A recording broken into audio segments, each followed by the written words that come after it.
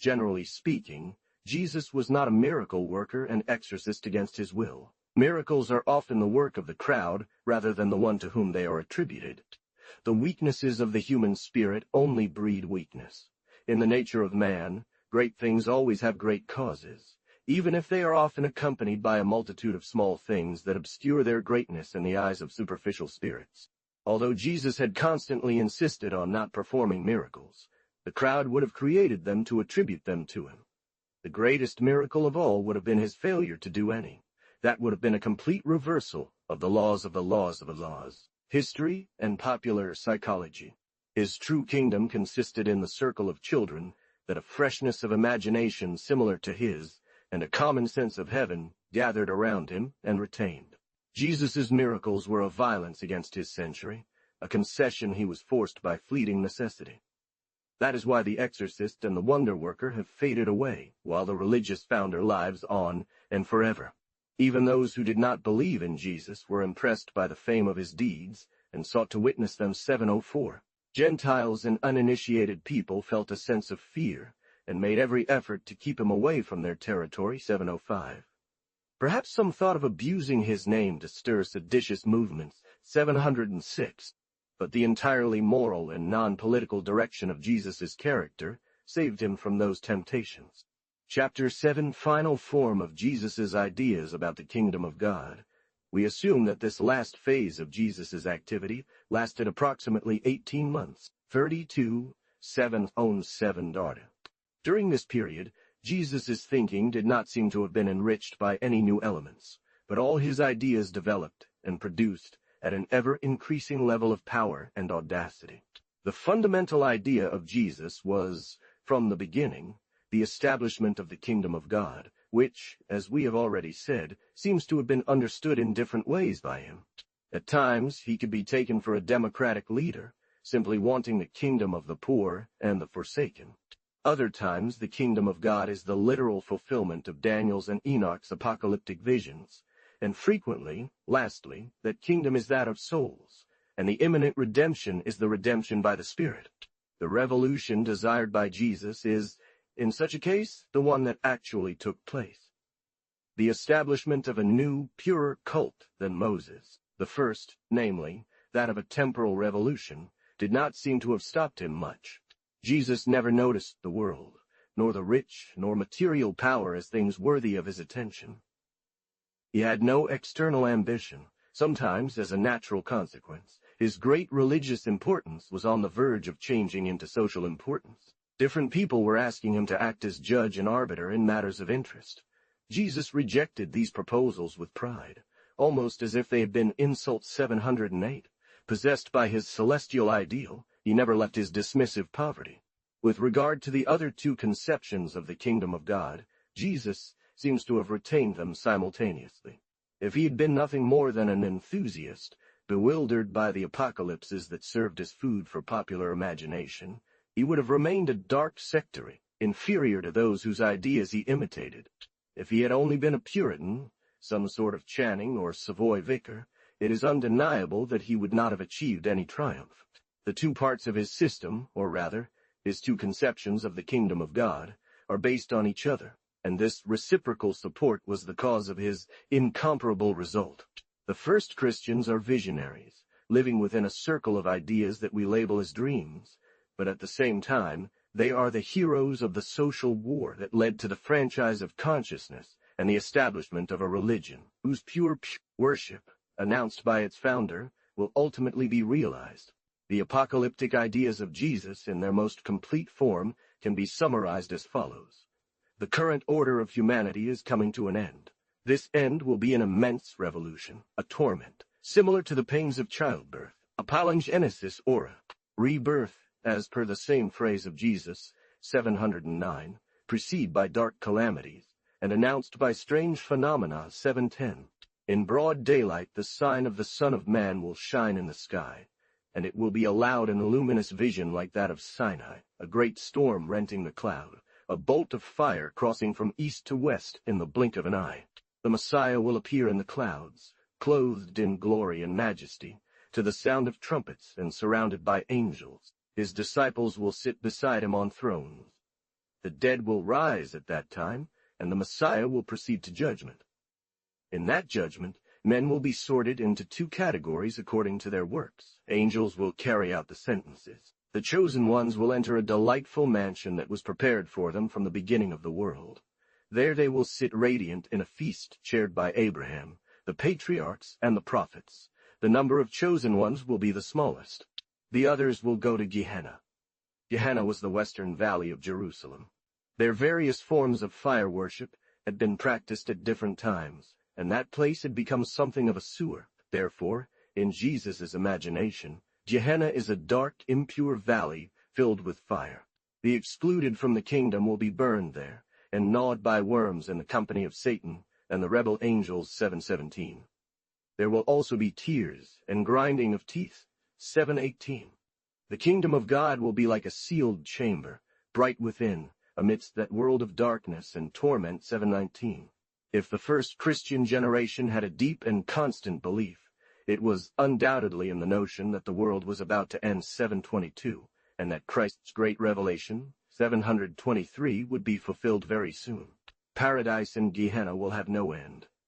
An unfathomable abyss will separate them, 7:20. The Son of Man, seated at the right hand of God, will preside over this ultimate state of the world and humanity, 7:21. It is clear from the writings of the period that all this was taken literally by the disciples, and even by the Master himself at certain times. That living proclamation, "The time is near," 7:24, which begins and ends the apocalypse.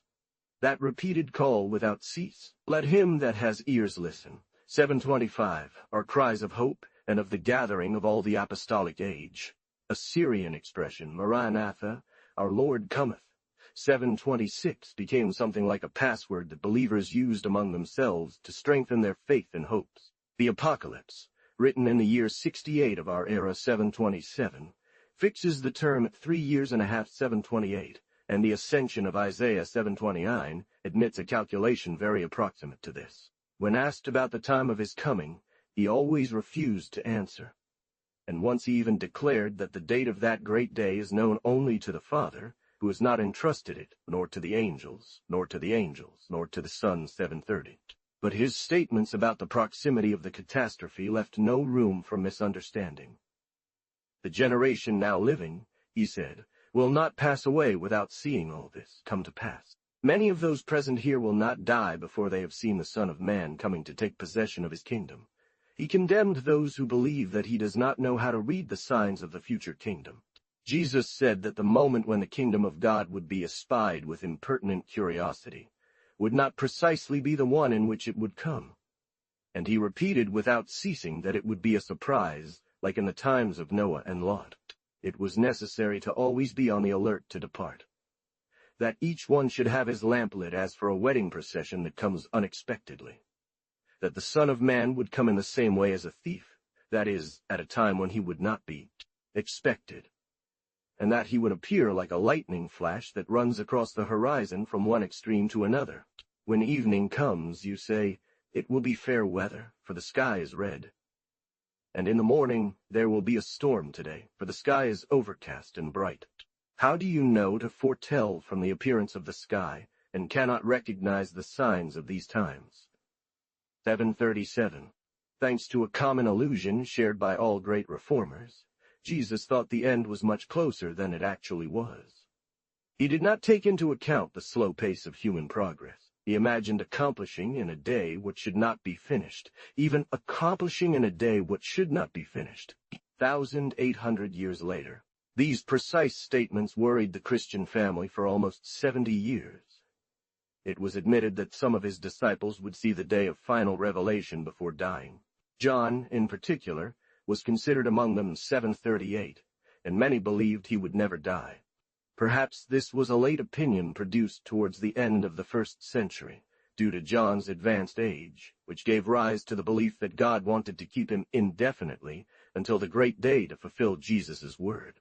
Whatever the case, many wavered in their faith at his death, and his disciples gave a more moderate interpretation to the preaching of Christ, 739. At the same time as Jesus fully embraced apocalyptic beliefs found in Jewish apocryphal books, he also accepted the dogma that complements them, or rather, the condition for the resurrection of the dead. This doctrine, as we have said, was still new in Israel. Many people were unaware of it, or did not believe in it 740. However, it was a matter of faith for the Pharisees and fervent adherents to messianic beliefs 741. Jesus accepted it without reservation, but always in the most idealistic sense. Many imagined that in the world of the resurrected, there would be eating, drinking, and marriage. Jesus admits a new Passover, a feast, and new wine to his kingdom, 742. But he formally excludes marriage from it. The Sadducees had a crude argument on the surface, but one largely consistent with ancient theology regarding this point. They remembered that, according to ancient sages, man would survive only through his children. The Mosaic Code had consecrated this patriarchal theory through an extravagant institution, levirate marriage, and the Sadducees deduced subtle consequences against resurrection from it.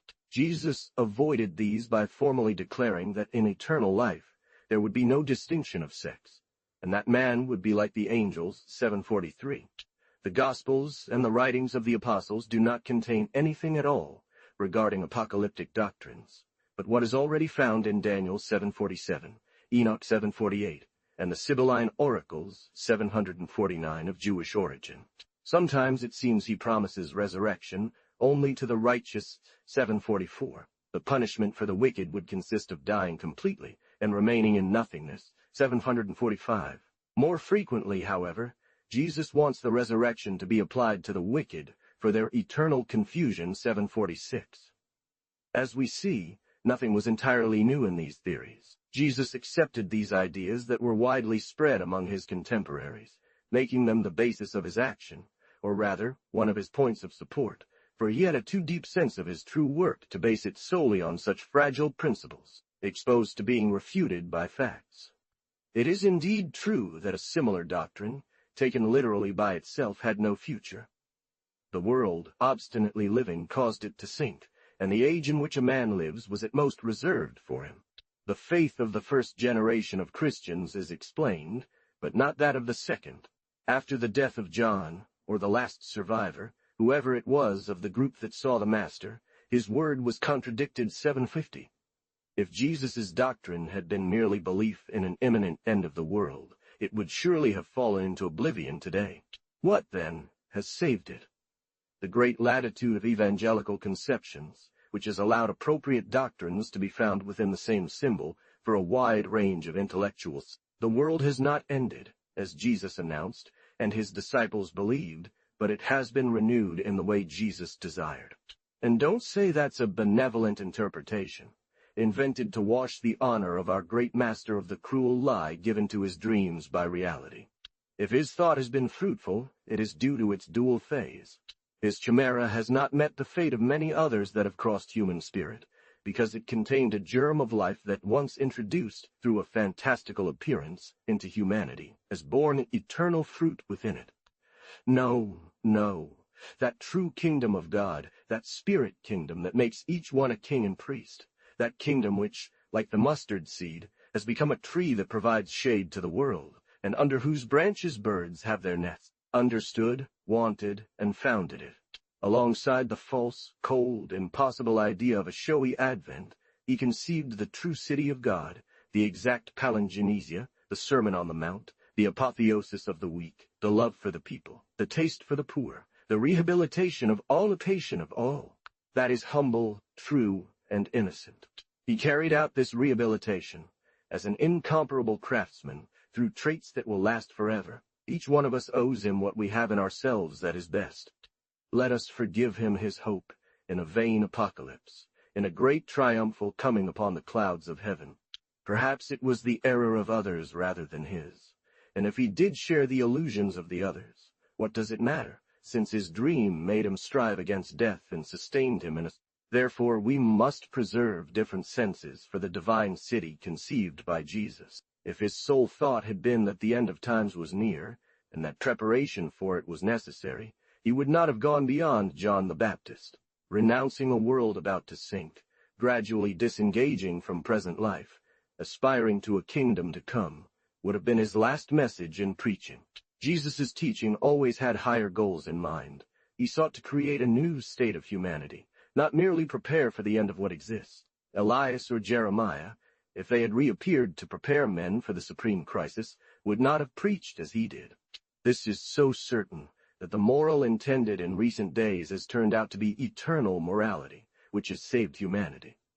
Jesus himself, on many occasions, uses ways of speaking that do not fit at all into an apocalyptic theory. He often declares that the kingdom of God has begun, that every man carries it within himself and can enjoy it if he is worthy, that each one tacitly establishes this kingdom through true heart conversion. 751. His kingdom of God was, without doubt, the next apocalypse that was going to unfold in heaven. The kingdom of God is then nothing other than good 752, a better order of things than exists, the kingdom of justice, which the faithful, according to their abilities, must contribute to founding, or still the freedom of the soul, or something, analogous to the Buddhist rescue, the fruit of dispassion. Those truths, which for us are purely abstract, for Jesus were living realities. Everything in his thinking is concrete and substantial. Jesus is the man who most energetically believed in the reality of the ideal. By accepting the utopias of his time and race, Jesus was able to turn them into great truths, thanks to fertile errors. But, beyond all this, it was probably, above all, the kingdom of the soul, created by freedom and filial feeling, which the virtuous man experiences within his Father's embrace. That was pure religion, devoid of practices, temples, or priests. It was the moral judgment of the world, decreed to the conscience of the righteous man and the power of the people. Herein lies what was meant to live, and herein lies what has lived. When, after a century of vainly waiting, the materialistic hope for an imminent end to the world rushes in, the true kingdom of God appears to it. Flattery veils the true nature of the royal realm that is yet to fully manifest. However, let us not dismiss that illusion, which served as the rough outer shell of the sacred bulb from which we live. With the book of Revelation in John, the first canonical book of the New Testament, so heavily focused on the idea of an imminent catastrophe, it is relegated to a secondary status and considered unintelligible, twisted in countless ways, and nearly rejected. At least, the day of its fulfillment is postponed to an indefinite future. Some persistent individuals, still holding on to the hopes of the early disciples in the midst of reflection, become heretics, Ebionites, millenarians, lost within the lower echelons of Christianity. The truth contained in the idea of Jesus had triumphed over the illusion that clouded it.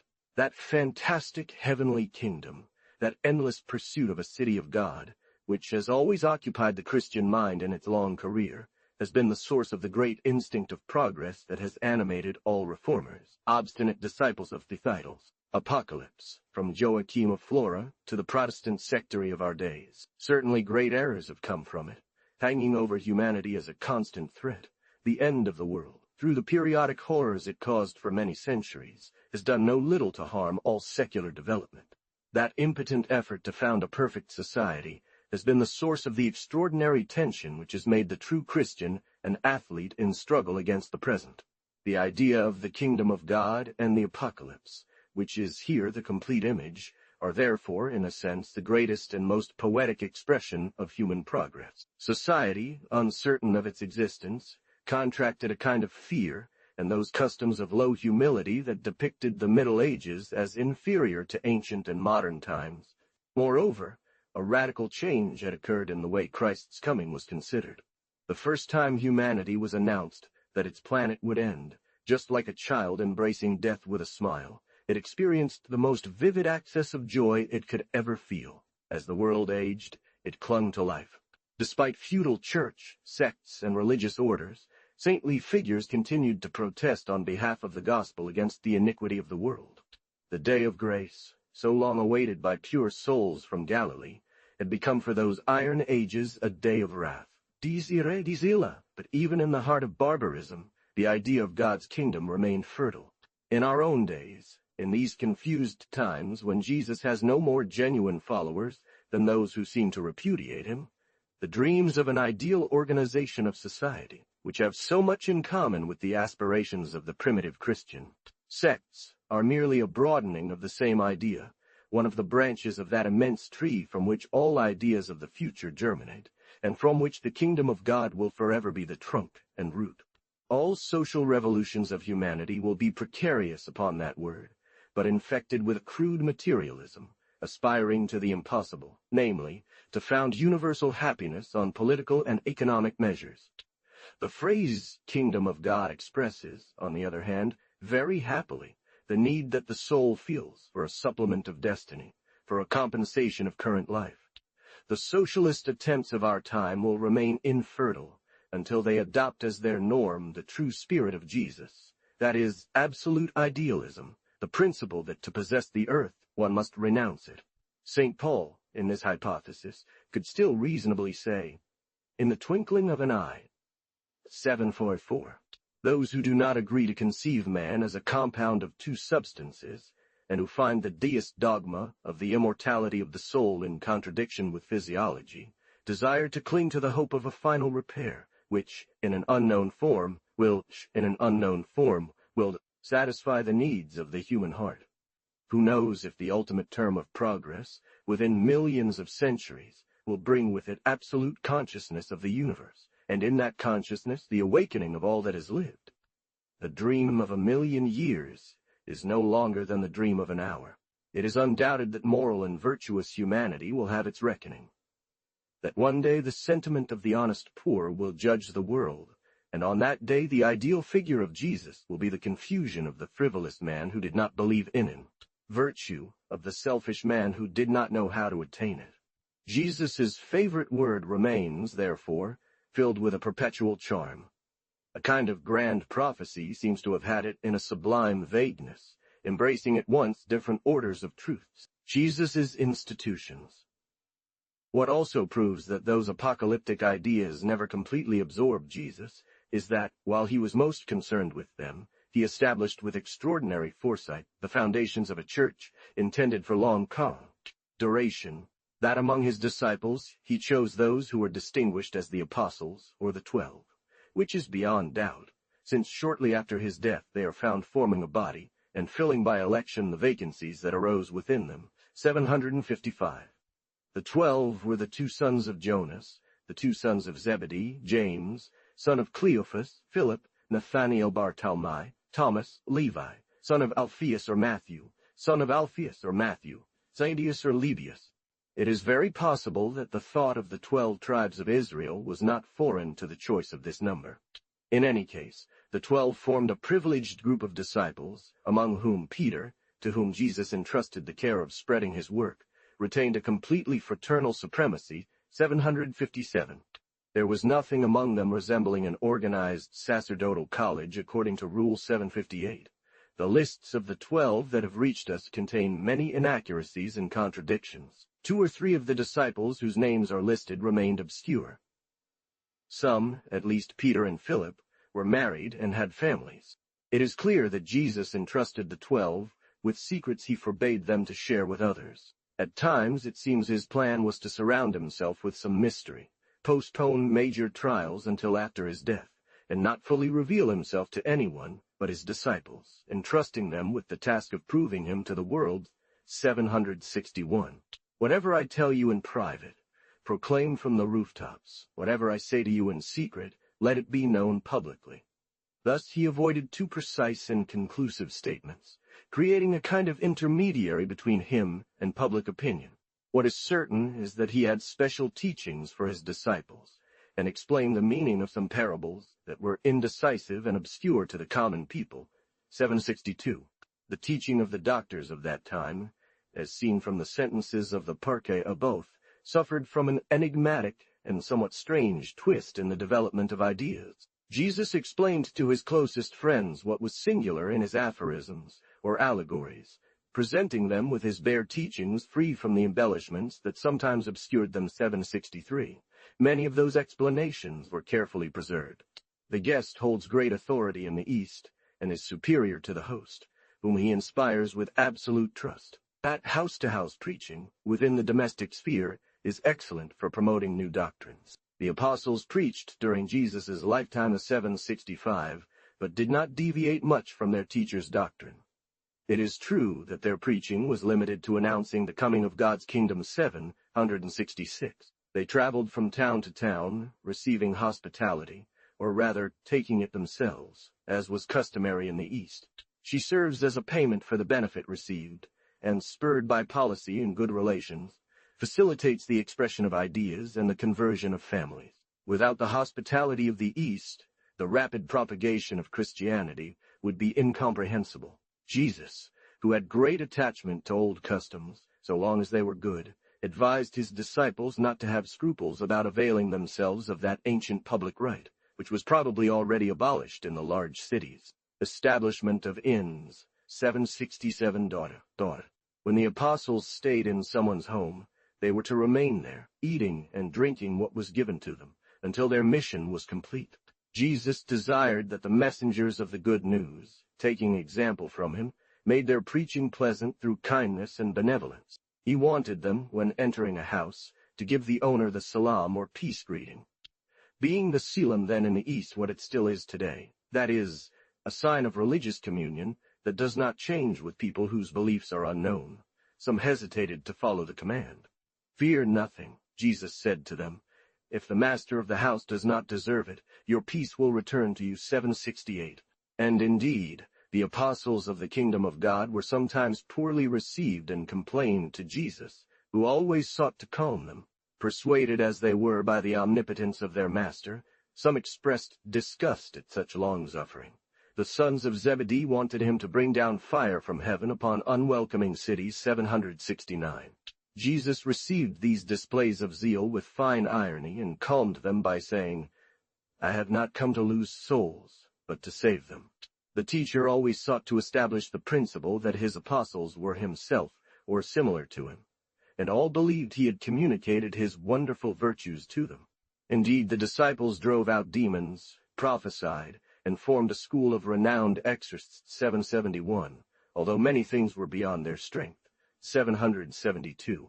They also healed illnesses, either through the laying on of hands or through anointing with oil. 773. This is one of the fundamental practices in Eastern medicine. As is almost always the case, there were charlatans who exploited this movement of credulity. Finally, they could handle snakes and drink venomous liquors without punishment. 774. As one moves away from Jesus, this theurgy becomes increasingly shocking. Yet there can be no doubt that it was commonly practiced in the early church, and contemporaries paid particular attention to it. 775.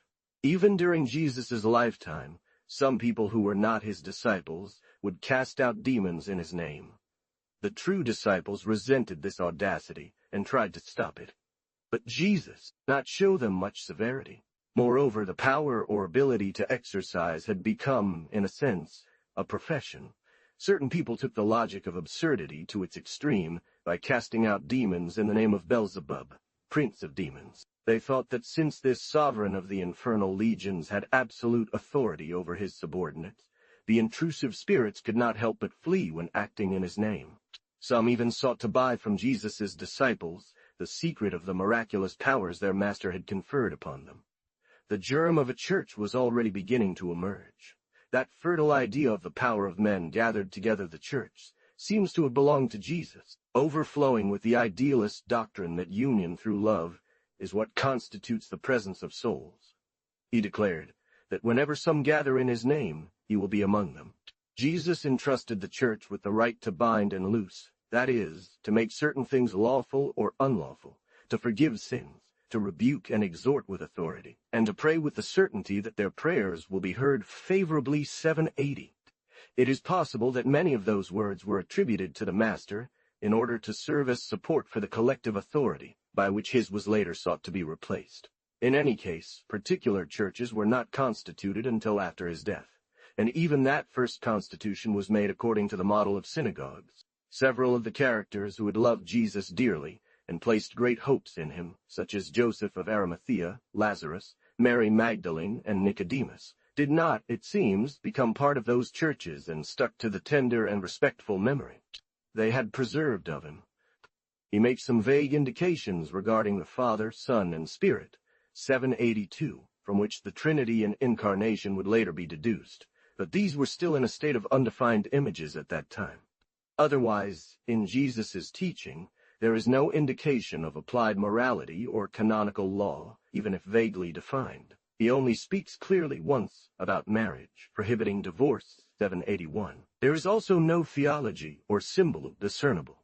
The latter books of the Jewish canon already acknowledged the Holy Spirit, a sort of divine hypostasis that was sometimes identified with wisdom, or the word, 783. The Holy Spirit sent by the Father will teach them the truth, and at the same time bear witness to what Jesus himself proclaims. Jesus insisted on this point, 784, and announced to his disciples a baptism by fire, and the Spirit, 785, preferable to that of John, a baptism that after the death of the prophet of Nazareth they believed to receive in the form of a great wind, accompanied by tongues of fire, 786. Jesus himself considered himself, with regard to his disciples, as a Paraclete, 791, and the Spirit that would come after his death would merely replace him. To designate this Spirit, Jesus used the name Paraclete, a name taken from Greek, which seems to have had in mind the meaning of Advocate 788, Counselor 788, Counselor 789, and sometimes that of Interpreter of Celestial Truths, revealing to men mysteries still hidden, 790. This was an application of a procedure that Jewish and Christian theology were to follow for centuries, which had to produce an entire series of divine advisors, such as the Metatrono, Synadelpho, or Sandalphon, and other personifications of Kabbalah. But with the difference that these creations were to remain in Judaism, being particular and free speculations, while in Christianity, starting from the 4th century, they became the essence of orthodoxy and universal dogma.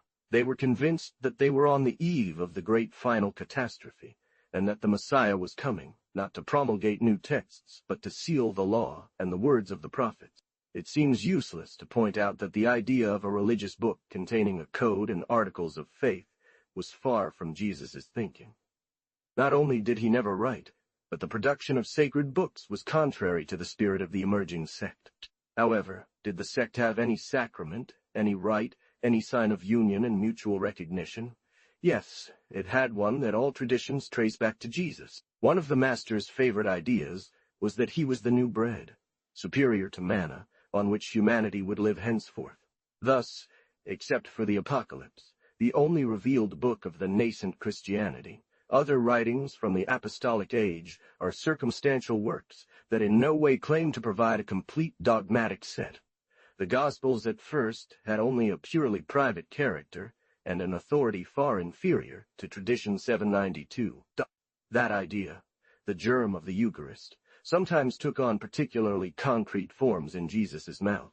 On one occasion, he complied with a bold move in the synagogue of Capernaum, which cost him the loss of several of his disciples. Truly, truly, I say to you, he said, Moisés did not give you bread from heaven. It is my Father who gives you true bread. And he added, I am the bread of life. Whoever comes to me will never hunger, and whoever believes in me will never thirst. This is the bread that comes down from heaven, so that whoever eats it will not die. I am the living bread. How can he give us to eat his flesh? They said. Jesus insisted further, Truly, truly, I say to you, unless you eat the flesh of the Son of Man and drink his blood, for my flesh is indeed food, and my blood is indeed drink. These words caused a loud murmur among them. What does he mean by saying, I am the bread of life? Is this not Jesus, the son of Joseph, whose father and mother we know? And Jesus, with greater urgency, replied, I am the bread of life. Your fathers ate manna in the wilderness and died. Whoever eats my flesh and drinks my blood abides in me, and I in him. Just as the Father who sent me lives, and I live by the Father, so whoever eats me, he also will live by me. This is the bread that has come down from heaven, not like your fathers ate manna and still died. Whoever eats this bread will live forever. Such stubbornness and paradox stirred the conscience of several of his disciples, who from then on stopped following him. Jesus did not retract. He only added, The Spirit gives life, the flesh is of no avail. But the apostolic traditions are very divergent, and perhaps intentionally incomplete regarding this. The synoptic Gospels assume that a single sacramental act served as the basis for the mysterious rite, and they point to that act at the last. John, who is precisely the one who has preserved the incident of the synagogue in Capharnaum, does not say a word about such an event, although he describes in great detail what happened at the Last Supper. The words I have spoken to you are spirit and life. Despite that rare prophecy, the 12 remained faithful, and she gave Cephas or Peter a reason to demonstrate unlimited affection and repeat to him, "You are the Christ, the Son of God." Perhaps from then on, some practice related to the prediction that had found such bad reception in the synagogue of Capharnaum was introduced into the sect's meals. On the other hand, we see Jesus recognized in the way he broke bread 796, as if for those who had treated him, that action was the most characteristic of his person. So, when he died, the form under which he appeared to the pious memories of his disciples was that of a president of a mystical banquet, blessing the bread and distributing it to those present, 797. It is very possible that this was one of his customs, and those moments when he showed himself particularly kind and affectionate. A material circumstance, the presence of fish on the table, an indication that proves the rite indicated had its origin by the shores of Lake Tiberias, 798, was also almost sacramental, and became an integral part of the images the disciples made of the disciples. The sacred feast, 799. In the nascent community, moments dedicated to food had become the most pleasant. At those moments when everyone gathered around the same table, the teacher spoke to each one and always maintained a cheerful and attractive conversation. Jesus loved those moments and took pleasure in seeing his spiritual family 800 around him. The sharing of the same bread was considered a kind of communion, a reciprocal bond. The extremely energetic terms the Master used regarding this point were later taken literally and painfully. Jesus was at once very spiritual in conceptions and very materialistic in expression. Desiring to make palpable the thought that the believer lives only from him, and that he alone, body, blood, and soul, is the life of the true faithful, he said to his disciples, "I am your food," a phrase that changed into a figurative style, became, "My flesh is your bread, my blood is your drink." The habit of using such profound language carried him even further. After Jesus' death, it became the grand symbol of Christian communion, and its origin was linked to the most solemn moment in the Savior's life. At the table, he would point to the food and say to his disciples, "Behold," and as he distributed the bread, "Take, this is my body," and when he passed around the cup with wine, "Take, this is my blood." These ways of speaking were all equivalent to saying, "I am your sustenance." This mysterious rite gained great significance during Jesus' lifetime.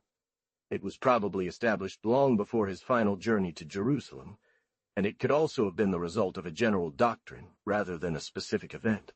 At that time, people saw in the consecration of bread and wine a remembrance of the farewell Jesus shared with his disciples before leaving this world 802, and they found him present in this sacrament. The entirely spiritualist idea of the presence of souls, an idea so familiar to the Master that it compelled him, for example, to tell his disciples that when they gathered in his name, he would be physically present among them 803, made the hypothesis plausible. As we have already said, Jesus never had a fixed notion of what constitutes individuality. The idea, to the degree of exaltation to which it had reached, held such supremacy and absolute dominion within him that the body was not even considered.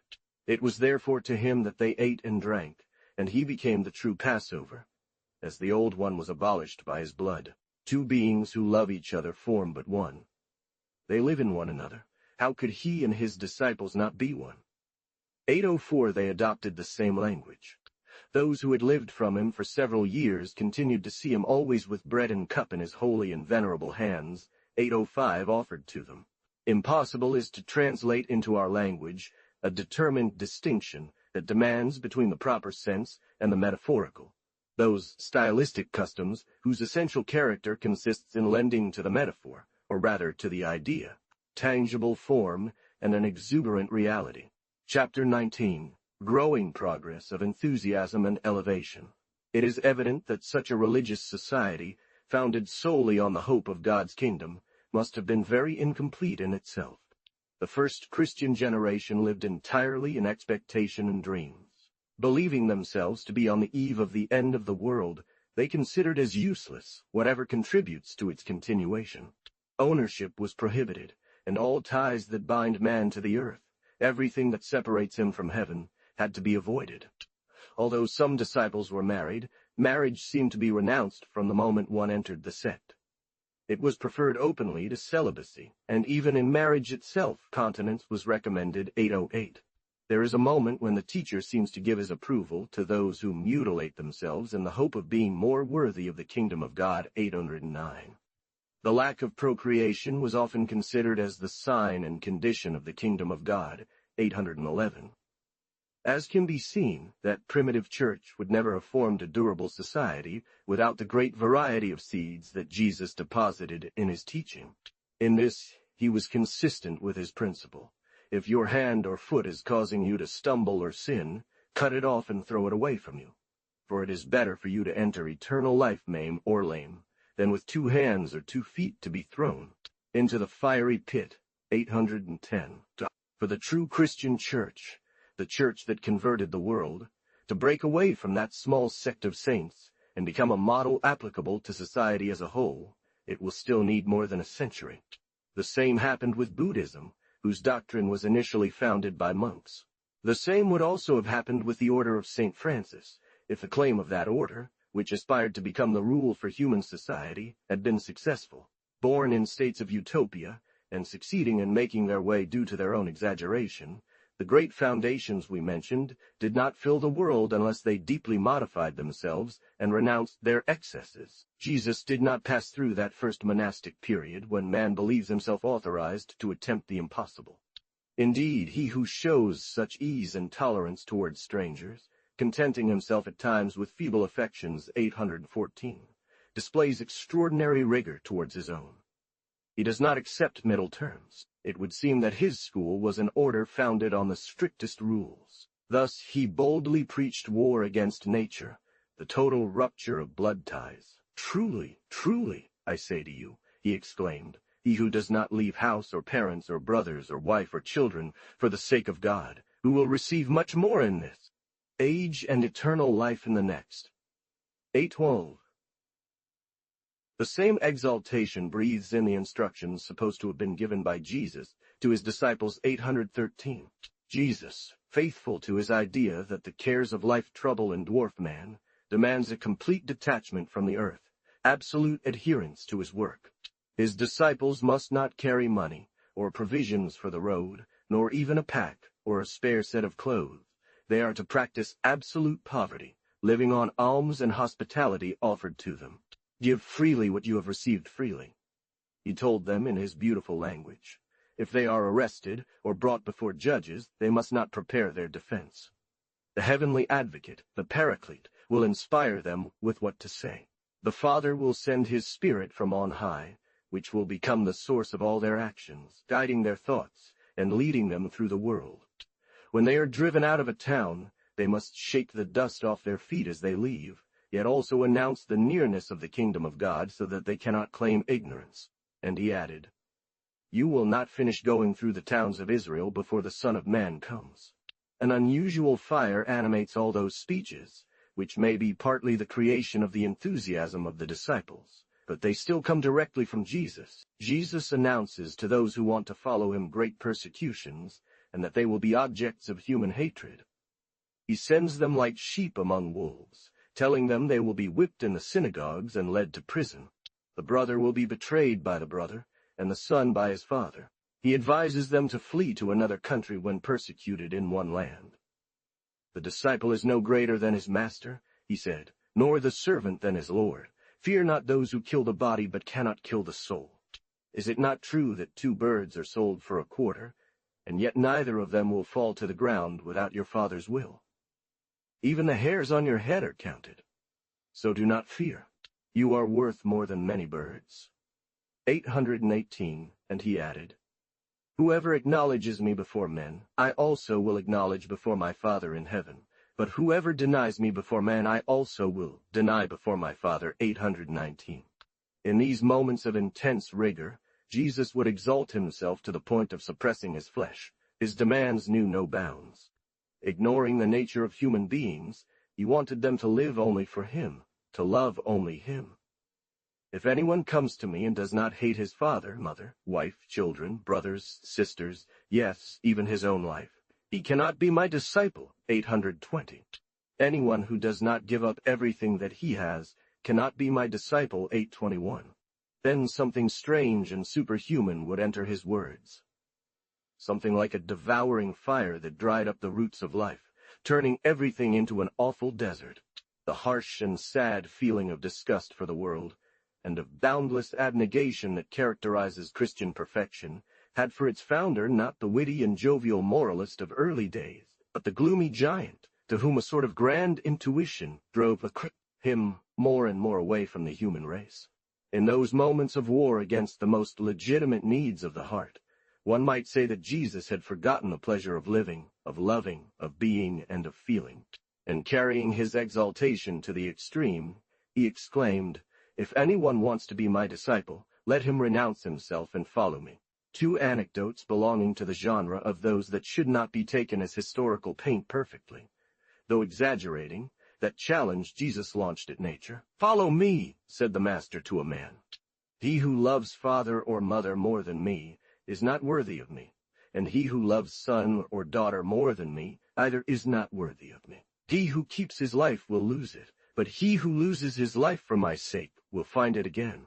"Lord," he replied, "permit me to go first and give my father a burial." But Jesus replied, "Follow me, and let the dead bury their dead."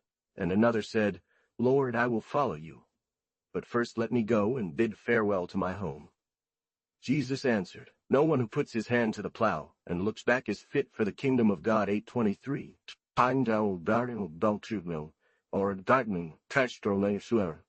From that exalted morality, expressed in hyperbolic and terrifyingly energetic language, a great danger to the future must have resulted.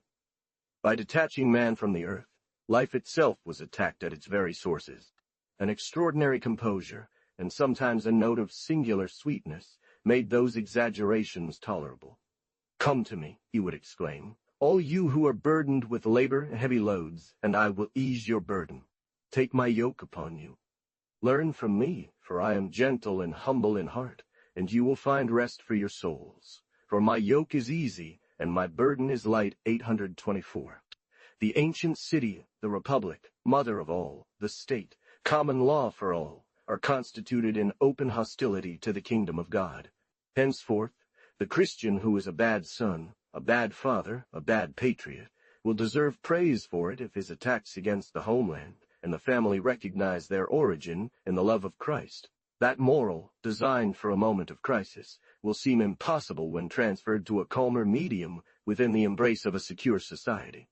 The gospel is thus destined to become an utopia that very few Christians would attempt to realize. For the majority, those thunderous maxims will slumber in profound oblivion, with the acquiescence of the clergy. For the evangelical man will be a dangerous man. No perfection being attainable within the ordinary conditions of society, nor the evangelical life fully practiced except outside the world, the principle of asceticism and monastic state was tacitly established. The most self-interested, the proudest, the most despotic, the most earthly of all humans, a Louis XIV, for instance, must have found priests who persuaded him, in spite of the gospel, that he was a good Christian. Saints were also needed who would take Jesus' sublime paradoxes at face value. Christian societies would thus have two moral rules, one moderately heroic for the generality of men, another exalted to excess for the perfect man, and this will be the friar's subject to rules intended to realize the evangelical ideal. It is undeniable that this ideal could not be a common right, since it involved the obligation of celibacy and poverty. From this perspective, the friar is in a certain sense the sole true Christian. Common sense rebels against such excesses, because for it, what is impossible is a sign of weakness and error. But when it comes to great things, common sense is a very poor judge. To obtain anything from humanity, it is necessary to ask for much. The immense moral progress due to the gospel comes from its very exaggerations. Under this assumption, he has been, as well as Stoicism, but with much greater scope, a living argument for divine forces within man, a monument raised to the power of will. It is easily understood that at the point we have reached in Jesus' life, Everything that was not the kingdom of God had disappeared for him absolutely. Other times, death presents itself to him as a sacrifice intended to appease his Father and save men. 8:26. Jesus was outside nature, if so can be said. Family, friendship, homeland had no value for him anymore. He certainly made the sacrifice of his life from then on. At times one is inclined to believe, seeing his own death as a means to found his kingdom, he deliberately conceived the purpose of getting killed. 8:25. Master a unique taste for persecution and suffering. 827. Consider his blood as the water of a second baptism that he must receive, and seems possessed by an unusual haste to meet this baptism, the only one that can quench his thirst. 828. His grand vision regarding the future was sometimes startling. Jesus did not ignore the terrible storm that was about to be unleashed upon the world.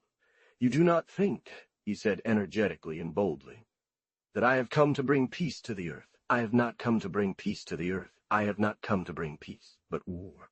In one house there will be 5 against each other, 3 against 2, and 2 against 3.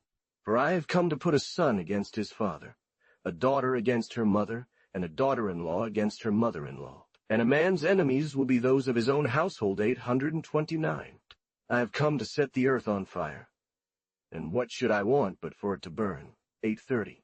They will cast you out of the synagogue," she added, "and there will come a time when whoever kills you will think they are offering a sacrifice to God. If the world hates you, know that it hated me first. Remember my words. A servant is not greater than his master. If they persecuted me, they will persecute you as well." 832, dragged along by this terrifying progression of enthusiasm, and obeying the needs of an increasingly exalted preaching. Jesus was no longer in control of himself. He belonged to his role and to humanity, to a certain extent. One would sometimes say that his reason was disturbed. He felt agonies and inner restlessness. 833. The great vision of God's kingdom, which constantly shone before his eyes, caused him vertigo. There were moments when his disciples thought he was crazy. 834, and when his enemies declared that he was possessed. 835. Of course, none of these movements would have been realized if it were a condition that the one who causes them conquers each disciple individually through logical and well-deduced tests. His extremely passionate temperament led him out of the boundaries of human nature at every moment. Not being his work a rational one, but of those that defy all human understanding classifications, what Jesus demanded most imperiously was faith. 836. Reflection leads only to doubt. If, for example, the authors of the French Revolution had demanded prior conviction, the fruit of long meditations, they all would have reached old age without having done anything.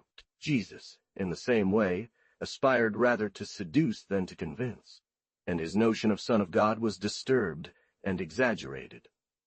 The fatal law that condemns the idea to decline and become poor as soon as it tries to convert men applied to him. Demanding and imperative, he did not tolerate any opposition or delay. Conversion was necessary. Even his natural sweetness seemed to have abandoned him, and at times he manifested himself harsh and eccentric. 837.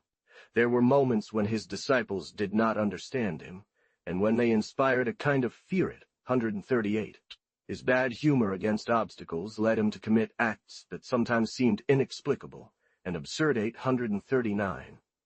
And it was not because his virtue waned, but because his struggle in the name of the ideal against reality became insustainable.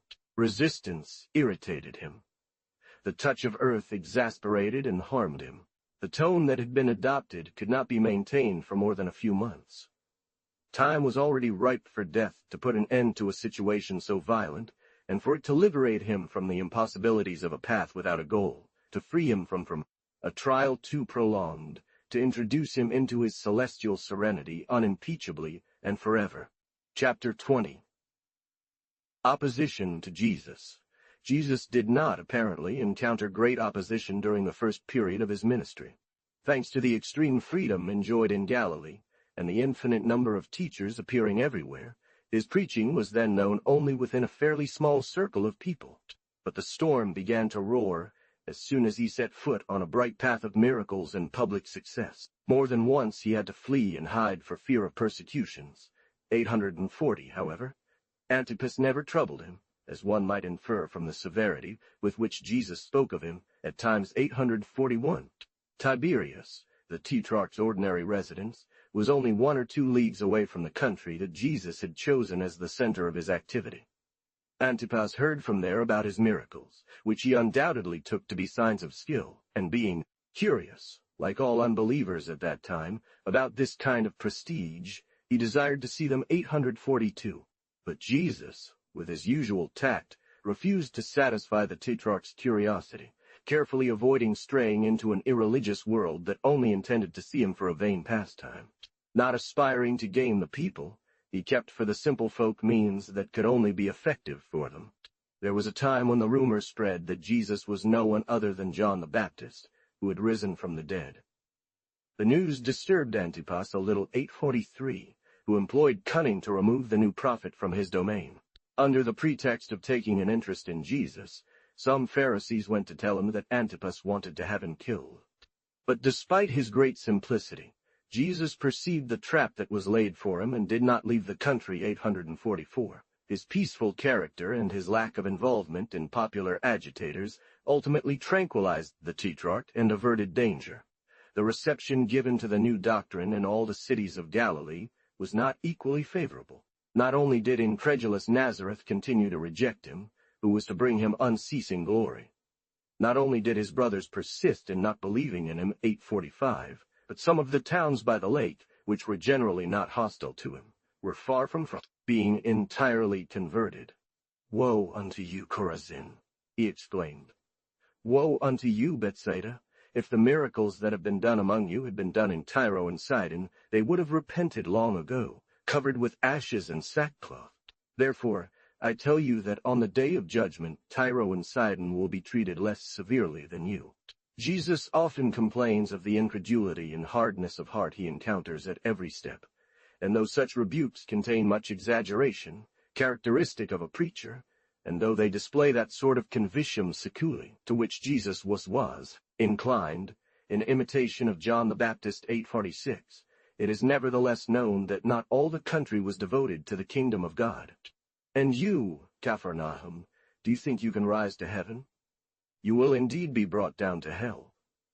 For if the miracles that were done in you had been done in Sodom, perhaps Sodom would still exist today. That is why I tell you that on the day of judgment, the country of Sodom will be punished less severely than you 847. The Queen of Sheba," she added, "will be an accuser on the day of judgment against this race of men and condemn them. For she came from the ends of the earth to hear the wisdom of Solomon, and yet here you have one greater than Solomon. The foxes have their holes," he said, "and the birds of the sky their nests, but the Son of Man has nowhere to lay his head." 849. The people of Nineveh will rise up on the day of judgment against this race of men and condemn them. For they repented at Jonah's preaching, and yet he who is here is greater than Jonah. 848. His wandering and nomadic life, which initially seemed appealing, was also beginning to tire him out. Her heart distilled progressively the reformation and bitterness. She accused unbelievers of resisting evidence, and said that there were people who, even when the Son of Man appeared surrounded by celestial glory, would still doubt him 850.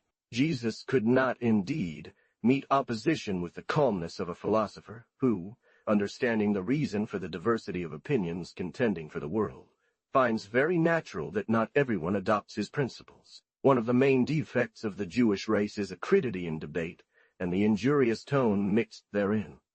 There have never been such heated disputes in the world as those the Jews had among themselves. What makes a moderate political man is the sense of opinion variety. The lack of that sense is one of the traits characterizing the Semitic spirit. Delicate works, such as, for example, Plato's dialogues, are completely foreign to those peoples. Jesus, despite being exempt from almost all the defects of his race, and with infinite gentleness as his predominant quality, was forced, against his will, to engage in the polemic of general style 851. Just as John the Baptist 852 used harsh terms against his adversaries, his character, of exquisite meekness towards the humble, became exasperated by less aggressive incredulity. 853. He was no longer that peaceful teacher of the Sermon on the Mountain, who had not yet encountered resistance or difficulties. Passion, which formed the foundation of his nature, dragged him into the realm of the most violent invectives. That original mix of conflicting affections should not surprise us. A man of our time, M.M. And that man, who in the common course of life was kind and generous to everyone, became ungovernable, and would fly into a rage at those who disagreed with his opinions.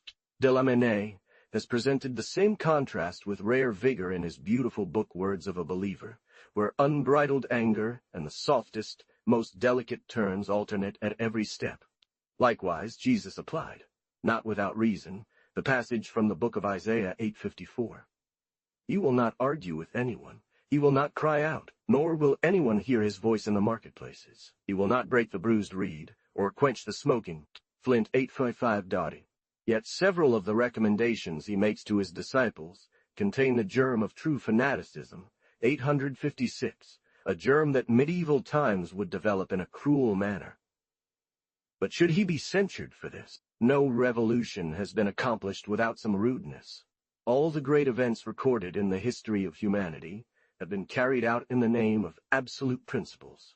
Neither the Reformation nor the French Revolution could have taken place if Luther and the actors in the great drama of 1789 had to observe the niceties demanded by good manners. Let us rejoice that Jesus did not find a law to punish the insult done to a class of citizens. Then the Pharisees would have been untouchable.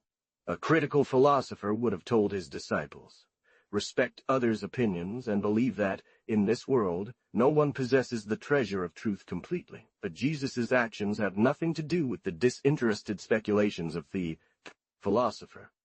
For a passionate soul, the thought of having touched the ideal for an instant and being stopped by the wickedness of men is unbearable bitterness. The invincible obstacle that Jesus' ideas encountered was from Orthodox Judaism, represented by the Pharisees. These were the true Jews, the nerve and strength of Judaism, while Jesus moved further and further away from the ancient law.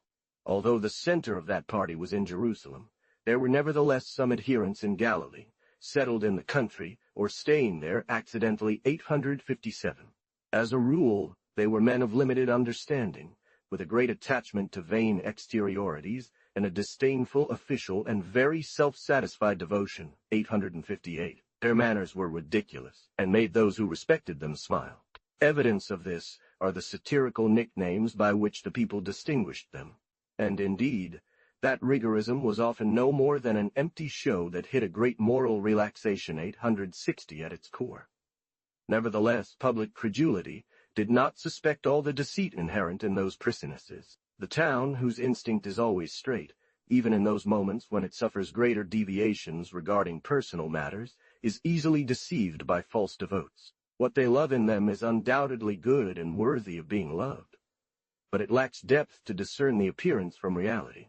There was the meek Pharisee Nickphy, who walked down the streets dragging his feet and stumbling over pebbles. The bloodied front Pharisee Kazai, who, through persistently looking at the ground to avoid seeing women, bruised his forehead against corners, keeping it always bloodied. The stooped Pharisee Medukia, who constantly remained bent like the handle of a plow. The robust shoulder Pharisee Schemi, who walked with his back hunched, as if all the weight of the law bore down on his high shoulders. The do-as-I-say Pharisee, always seeking out a precept to fulfill. And lastly, the varnished Pharisee, in whom it was not devout outward appearances, but a veneer of hypocrisy. 159. Jesus attracted to his doctrine the humble, and opened his arms to those rejected by society. The Pharisees saw it as an insult to their decent religious tradition. It is not difficult to understand the antipathy that, in a world so passionate as that one, must have erupted from the beginning between Jesus and the people of the Pharisaic character. Jesus wanted nothing but the religion of the heart. That of the Pharisees consisted, almost exclusively, in mere formulas and vain observances. A Pharisee was an infallible and impeccable man, a pedant certain of always being right, who occupied the first seat in the synagogue, prayed in the streets, gave alms loudly, and looked to see if he received a salutation. Jesus, on the contrary, maintained that everyone should expect the judgment of God with fear and humility. A vast mass of traditions had distorted the law weight, 164 under the pretext of protecting and interpreting it. However, the bad religious direction represented by Phariseeism did not reign exclusively. Before Jesus, and even in his own time, many men, such as Jesus, son of Sirach, one of the true ancestors of Jesus of Nazareth, Gamaliel, Antigonus of Socos, evangelical, but those good seeds were smothered at their root. The beautiful maxims of Hillel, which summarized the whole law in Equity 861, and those of Jesus, son of Sirach, which made worship consist in the practice of good 862, were forgotten or anathematized 863. The miserly and exclusivistic spirit of Shammai had triumphed over them. Those measures certainly had their useful side. It is a good thing that the Jewish people loved their law to the point of frenzy, for that frenetic love saved Moses under Antiochus Epiphanes and Herod, and preserved the leaven from which Christian religion later emerged. Jesus' struggles with official hypocrisy therefore continued. The ordinary tactic of the reformers who appeared in the religious state that we have just described, a state that can be called traditional formalism, consisted of opposing traditions to the text of sacred books, but all those ancient precautions considered in themselves were nothing but further childishness. The synagogue, into whose hands the sacred deposit had fallen, had become a source of errors. Its reign had ended. But to ask it to abdicate was to ask for an impossibility, because no established power ever does or will voluntarily abdicate. Religious zeal is always innovative, even at those very moments when it seeks to be essentially conservative. And just as neo-Catholics of our day are increasingly distant from the gospel, so too did the Pharisees drift away from the Bible at every turn. This is why the Puritan reformer, starting with the immutable text to critique the current theology that passes down through generations, is almost always biblical par excellence. The Carates and Protestants did the same later. Jesus applied the axe to the root with greater force. It is true that he sometimes invokes the texts against false Masoras or Pharisaic traditions 865. But in general he pays little attention to exegesis and prefers to direct his appeal to conscience. Under his innovative guidance both text and commentary fall. He does indeed show the Pharisees that with their traditions they severely alter Moses' law, but he does not in any way turn towards Moses, for his goal lay in the future, not in the past. Rather than a reformer of an ancient religion, Jesus was the creator of humanity's eternal religion. Disputes nearly always arose over an abundance of external practices that tradition had introduced, which neither Jesus nor his disciples followed 866. This offended the Pharisees, and they would vehemently rebuke him. When he ate at their homes, they made a great show of indignation when he did not adhere to the customary ablutions. "Dad limosna," said Jesus, "and all things will be clean to you." 867.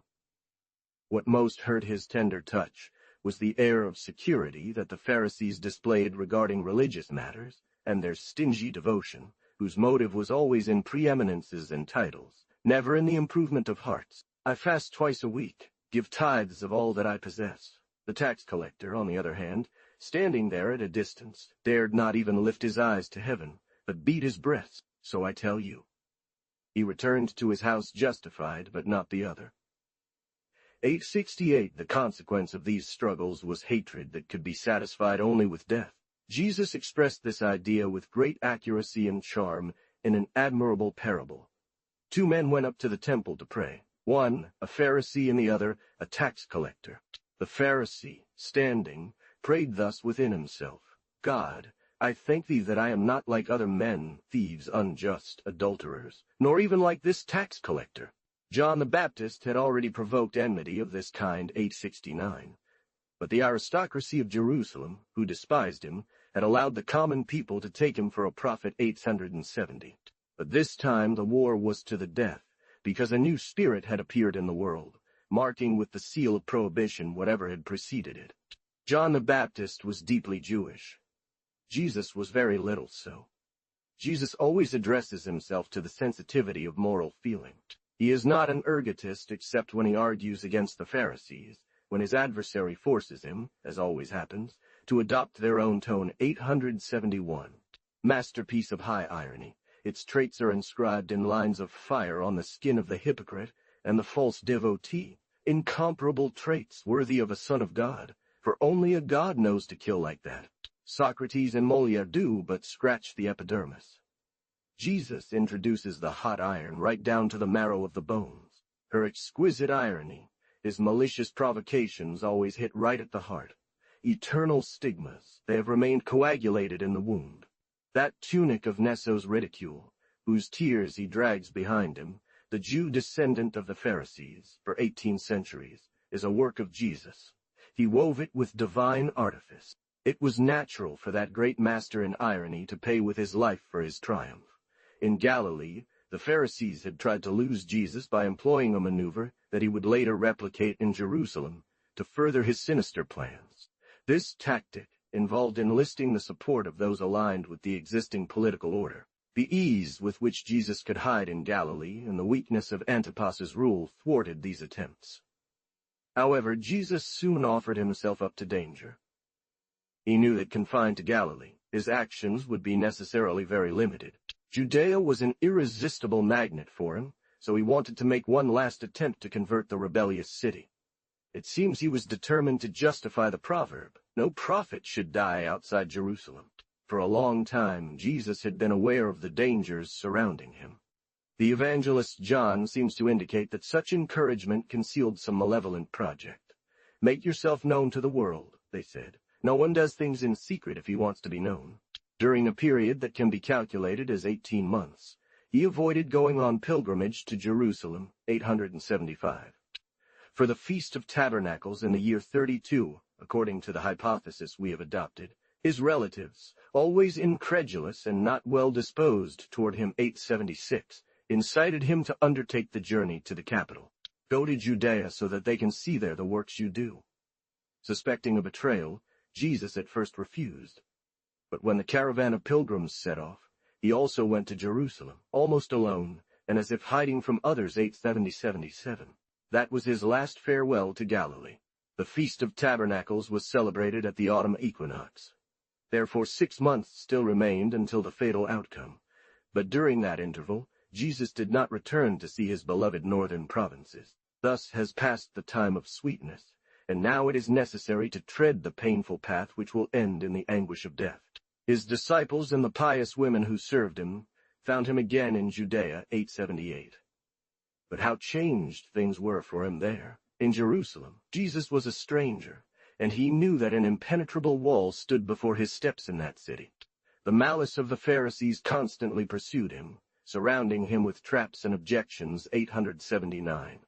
Instead of the unlimited credulity, the happy patrimony of virgin natures that he found in Galilee, instead of those good, affectionate, and incapable of objections for objection, is always, in a certain sense, the daughter of wickedness and pride.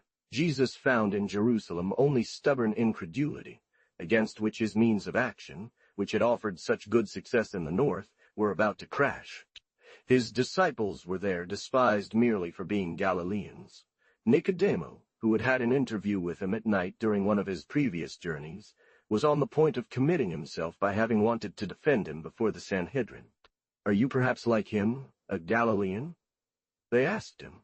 "Examine the Scriptures, and you will see that a prophet cannot come from Galilee, 880. As we have already said, Jesus did not like large cities. Until then, he had always avoided crowded centers, preferring to conduct his work in the countryside and medium-sized towns. Many of the precepts he gave to his apostles were absolutely unapplicable to a society less simple than that of a village. Used to his amiable Gallic communism and having no idea what the world was like, he constantly made suggestions that would have seemed very strange in Jerusalem, 882. Some of his disciples, who knew Jerusalem better than he did, one day wanted to show him the beauty of the temple's construction, the quality of the materials, and the riches of the votive offerings that covered the walls. Behind those walls, his cheerful imagination and love for nature were out of place. True religion should not come from the bustle of cities, but from the tranquil serenity of the field. He found the temple atrium unpleasant due to the arrogance of the priests. "Thou ije, Emerald, and Emerald, Acune. Do you see all these buildings?" He answered them. "I tell you truly that not a stone will be left on another." 883, nothing about all this excited his admiration.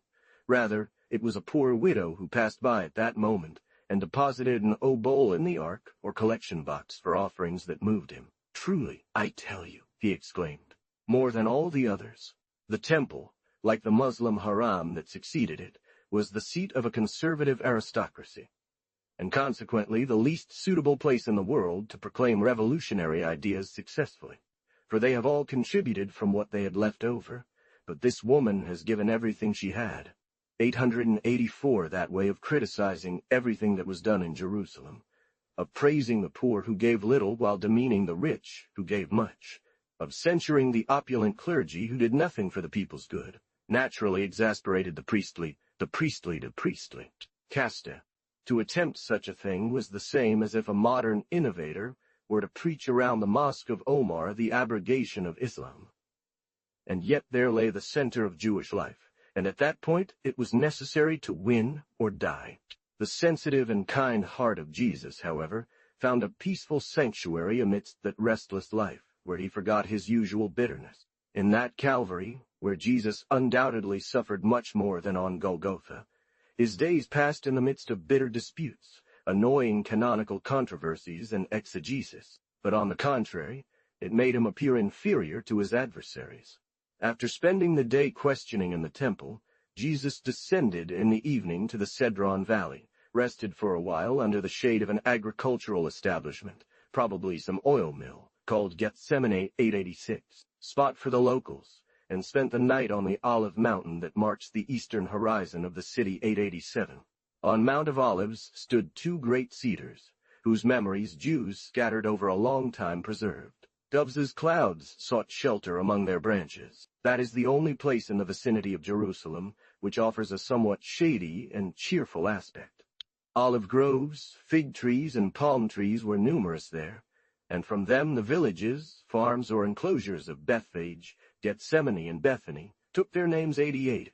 Those suburbs were, in a certain sense, the favorite quarter of Jesus and his disciples, and it is evident that they knew him from palm to palm. But the village of Bethany 890, situated on the summit of the hill, on the side facing the Jordan and the Dead Sea, and about an hour from Jerusalem, was particularly the chosen place of Jesus 891. There he became acquainted with a family consisting of 3 people, 2 sisters and a brother, whose friendship held much appeal for him. 892. Then his sister, upon whom all the burden of household labor fell, would gently complain, "Martha, Martha, Mary has chosen the best course, from which she will never be deprived." 895. Jesus also loved deeply Eleazar or Lazarus, the brother. One of the 2 sisters, named Martha, was agreeable, good, obedient, and attentive. 893. On the contrary, the other, named Mary, pleased Jesus by her languid character. 894, and the developed state of her speculative instincts. Many times, sitting at Jesus' feet, she forgot, in listening to him, the duties of real life. Finally, a certain Simon the leper, who owned the house where the family lived, seemed to be part of it. 897. There it was where Jesus forgot the troubles of public life in the bosom of a pious friendship, and in that tranquil interior he was consoled from the entanglements that the Pharisees stirred up for him at every step.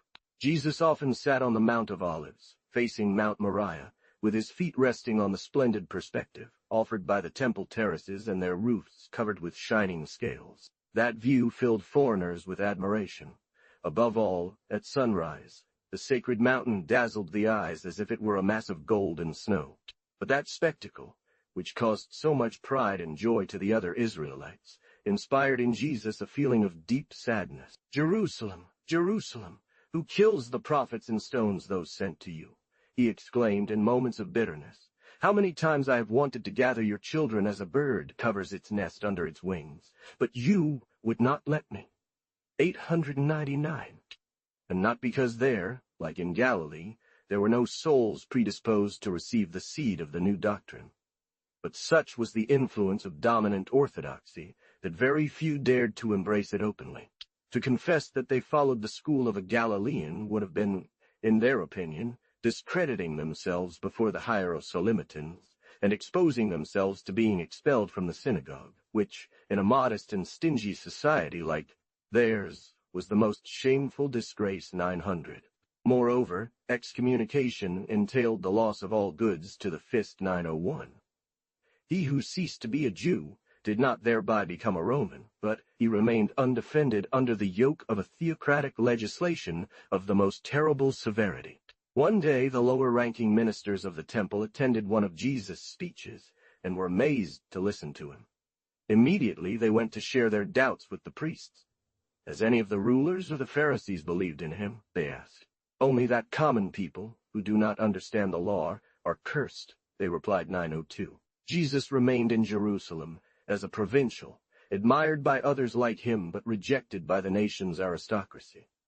The schoolmasters and sect leaders were too numerous for anyone to be moved by the appearance of another, so his word had very little impact in Jerusalem, where racial and sectarian concerns were deeply rooted, those capital enemies of the evangelical spirit. In that new world his teaching necessarily had to be significantly modified. His beautiful sermons, whose effect was calculated in advance when addressed to listeners with candid imagination and pure conscience, were lost there like dew falling on scorched sand. And he, who felt so much in control of himself, and so unburdened by the shores of the cheerful lake of Tiberias, felt uncomfortable, and as if out of his center among those pedants. His perpetual affirmations of himself began to have a touch of annoying. 903, and against his will he had to become a controversialist, jurist, exegete, and theologian. With a condescension that displeases us, he submits to the cunning examinations that cause him suffering from clueless ergotis. 9. But, in general, his wit often saved him from trouble. His conversation, usually so full of grace, turns into a grained fire of disputes. 904, an endless succession of scholastic struggles. His harmonious genius is wasted on insipid arguments about the law and the prophets. 905, in which we would not want to see him play the aggressor. 906 sometimes. True, his reasoning was often subtle, but so is the hand-in-glove relationship between simplicity of mind and subtlety. Whenever simple people want to reason, they become a bit sophistic. Sometimes it seemed as if he sought out ambiguities and deliberately prolonged them for effect. 988. The subtle irony of the worldly man, tempered by divine goodness, could not have been expressed in a more exquisite manner. But what fools forgive least is wit coupled with moral greatness. With this sentence, so filled with a sense of purity and justice, "He who among you is sinless, let him throw the first stone at her," Jesus struck at the hypocrisy in his heart, and at the same time signed his own death sentence. In short, his argumentation, judged by the rules of Aristotelian logic, is quite weak. But when the unique allure of his wit took flight, then victory was his.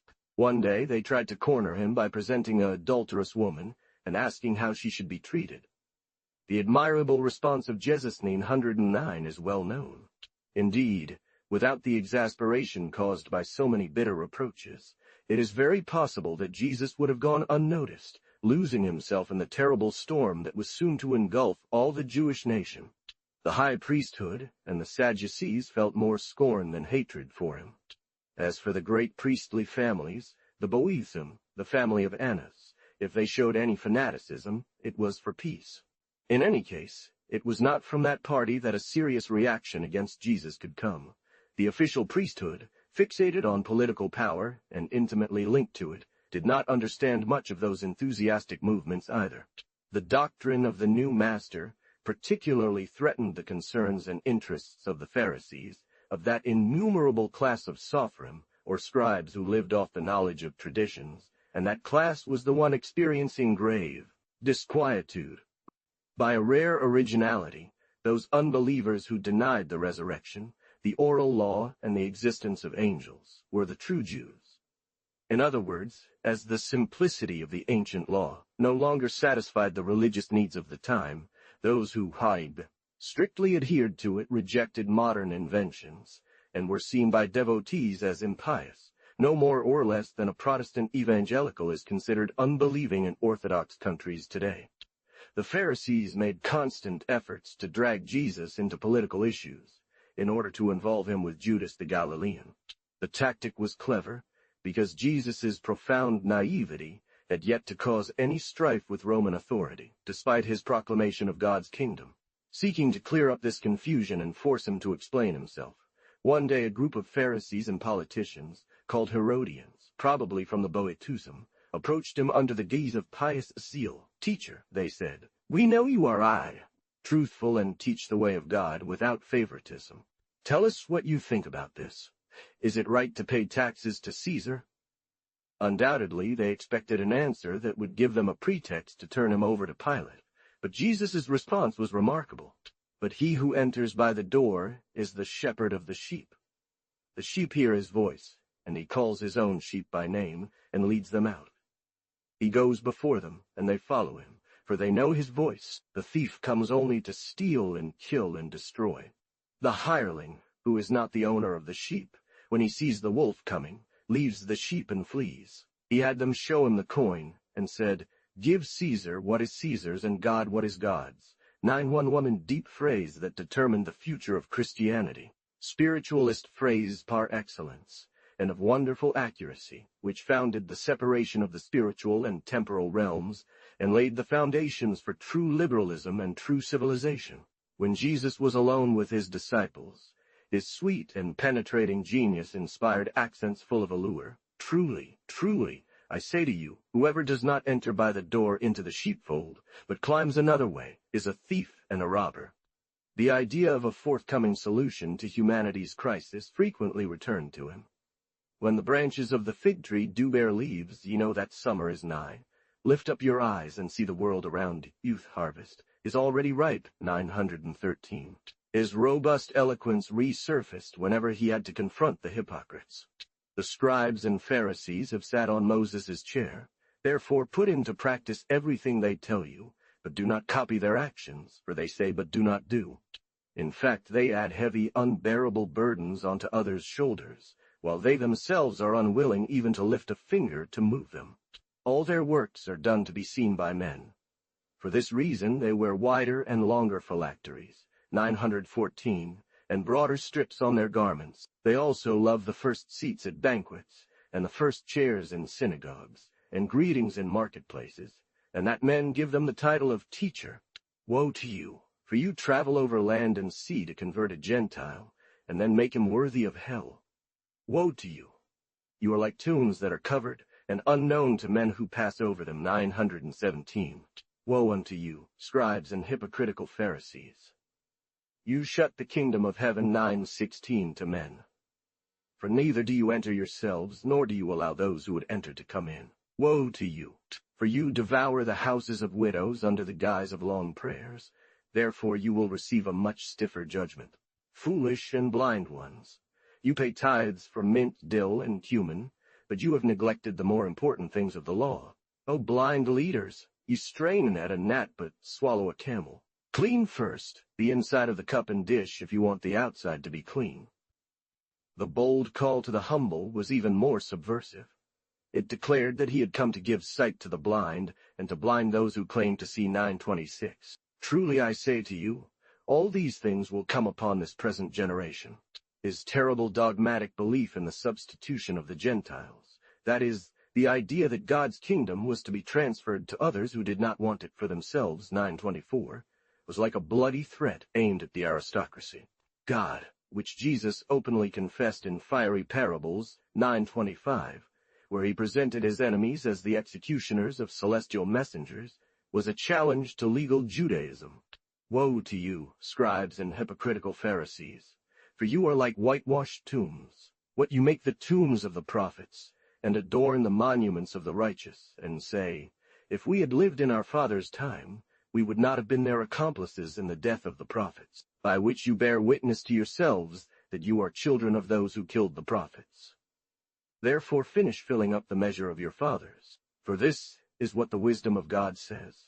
I will send you prophets and wise men and scribes. Earth may fall upon you, from the blood of righteous Abel to the blood of Zechariah son of Baruch, whom you killed between the temple and the altar. His bad mood against the temple inspired him one day with this imprudent statement. I will destroy this temple made by human hands, and in 3 days I will raise another without any human work. 927. It is unknown, or at least not precisely known, what Jesus meant by those words, which his disciples sought to interpret through forced allegories. But since his enemies only desired a pretext to lose him, they immediately took note of them. The phrase should then appear among the considerations of the death sentence and reach Jesus' ears in the midst of his last agonies on the cross. Those irritating discussions always ended up provoking some storm. The Pharisees threw stones at him, 9:28, in which they were only executing an article of the law, which ordered stoning, without hearing him, to every prophet, even if he was a wonder-worker, who sought to separate the people from the ancient worship. 9:29, Daughter. On other occasions, they called him mad, possessed, and Samaritan, 9:30, and even tried to kill him, 9:31. And finally, they took note of all his words in order to invoke against him the laws of an intolerant theocracy, which had not yet been abrogated by Roman domination, 932. Chapter 22. Plotting of Jesus' Enemies. The Temple of Solomon, with its covered porticos, was the place where he would usually walk, 933. This portico consisted of 2 galleries, formed by 3 orders of columns, and roofed with a wooden canopy, 934. It overlooked the valley of Cedron, which was undoubtedly less cluttered with debris than it is today. The view from the top of the portico did not reach the bottom of the ravine, and it seemed, due to the slope of the banks, that a chasm opened up at the base of the wall.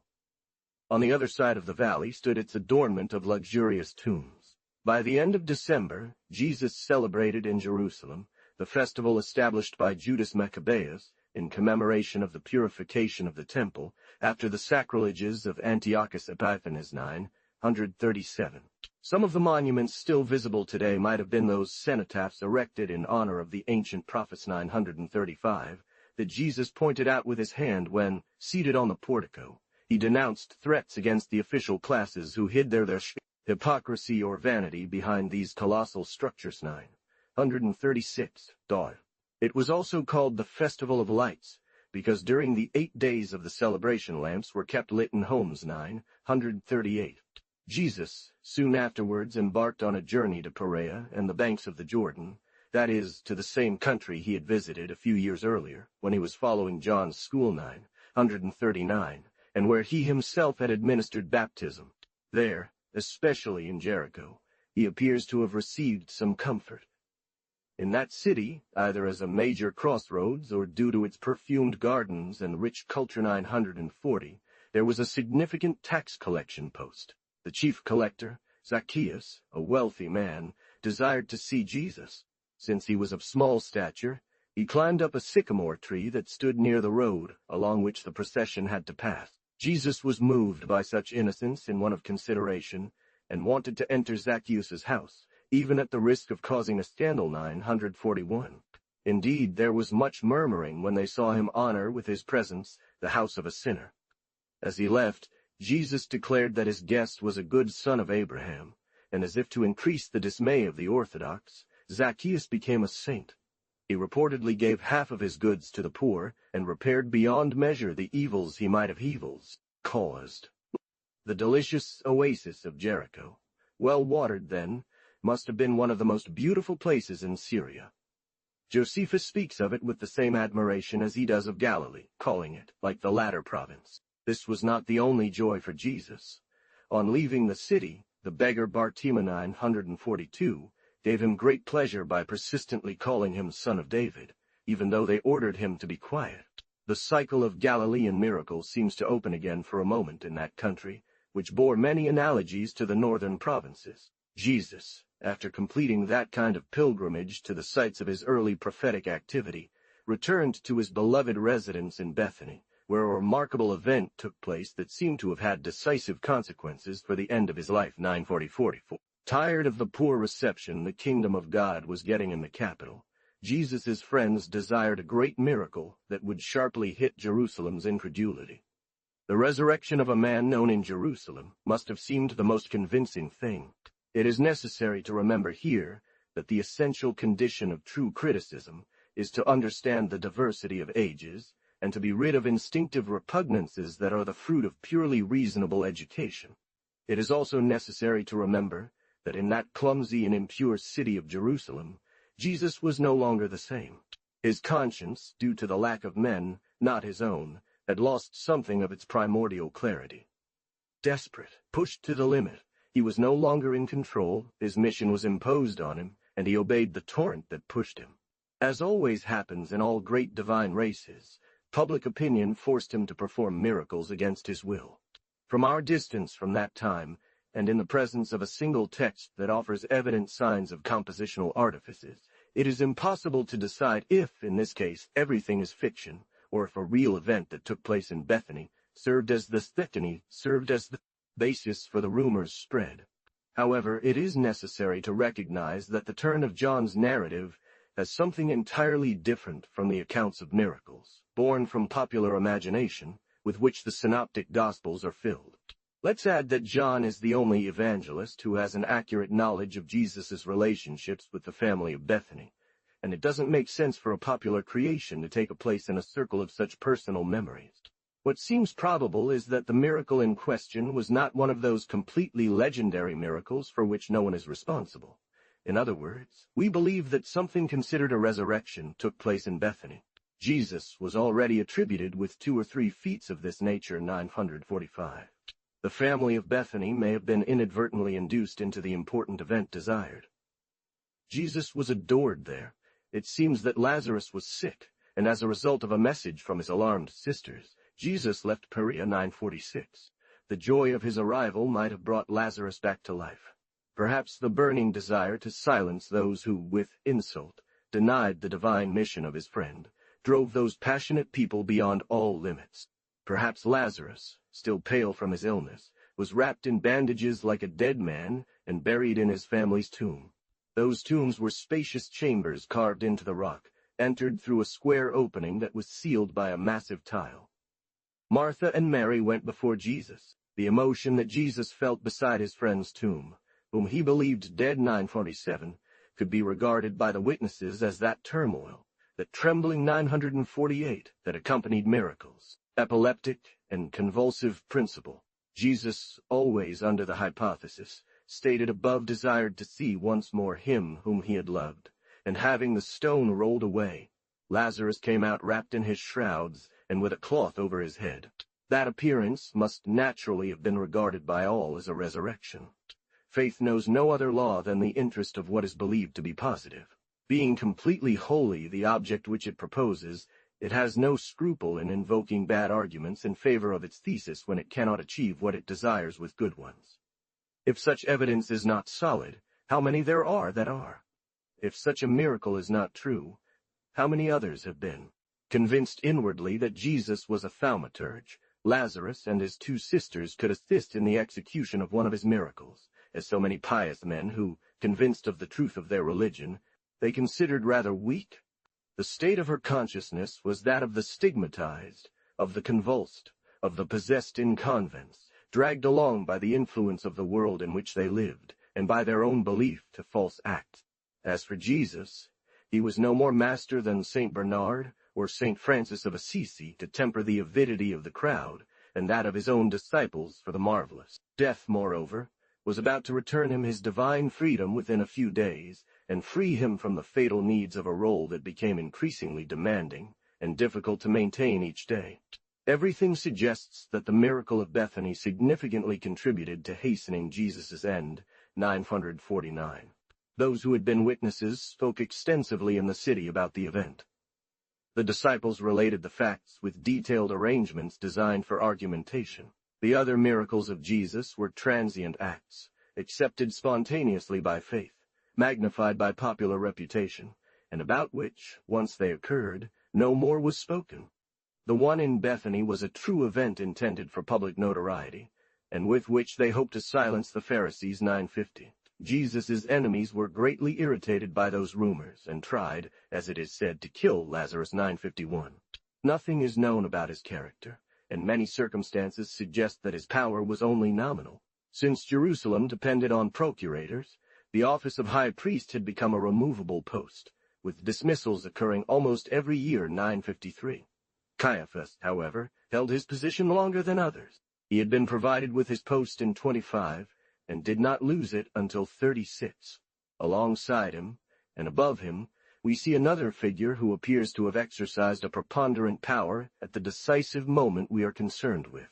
That character was the father-in-law of Caiaphas, Hanan, or Annas 954, son of Seth, the deposed former high priest, who, in the midst of that instability of the priesthood, preserved at the bottom all authority. What is certain is that from that hour a council was formed, composed of the chief priests 952, in which the question was clearly posed: can Jesus and Judaism coexist?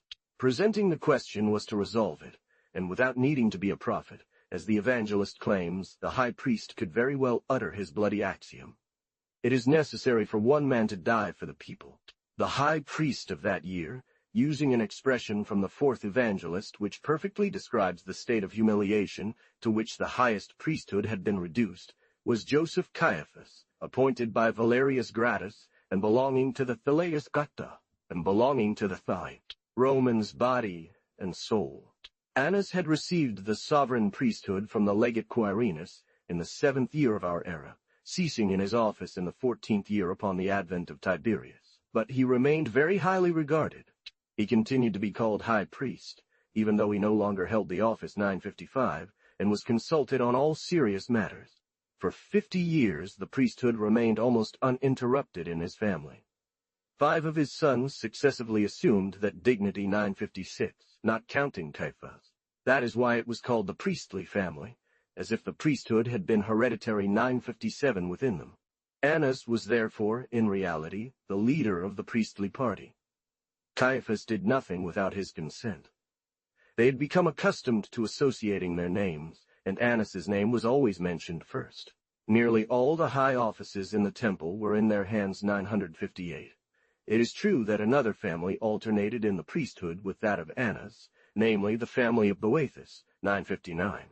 But the Boethusim, whose fortune originated in a very unhonorable circumstance, were less esteemed by the pious Pharisees.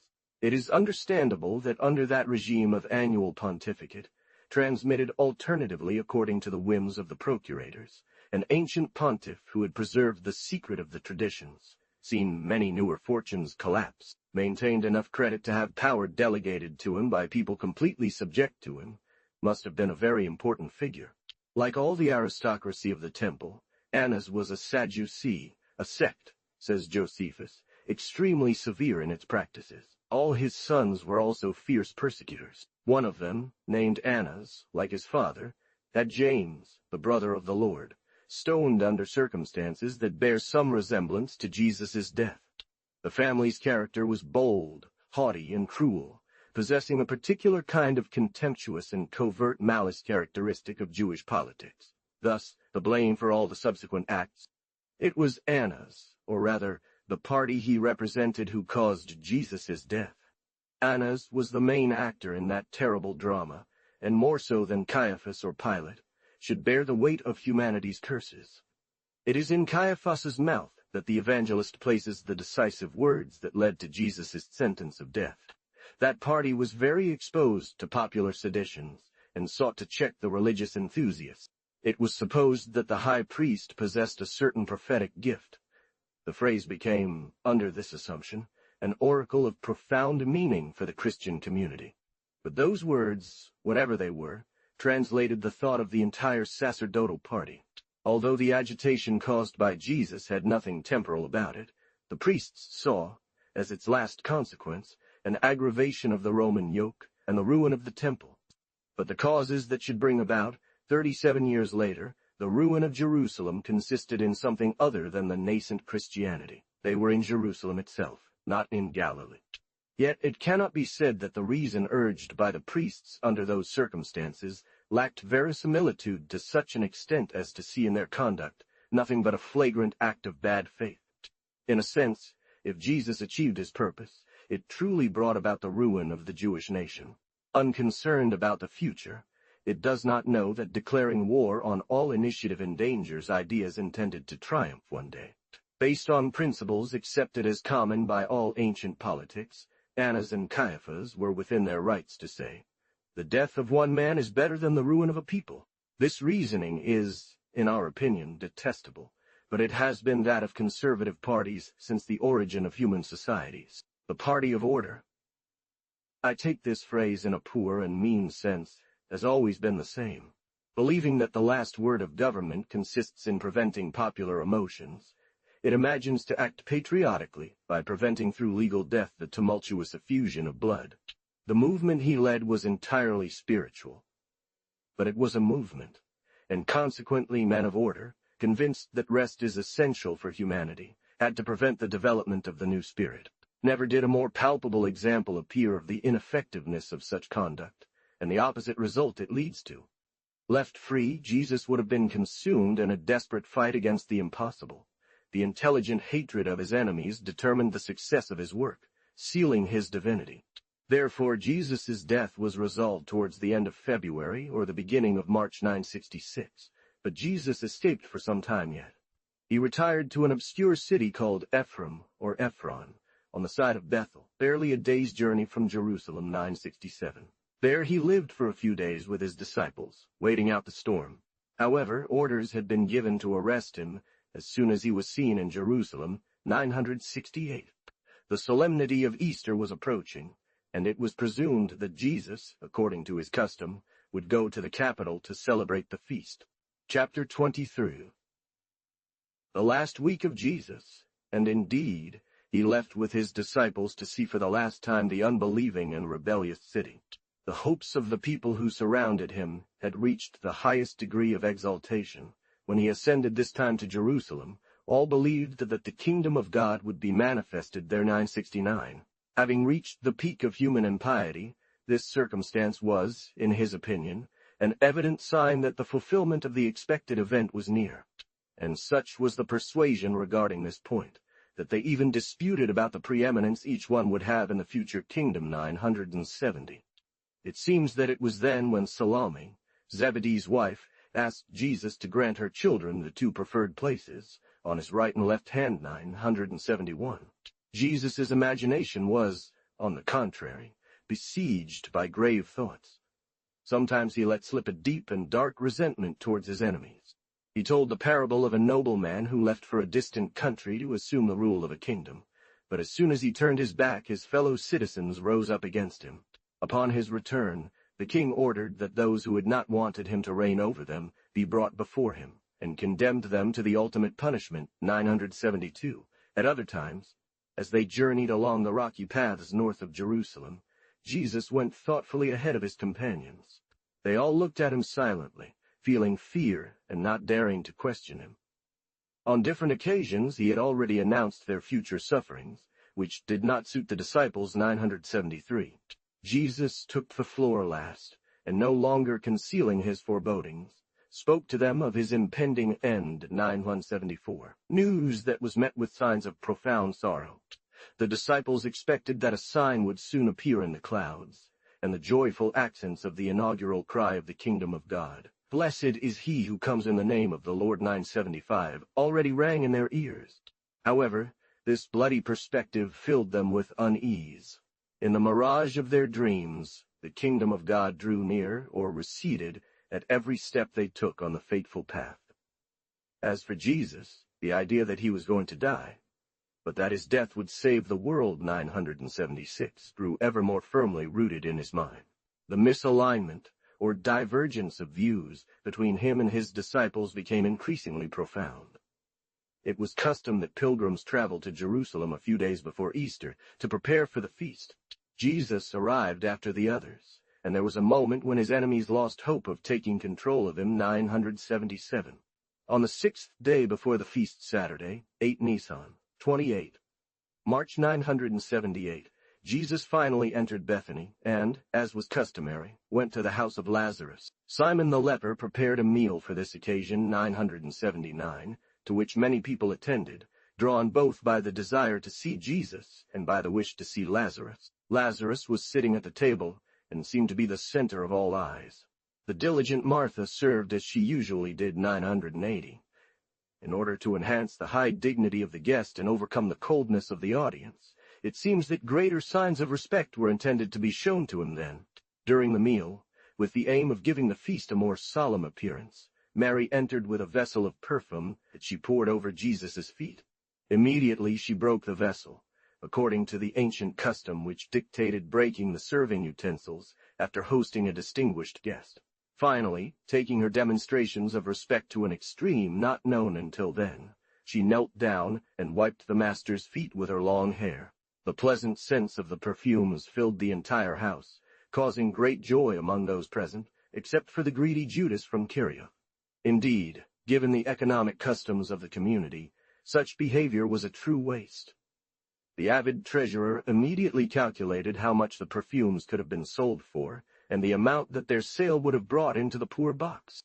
That meager and unloving sentiment, which seemed to demonstrate more appreciation for the value of certain things than for his person, greatly displeased Jesus, who loved honors because they contributed to his purposes, and affirmed his title as son of David. So when he heard about the poor, he responded with considerable vivacity, and rising up, he promised immortality to the woman who at that critical moment gave him such a significant demonstration of love. 983. The next day, Sunday, April 9th, Jesus descended from Bethany to Jerusalem. 984.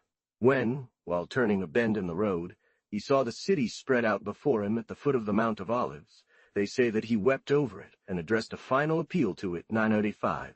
Upon reaching the foot of the mountain, not far from the gate that opened in the eastern wall of the city over the district called Bethphage, undoubtedly because of the fig trees that flourished there. 986. Jesus had a moment of human satisfaction. 987.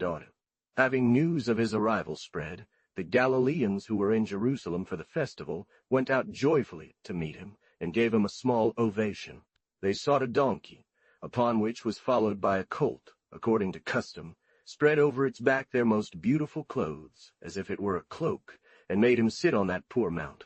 Others spread their tunics over the road, mixing with them a carpet of green branches. The crowd went before and after him, holding palms in their hands and exclaiming, "Hosanna to the Son of David! Blessed is he who comes in the name of the Lord!" Some gave him the title of King of Israel. 988. With a population of 50,000 souls, more or less, an event like the arrival of a well-known stranger, a gathering of provincials, or a popular movement on the city's streets, should normally have spread quickly.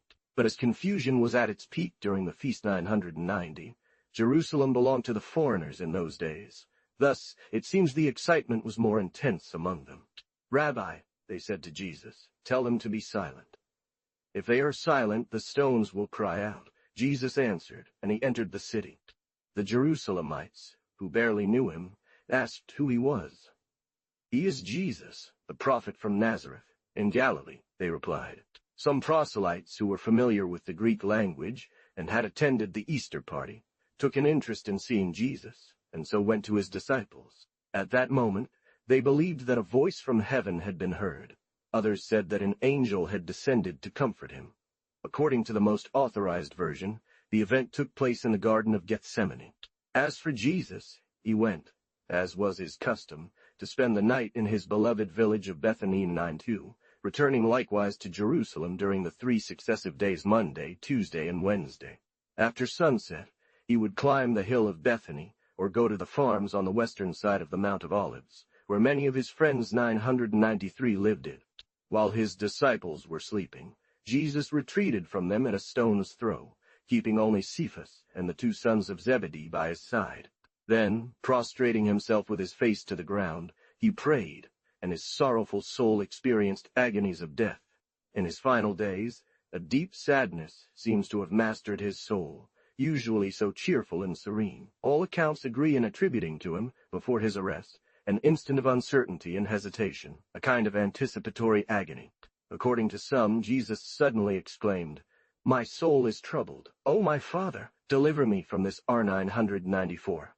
Due to the intuitive art that presided over the composition of the synoptic Gospels, an art that often leads them to arrange the narrative according to reasons of convenience or effect, that scene was placed in the last night of Jesus' moment of his arrest.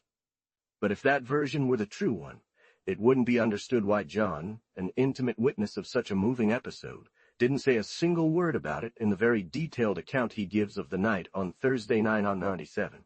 In any case, what is certain is that during the last days, the enormous weight of the mission he had accepted pressed cruelly upon Jesus. Error and uncertainty seized him, causing a more agonizing collapse than death itself. The man who has sacrificed a great idea his rest and the legitimate rewards of life, always experiences an instant of infinite sorrow when, for the first time, he is confronted with the image of death, attempting to persuade him that all his sacrifices will be in vain. Perhaps at that time some of those moving memories of the past crossed the imagination of Jesus, imprinting themselves even in the souls of those of stronger temperament, piercing them with a sharp knife. All those inner disturbances were obviously an enigma to his disciples, an enigma from which they did not understand even a single word, trying through innocent conjectures to fill in what was dark and incomprehensible for them and their master's great soul. Did his memory conjure up the clear springs of cheerful Galilee, its carpets of green vegetables, the vineyards and fig trees, under whose shade he could have lived peacefully, and the pure young women who might have consented to love him? Did he curse the harshness of his fate, which deprived him of the pleasures granted to other beings? Did he lament his elevated nature, and as a victim of his moral courage, feel that he should have remained a simple artisan in Nazareth? Who knows? But that faintness was momentary. It is undoubted that the divine nature of Jesus soon regained its accustomed control. He still had the power to prevent death, but he did not. The love for his work triumphed in him, and he accepted the cup, determined to drain it to the dregs. From now on, Jesus appears as he truly is, and the subtleties of the debitor, the credulity of the wonder-worker and exorcist completely fade away before the sublime figure of the incomparable hero of passion, the founder of the rights of free conscience, the perfect model whose example will serve as a source of comfort and consolation to all troubled souls. The triumph of Bethphage, that audacity of provincials celebrating their King Messiah at the very gates of Jerusalem. A new council was held on Wednesday, 12th Nisan, in the house of Joseph Caiaphas, 998, and it was decided to immediately arrest Jesus. There was fear that Jesus' popularity, 999, would cause some riot. Consequently, it was determined that instead of seizing him in the temple, where he went every day 1,000, his customs should be spied on, in order to catch him in a secluded place. To all those measures, a great sense of order and conservative police presided. Since the Easter party, which that year began on Friday night, was always a suitable occasion for tumults and exaltation, it was decided to advance the arrest by several days in order to avoid the scandal and misfortunes that might occur.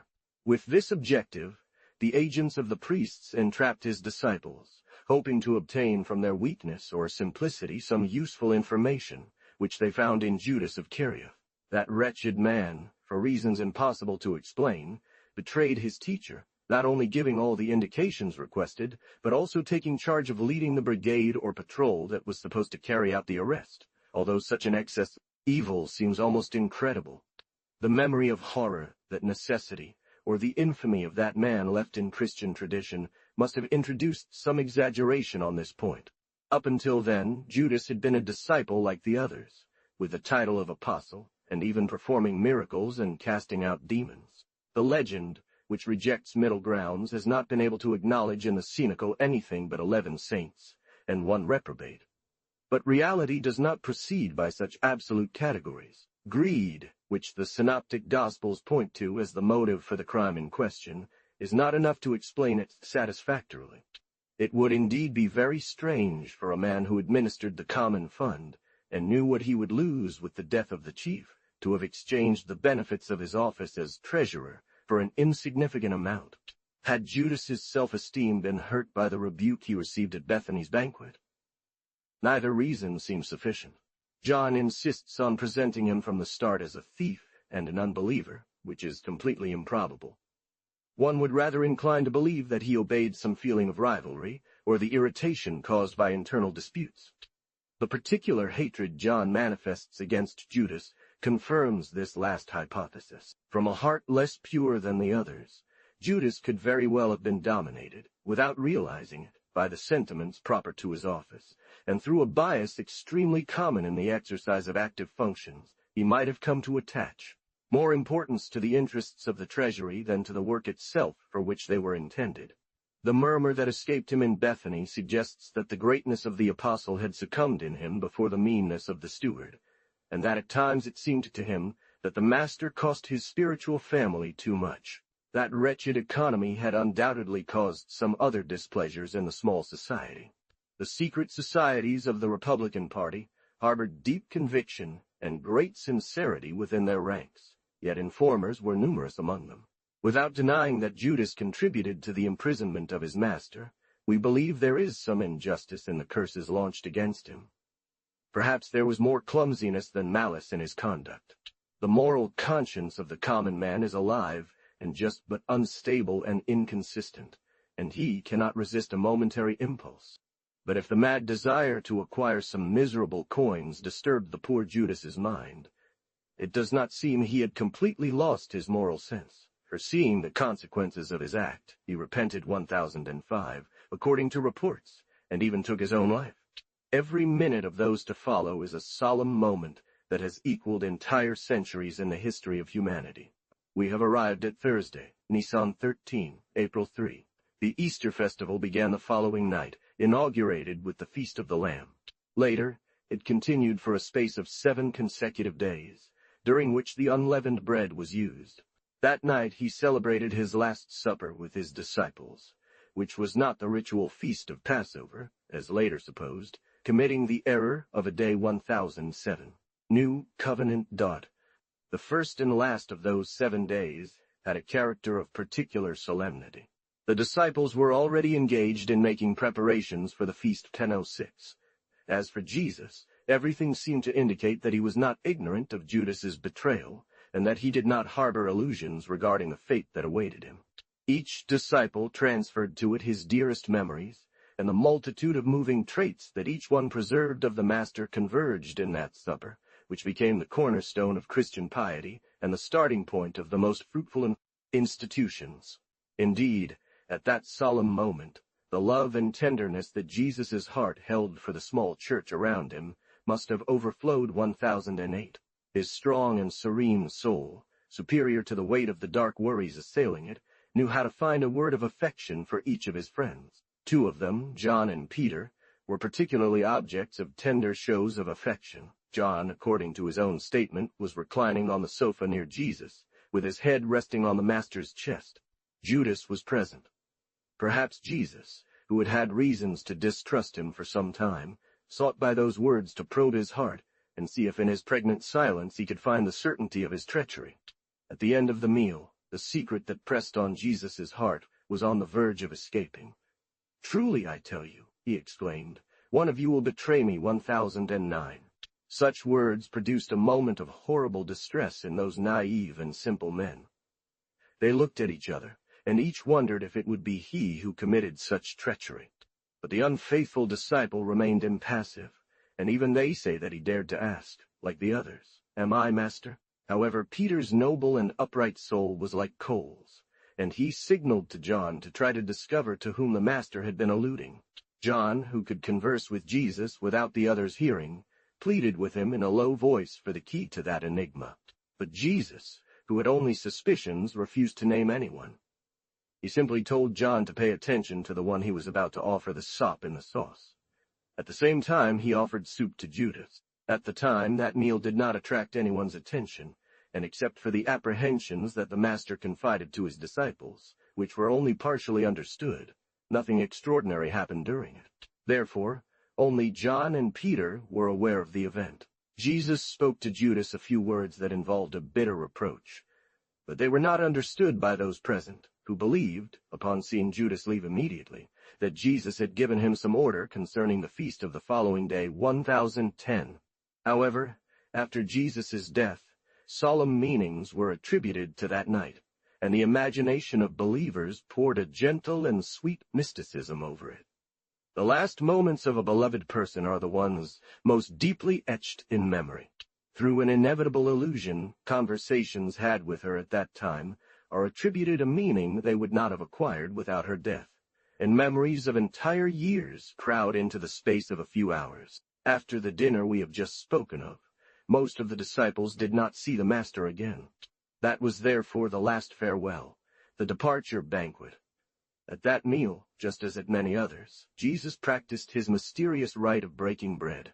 Given that it was believed from the beginning that the said banquet had taken place on Easter Day, and thus became the Paschal Feast, it was natural to conceive that the institution of the Eucharist had been founded at that supreme moment. Assuming that Jesus knew in advance the precise time of his death, the disciples must have supposed that the Master had reserved a multitude of important acts for his last moments. Thus, bread and wine, associated with the same death, became the image of the New Testament, which Jesus had sealed with his sufferings, in the commemoration of Christ's sacrifice until his coming 1012. This mystery was early fixed in a small sacramental narrative, which we possess in 4 very similar forms 1013.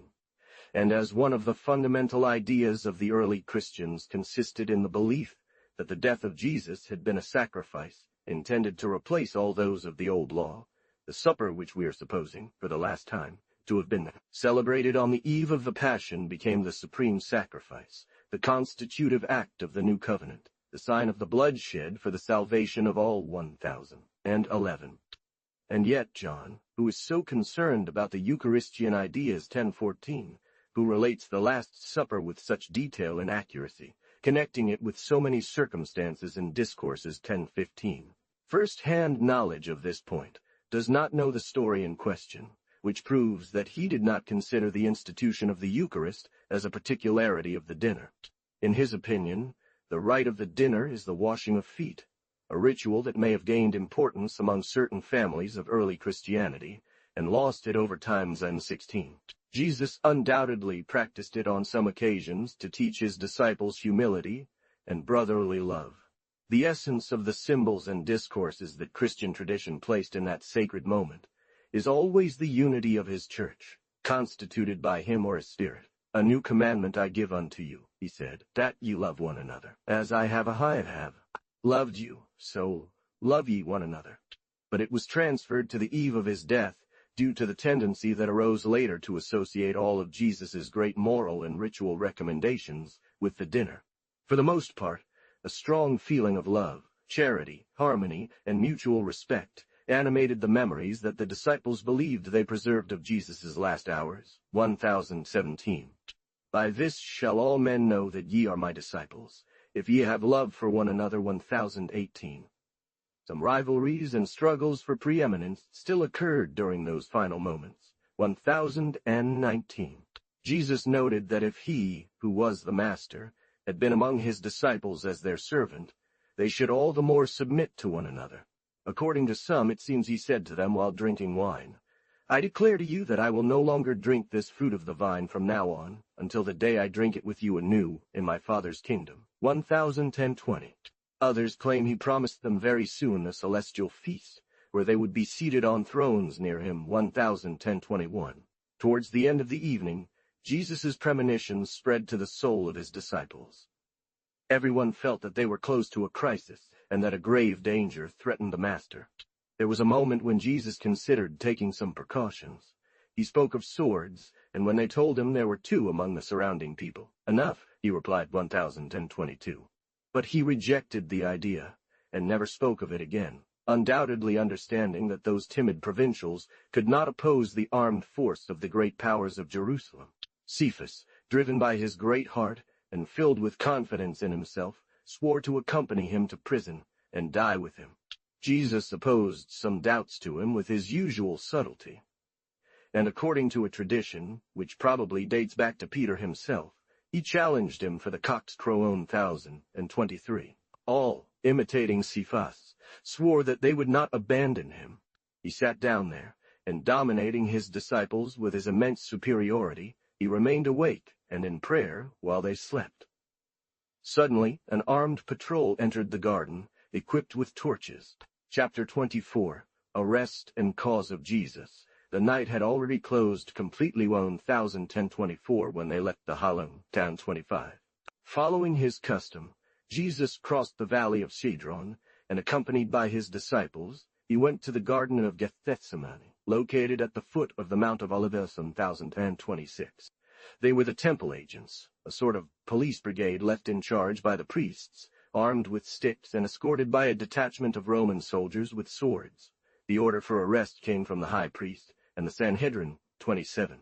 Knowing Jesus' customs, Judas had indicated to them that they might more easily catch him at that place. According to the unanimous tradition of the early times, Judas accompanied the patrol 1028, and if we are to believe what some assert 1029, he went so far as to identify his victim with a kiss, the victim of his black betrayal. In any case, there was an initial resistance on the part of the disciples 1030. Only John and Peter followed the master from a distance without losing sight of him. Another unknown young man, covered in a light tunic, also followed him. The soldiers tried to arrest him, but he fled, leaving the tunic between their hands 1032. One of them, Peter, according to eyewitnesses 1031, drew his sword and cut off the ear of one of the high priest's servants, named Malach. Jesus stopped that first movement and surrendered voluntarily to the soldiers. The disciples, weak and unable to act in concert against authorities who enjoyed such prestige, fled each one on their own. The conduct that the priests had resolved to observe against Jesus was entirely consistent with the established law. The procedure against the seducer Meseth, who attempts to attack the purity of religion, is explained in the Talmud, with details whose innocent impudence makes one smile. Ambush, treachery, are raised to an essential part of criminal instruction. When there is a man accused of seduction, 2 hidden witnesses are placed behind a partition, and things are arranged so that the accused enters an adjacent room, so that the 2 witnesses in question can hear him without him suspecting anything. The Talmud adds that this was how Jesus was treated, who was condemned based on the testimony of these well-known witnesses, and that the crime of seduction is the only one for which such original testimonies are prepared. 1034. To add to this, 2 lights are lit next to him so that the hidden witnesses can declare that they saw him. 1033. Prepared in this way, they make him repeat his blasphemy, encouraging him to retract. If he persists, the witnesses take him to the tribunal, and he is stoned. In fact, Jesus' disciples tell us that the seduction was the crime of which they accused their master. 1035, and except for some notes, a product of rabbinic imagination, the account in the Gospels agrees step by step with the procedure described in the Talmud. Referring to his public teaching, he declared that he had never had a secret doctrine, and told the high priest to question those who had heard him. The plan of Jesus' enemies was to convince him, through testimonial report and his own confession, of blasphemy and an attack on the Mosaic religion, condemn him to death according to the law, and then refer the sentence to Pilate for confirmation. As we have seen, sacerdotal authority actually resided in Annas' hands. The order to arrest probably came from him, and initially Jesus was taken to Annas' house. 1036. Annas questioned Jesus about his doctrine and his disciples, but Jesus refused with noble pride to go into lengthy explanations. Nothing more natural than that answer. But the excessive respect inspired by the old pontiff made her appear audacious and irreverent, and one of those present replied to Herod, "Is said be," giving Jesus a slap. Peter stayed in the antechamber and approached a brazier around which some servants were warming themselves. They did not take long to recognize him as a disciple of the prisoner. Peter and John had followed the master to Annas' house. John, who was not a stranger in the house, entered without difficulty, but his companion was stopped at the entrance, and the son of Zebedee had to beg the doorkeeper to let him in. The night was cold. Accused for his Galatian accent, and pressed by the questions from the servants, among whom was a relative of Malach, who had seen him in Gethsemane, the unfortunate man 3 times assured that he had never had any connection with Jesus. Peter believed that the master could not hear him, and was far from imagining how reprehensible that act of disguised cowardice was. But his excellent nature soon revealed to him the fault he had just committed. A fortuitous circumstance, the rooster's crowing, came to remind him of the words the master had spoken to him. A blind instrument of his father-in-law, Caiaphas naturally had to ratify everything in full. The trial began, and several witnesses, prepared in advance according to the inquisitorial procedure outlined in the Talmud, appeared before the judges. Then his heart softened. He went outside and wept bitterly. 1037. Although the true author of the legal homicide that was about to be carried out, Annas did not have the power to pronounce Jesus' sentence. Therefore, he referred him to his son-in-law Caiaphas, who held the official title. The fatal phrase that Jesus had actually spoken, "I will destroy the temple of God and rebuild it in 3 days," was quoted by 2 witnesses. Jesus remained silent, refusing to explain the words that were being accused against him. If we are to believe the account, then the high priest commanded him at that time to say whether he was the Messiah. Jesus responded affirmatively and proclaimed before the judges the imminent advent of his heavenly kingdom, 1040. However, it seems to us that the value of Jesus, having already decided to die, does not demand such a confession. It is very likely that in Caiaphas's house, as in Anna's, he would have kept the same silence that was his rule of conduct in the last moments of his life. The sentence had been decided beforehand, and only pretexts were sought to justify it. Knowing Jesus, he did not try to undertake a useless defense. From the point of view of Orthodox Judaism, Jesus was truly and actually a blasphemer, a destroyer of the established worship. Given this premise, the law punished such crimes with the death penalty. The assembly declared him guilty of capital crime by unanimous vote. The council members who had secret sympathies for him were absent or did not vote. The frivolity characteristic of ancient aristocratic circles did not allow the judges to reflect long on the consequences of the sentence they had just signed. The life of a man was then sacrificed with great lightness. Certainly the members of the Sanhedrin did not think about the terrible account that from that decree, pronounced with such indifferent scorn, their children would have to give to posterity. Irritated. The Sanhedrin had no right to carry out a death sentence on 1043. But, thanks to the confusion of powers then reigning in Judea, for this reason Jesus did not cease to be condemned from that moment on. So he remained for the rest of the night exposed to insults and bad treatment from the most insignificant crowd, which did not spare him any affront. 1044.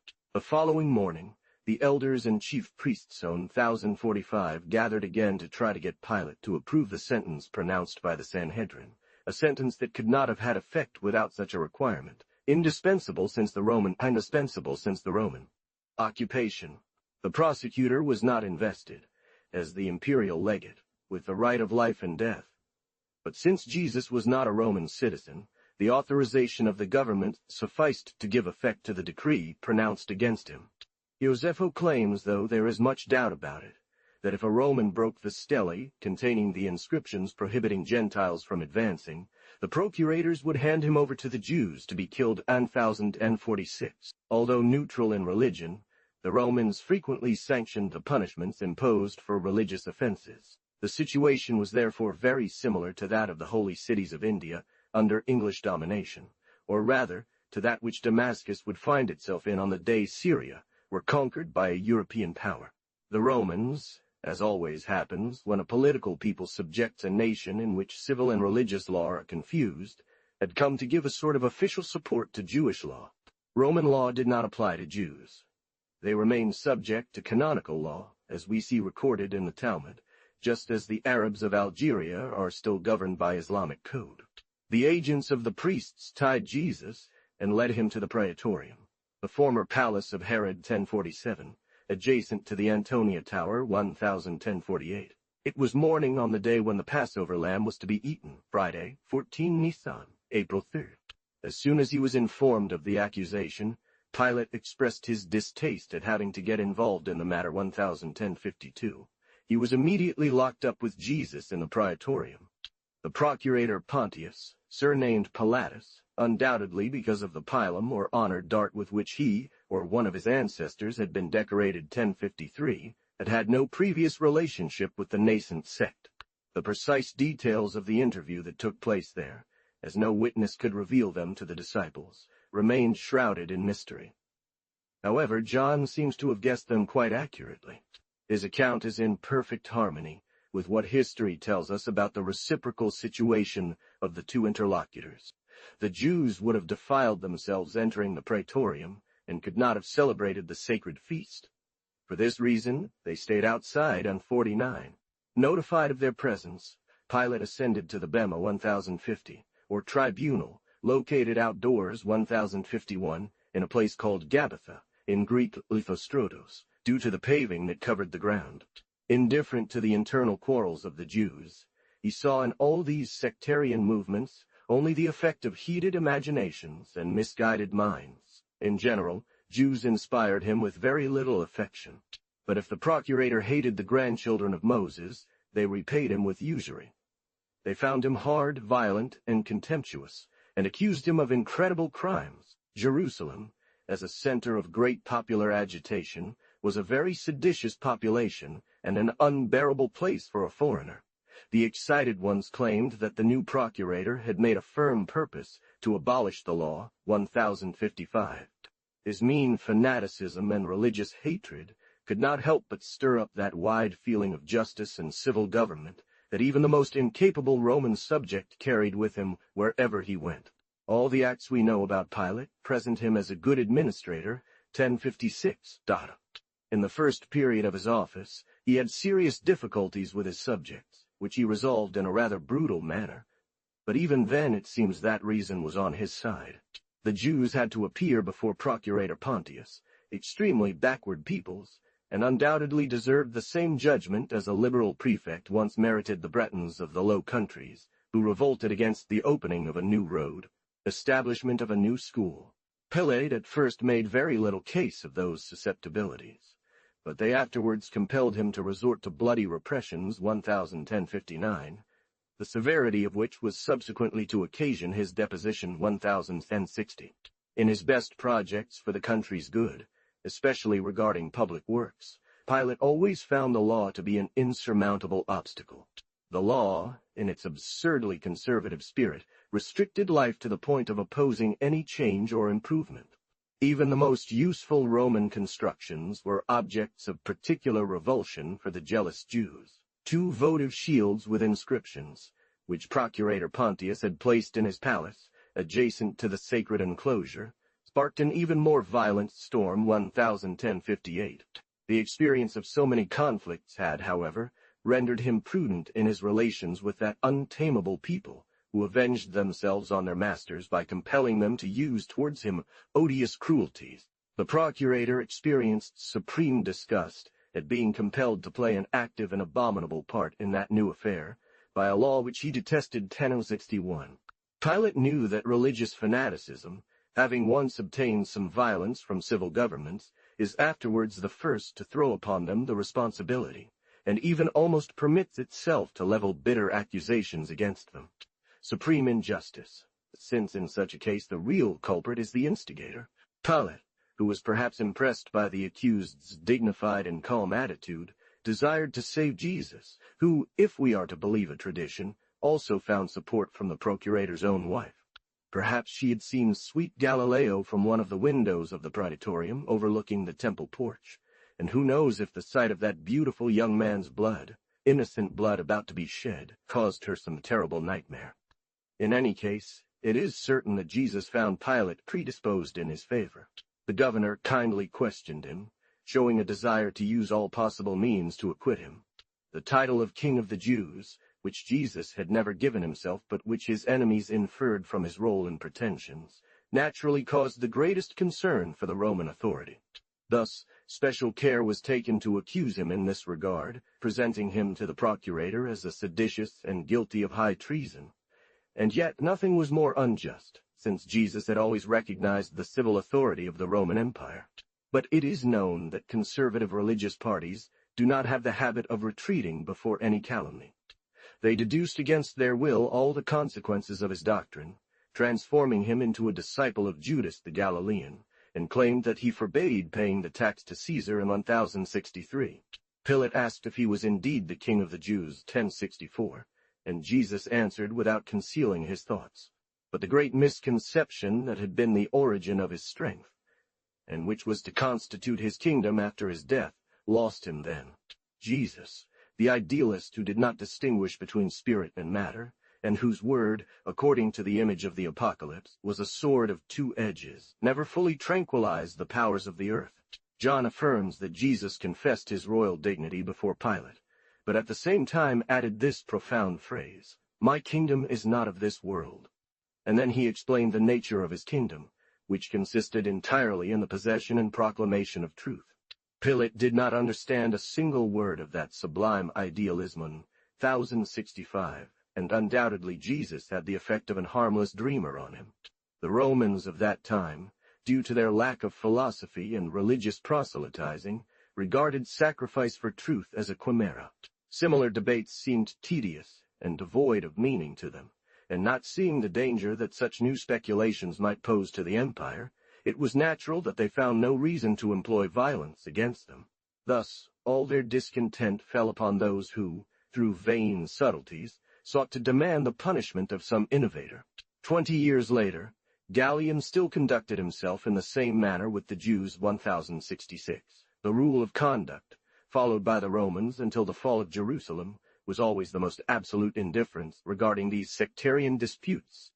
To reconcile his own feelings with the demands of that fanatical people, whose pressure he had suffered so many times, a plausible means presented itself to the governor's mind. On the occasion of the Passover festival, it was customary to grant freedom to a criminal. Knowing Pilate that the imprisonment of Jesus was due to the hatred and envy of the priests, 1068, he tried to make him benefit from that custom. To this end, he climbed again onto the bema and proposed to the crowd to free the king of the Jews. Formulated in such a way, the proposal had a certain breadth and irony, suited to his intent. The priests perceived the danger. Accordingly, they acted quickly 1069, and in order to combat it, they suggested to the crowd the name of a prisoner who enjoyed great popularity in Jerusalem. By a singular coincidence, he was also named Jesus 1070, and had the nickname Bar Abba or Bar Rabbas 1071. His troubles increased, and he feared that his excessive indulgence towards an accused who was given the title of King of the Jews would compromise him. Moreover, all powers are always compelled to make concessions to fanaticism. This character was well known 1072, and it seems he had been imprisoned for murder and for having taken part in a riot 1073. When Pilate repeated his proposal, a general cry arose saying, "Not him, but Jesus Bar Rabbas." Then Pilate found himself in the position of having to grant the demand for the release of the prisoner. Perhaps Pilate wanted to convey the impression that this sentence had already been passed, hoping that the prelude would be sufficient. Pilate believed he should make some concessions, but still hesitating to shed blood in order to satisfy the desires of people whom he despised, he attempted to give the matter a ridiculous turn, and had Jesus whipped, pretending to mock the pompous title. They gave him 1074. The flagellation was the ordinary prelude to the cross's ordeal 1075. Then, according to all accounts, a hateful and repulsive scene took place. The soldiers seized Jesus, stripped him, and covered him with a scarlet mantle. Then they wove a crown of thorns and put it on his head, and a reed in his right hand. Thus adorned, they led him up to the tribune of the praetorium, and slapping him and deriding him, they knelt before him and said, "Hail, King of the Jews 1076. Others spat on him, took the reed, and struck him on the head. It is hard to understand how Roman gravity could lend itself to such humiliating acts. True, as procurator, Pilate had under his orders only auxiliary troops. The Roman citizens who made up the legions would not have descended to such indignity. Did Pilate believe that this infamous simulacrum would cover his responsibility? Did he hope to separate the blow that threatened Jesus by granting something to Jewish hatred? 1077 was it promised to avoid a tragic outcome with that grotesque entremise, making it seem in some way that the matter did not deserve another solution. If such were his intentions, they achieved no success. The crowd grew, threatening to become a true insurrection. "Crucify him! Crucify him!" The cry resounded everywhere. With an increasingly demanding tone, the priests declared that the law was in danger if the seducer was not condemned to death. Pilate learned that to save Jesus would be indispensable to quash a bloody riot. However, he tried to gain time, and when he entered the praetorium, he inquired from what country Jesus came, in order to find a pretext to decline his own jurisdiction. And according to tradition, he referred the accused to Antipas, who, it seems, happened to be in Jerusalem at that time. Jesus was little inclined to second those benevolent efforts. As he had done in Caiaphas's house, he retired into a silence worthy and grave, which attracted Pilate's attention greatly. The cries of the mob became more threatening, and there were even murmurs about the official's lack of zeal, accusing him of protecting an enemy of Caesar. Then, the greatest adversaries of Roman domination transformed into loyal subjects of Tiberius, to have the right to accuse the too tolerant procurator of high treason. "There is no other king than the emperor," they told him. If you release him, you are not a friend of Caesar, for whoever becomes king declares himself against Caesar. 1081. The weak Pilate, fearful of the report his enemies would send to Rome, where he would be accused of supporting a rival of Tiberius, gave up insisting. Already in the case of the votive shields, the Jews had written to the emperor and achieved their request. The prosecutor saw his fate threatened, and through a condescension that he must surrender his name to universal execration, he finally ceded, leaving the Jews, according to accounts, their sole responsibility for whatever might occur. The Jews accepted this fully, and according to Christian tradition, they responded, "Let his blood be on us and our children." 1082. Were these words actually spoken? We find it doubtful. Nevertheless, they express a profound historical truth. Considering the attitude of the Romans in Judea, one understands that Pilate had no choice but to act as he did. How many death sentences have not been handed down and torn from civilian authority by religious intolerance? The King of Spain, who, to please a fanatical clergy, delivered hundreds of subjects to the fire, was 1,000 times more blameworthy than Pilate, for in him resided a much more complete power than that which the Romans then had established in Jerusalem. According to our modern ideas, moral demerit does not pass from father to son. Before human and divine justice, no one is responsible but for their own faults. Can anyone justly say that he has horror to blood, because he makes it flow through his servants? Assuming this, neither Tiberius nor Pilate were the ones who condemned Jesus. It was the old Jewish party, the Mosaic law. Whenever civil power, at the instigation of the priesthood, becomes a persecutor or an oppressor, it proves its lack of energy.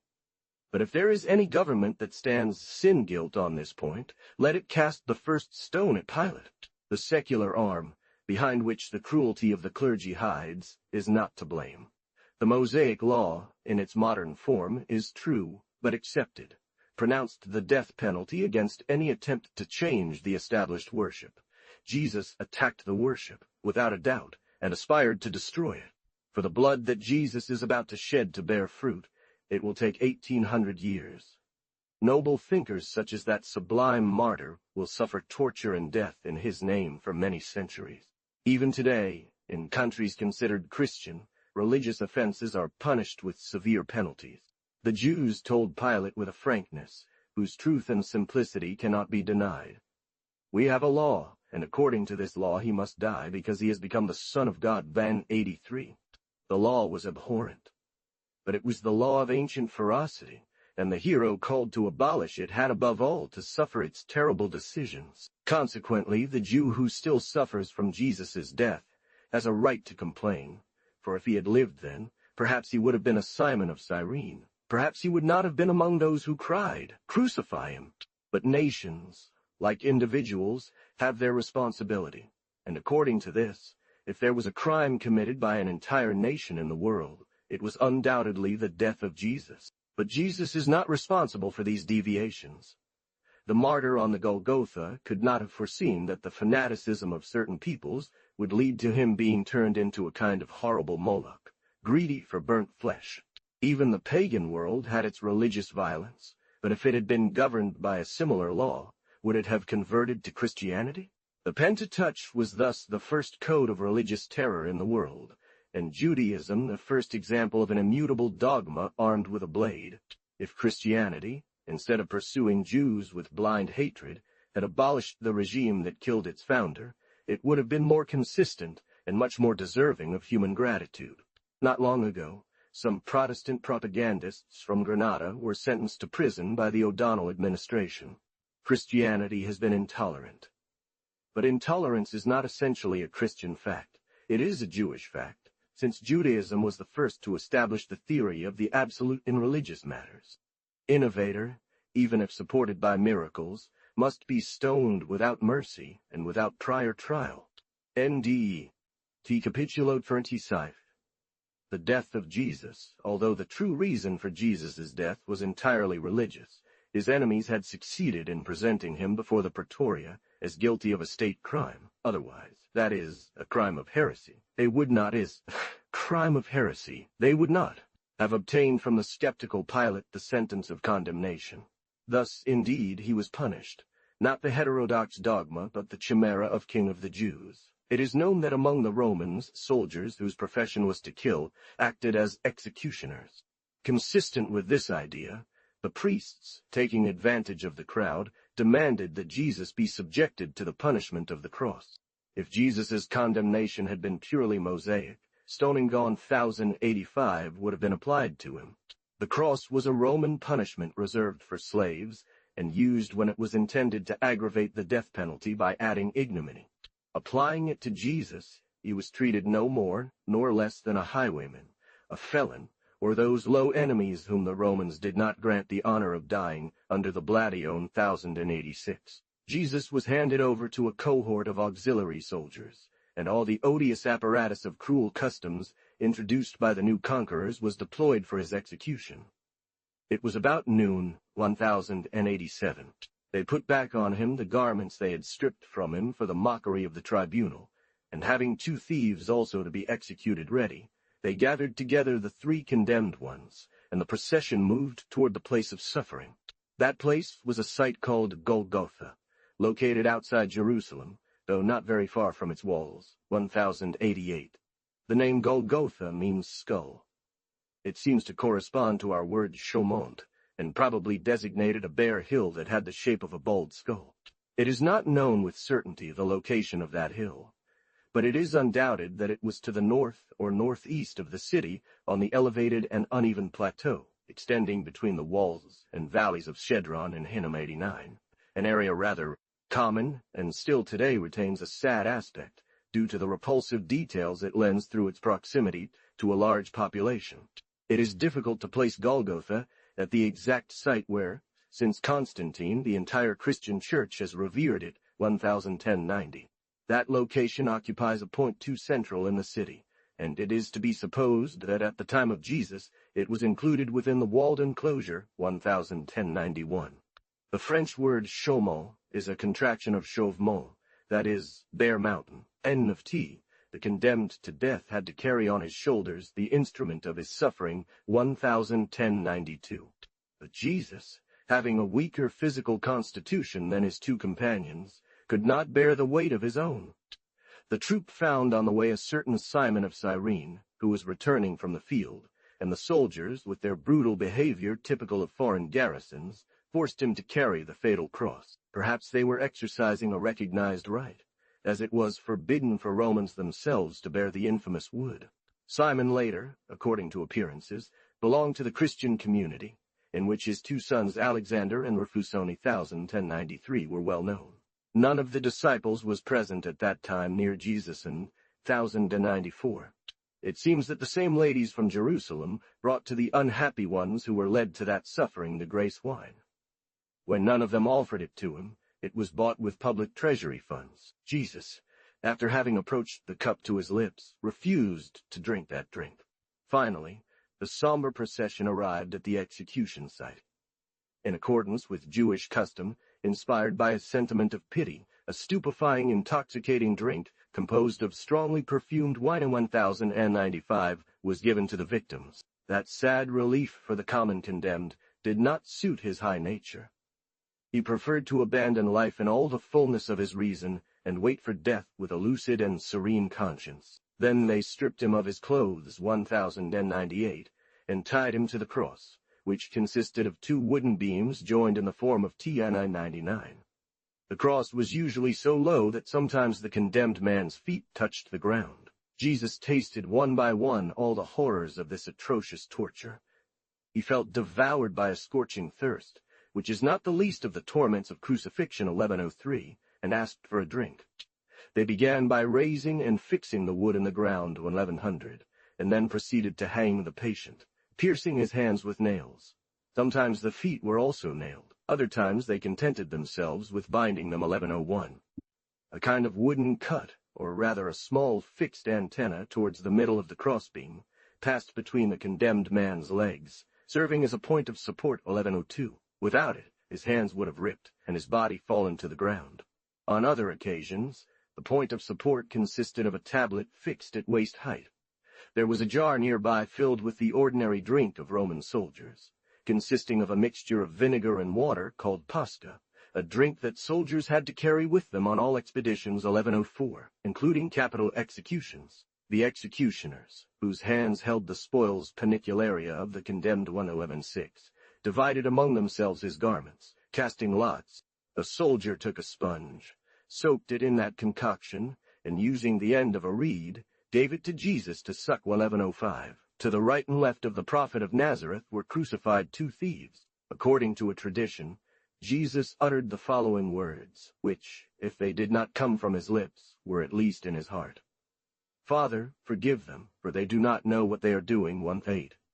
In accordance with Roman custom, a sign was placed atop the cross, with this phrase written in 3 languages, Hebrew, Greek, and Latin. The King of the Jewish people. Many people passing by were offended upon reading it, and the priests pointed out to Pilate that the inscription should be written in such a way as to explain that Jesus had claimed to be King of the Jewish people. But the prosecutor, already bored with that matter, refused to comply with their requests, replying that what was written would remain written. 11:9. However, John declares having constantly remained at the foot of the cross. 11:10. If we believe John, Mary, the mother of Jesus, was also at the foot of the cross, and upon seeing the dying man, she addressed her son, "Behold your mother," and to her, "Behold your son." 11:13. With greater certainty it can be affirmed that those who accompanied him to Calvary, without abandoning him, were his faithful friends from Galilee, who followed him to Jerusalem. Mary Cleophas, Mary Magdalene, Joanna, wife of Cusa, Salome, and some other women remained at a certain distance. 11:11, without losing sight of him. 11:12. With the exception of that small group of women who consoled him from afar with their glances, Jesus saw only the spectacle of human baseness or stupidity around him. But it is not understood how the synoptics, who mention other women in their account, would have overlooked Mary, whose presence was such an interesting detail. To the highest elevation of Jesus' character also makes such personal compassion improbable at a time when, concerned solely with his work, he no longer existed for humanity. 11:14. If he is the King of Israel, let him come down from the cross and we will believe in him. Hey, they added, you who tear down God's temple and rebuild it in 3 days, save yourself. Insults flew from those passing by, and he heard foolish sarcasms turning his cries of supreme pain into loathsome word games. Here is the one who was called Son of God, they said. Let his Father come now to save him. He has saved others, but cannot save himself. According to certain accounts, Jesus' heart faltered for a moment. A cloud hid his Father's face from him, and then he experienced an agony of despair 1,000 times more bitter than all his sufferings. Some, not very aware of his apocalyptic ideas, thought they heard him call for Elijah, and said, "Let's see if Elijah comes to save him." It seems that the 2 thieves crucified with him also insulted him. The sky was dark, and the land had a dry and sad appearance, just like all around Jerusalem. He saw only the ingratitude of mankind, and perhaps repenting for suffering for such an abject race, he exclaimed, my God, why hast thou forsaken me?" As vital breath was extinguished, his soul calmed down and returned to its celestial origin. He once again experienced the feeling of my mission. I saw in my death the salvation of the world.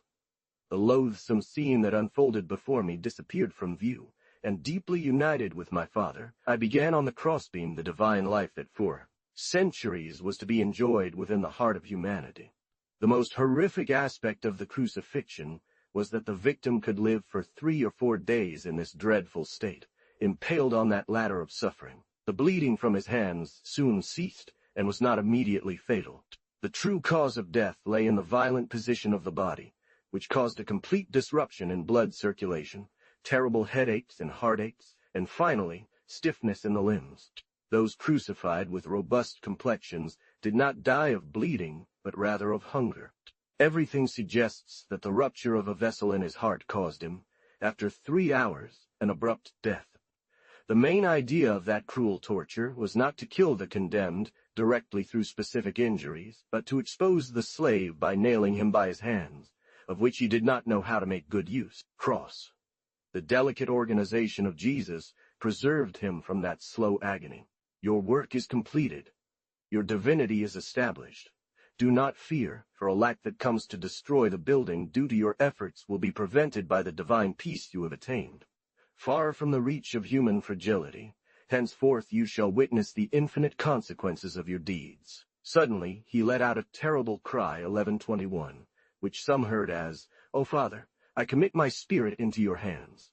And others, more concerned about fulfilling the prophecies, thought he said, "All is accomplished." His head bowed down on his chest, and he exhaled the last sigh. Rest in your glory, noble initiator of the most sublime doctrine. For a few hours of suffering, which could not even defeat the grandeur of your soul, you have achieved complete immortality.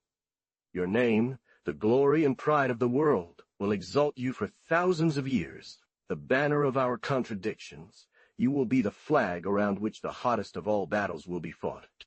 And 1,000 times more alive, more loved after your death than while you crossed this valley of tears, you will become so fundamentally the cornerstone of humanity that erasing your name from the annals of the world would shake it to its foundations. Between God and you, there will be no distinction. A Jewish law, 11:23, forbade that the bodies of those put to death should remain hanging on the cross after nightfall on the day of execution. However, it is very probable that such a measure was not observed in executions carried out by the Romans. Take then possession of thy kingdom, sublime conqueror of death, of that kingdom into which thou shalt be followed by centuries of worshippers. Jesus in the sepulchre.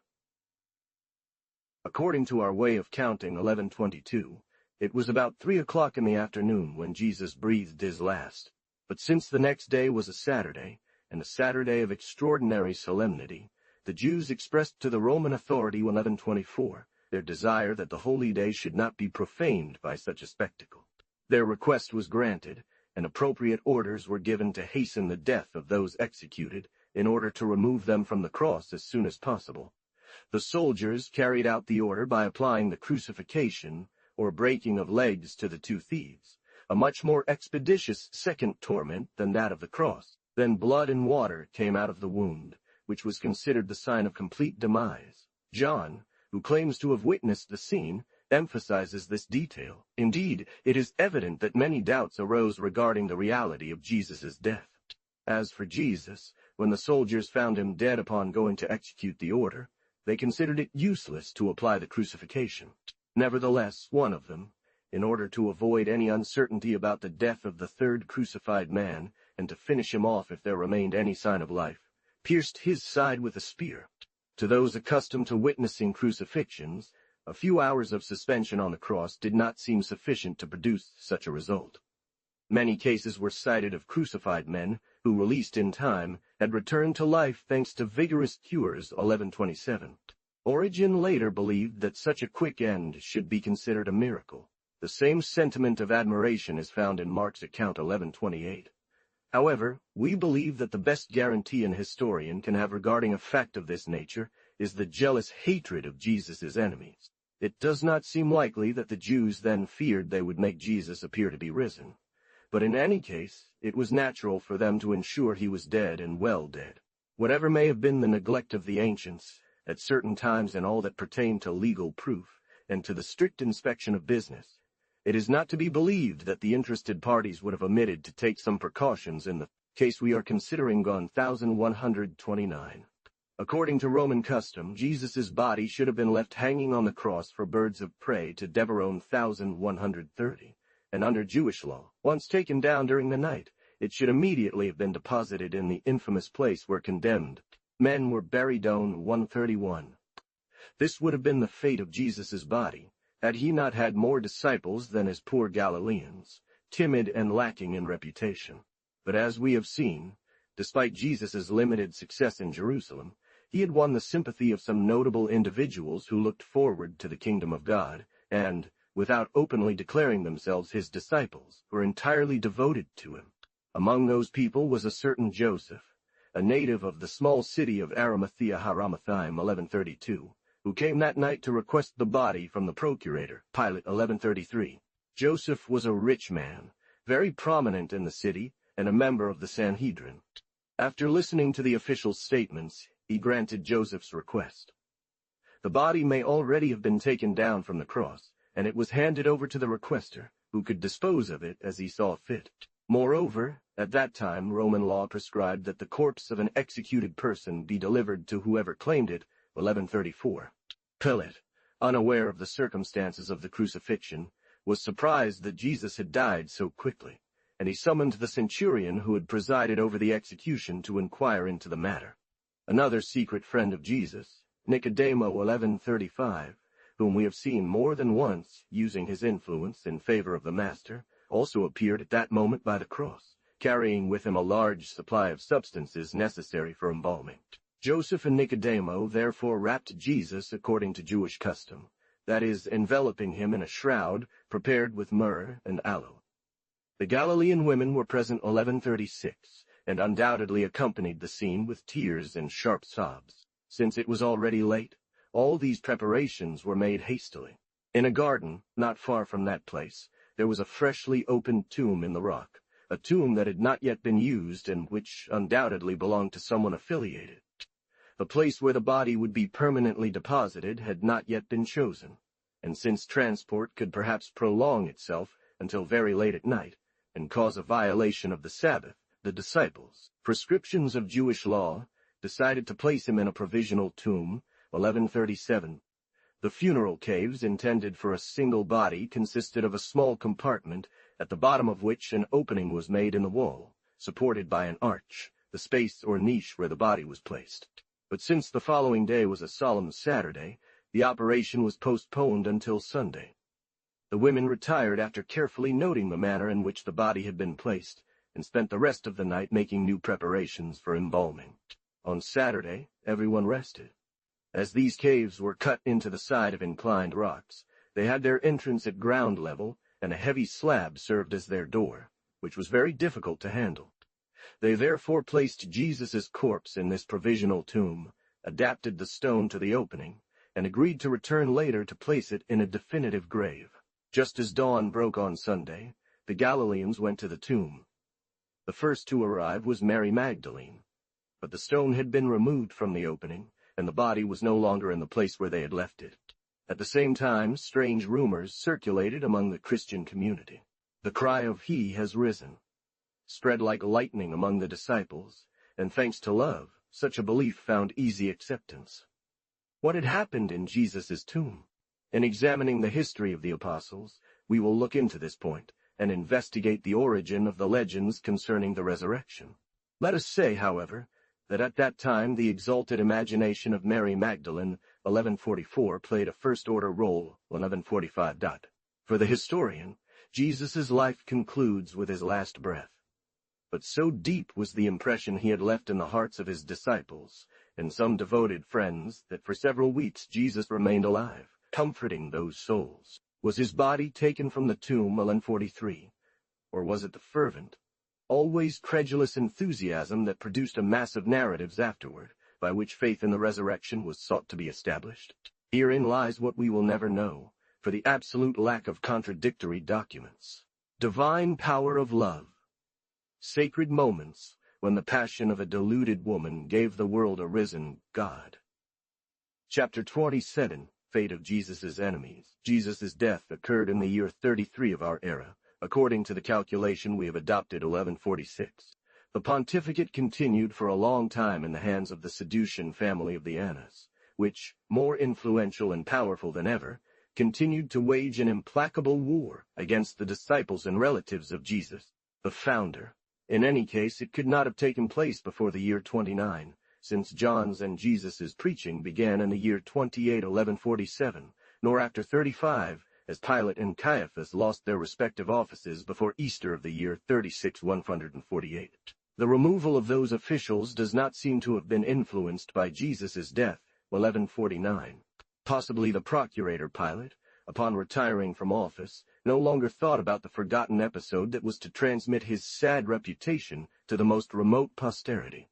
As for Caiaphas, he had Jonathan, his brother-in-law and son of the same Annas, as his successor, who was the main instigator of the proceedings against Jesus. Christianity owed not only the definitive act of its foundation, but also its first martyrs. Annas was regarded as one of the happiest men of his century, 1150, and the true culprit of Jesus' death ended his life filled with honors and considerations, without suspecting for a moment the immense service he had rendered to the nation. Having Caligula elevated Herodes Agrippa to the dignity of king, the jealous Herodias swore that she too would be a queen. Antipas, constantly harassed by that ambitious woman, who treated him as a coward because he tolerated having a superior person in his family, 39 of our era, but the venture had an extremely poor outcome. His sons continued reigning in the temple, barely restrained by Roman procurators, from whose authority and approval they often deviated to satisfy their instincts of domination and violence. Antipas and Herodias also disappeared very soon from the political stage. Before the name of his obscure subject, who became God, could be remembered over their tombs in those distant regions, 100 years had to pass. It was said that with the price of his treachery, he had bought a field near Jerusalem. Herod Agrippa, gaining the upper hand, predisposed the emperor's mind against him, and Antipas was deposed, leading a wretched existence in exile after exile, sometimes in Lyon and other times in Spain. Herodias accompanied him in his misfortunes, 1151.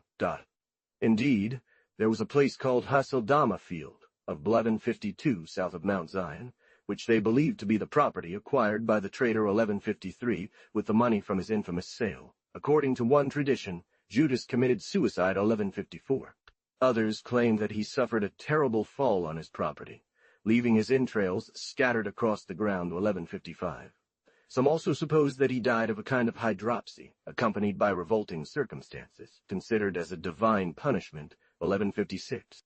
It is possible that the terrible boredom he experienced, due to his behavior, prompted him to commit some act against his own life, and in this act he would receive the punishment of divine justice. Perhaps these legends arose from a desire to show that the threats pronounced against the unfaithful friend, 1157, had been fulfilled in Judas. It is possible that Judas led a quiet and obscure life on his field, while his former friends conquered the world and spread rumors of his infamy. As for the empire, it was 1,000 leagues from suspecting that its future destroyer had been born. For nearly 300 years, it continued on its way without noticing that alongside it, principles were growing and strengthening that would transform the world. Otherwise, the time for great Christian vengeance was still far off, and Christianity had nothing to do with the great catastrophe that befall the Jewish people shortly after. The synagogue only understood much later the consequences for those who apply the laws of intolerance. The idea sown by Jesus, a theocratic and democratic idea at once, was combined with the invasion of the Germans, the cause that most contributed to the fall of the Caesarian structure. She proclaimed the right of all men to participate in the kingdom of God, and subsequently established the principle of a religion separate from the state. The rights of conscience, independent of political law, have come to constitute a new power, the spiritual power.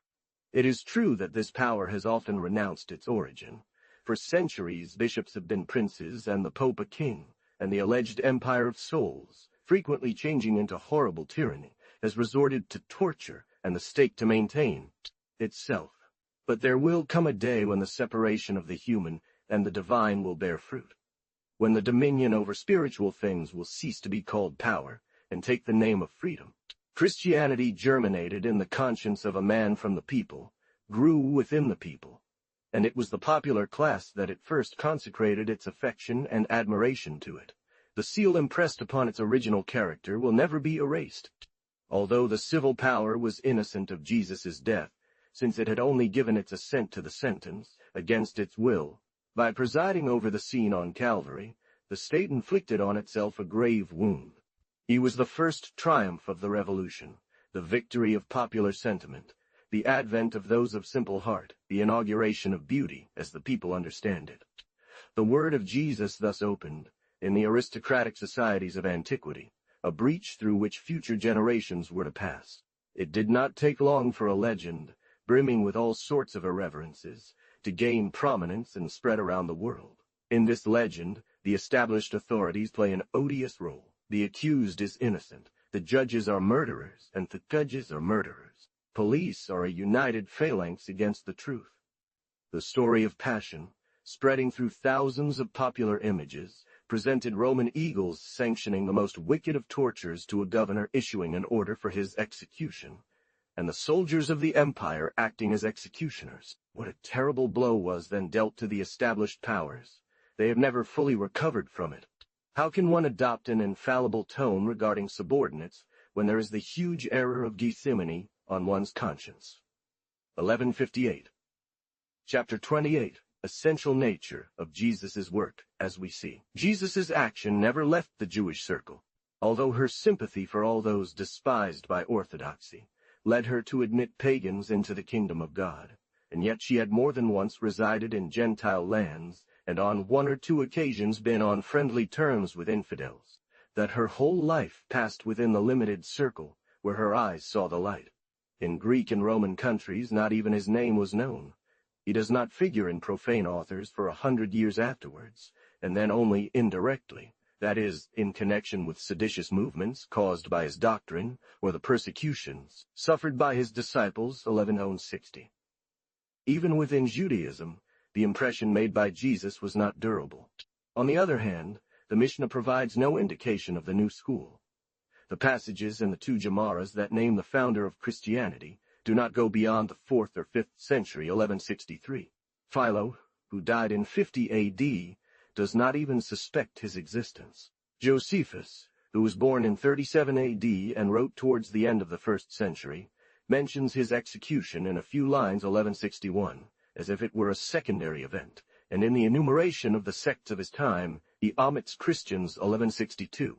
The essential work of Jesus consisted in creating around him a circle of disciples to whom he inspired limitless affection, and within whose midst he deposited the germ of his new doctrine.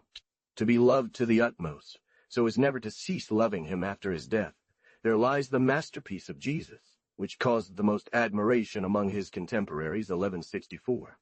His doctrine was so non-dogmatic that he never thought of writing it down, nor commanded others to do so.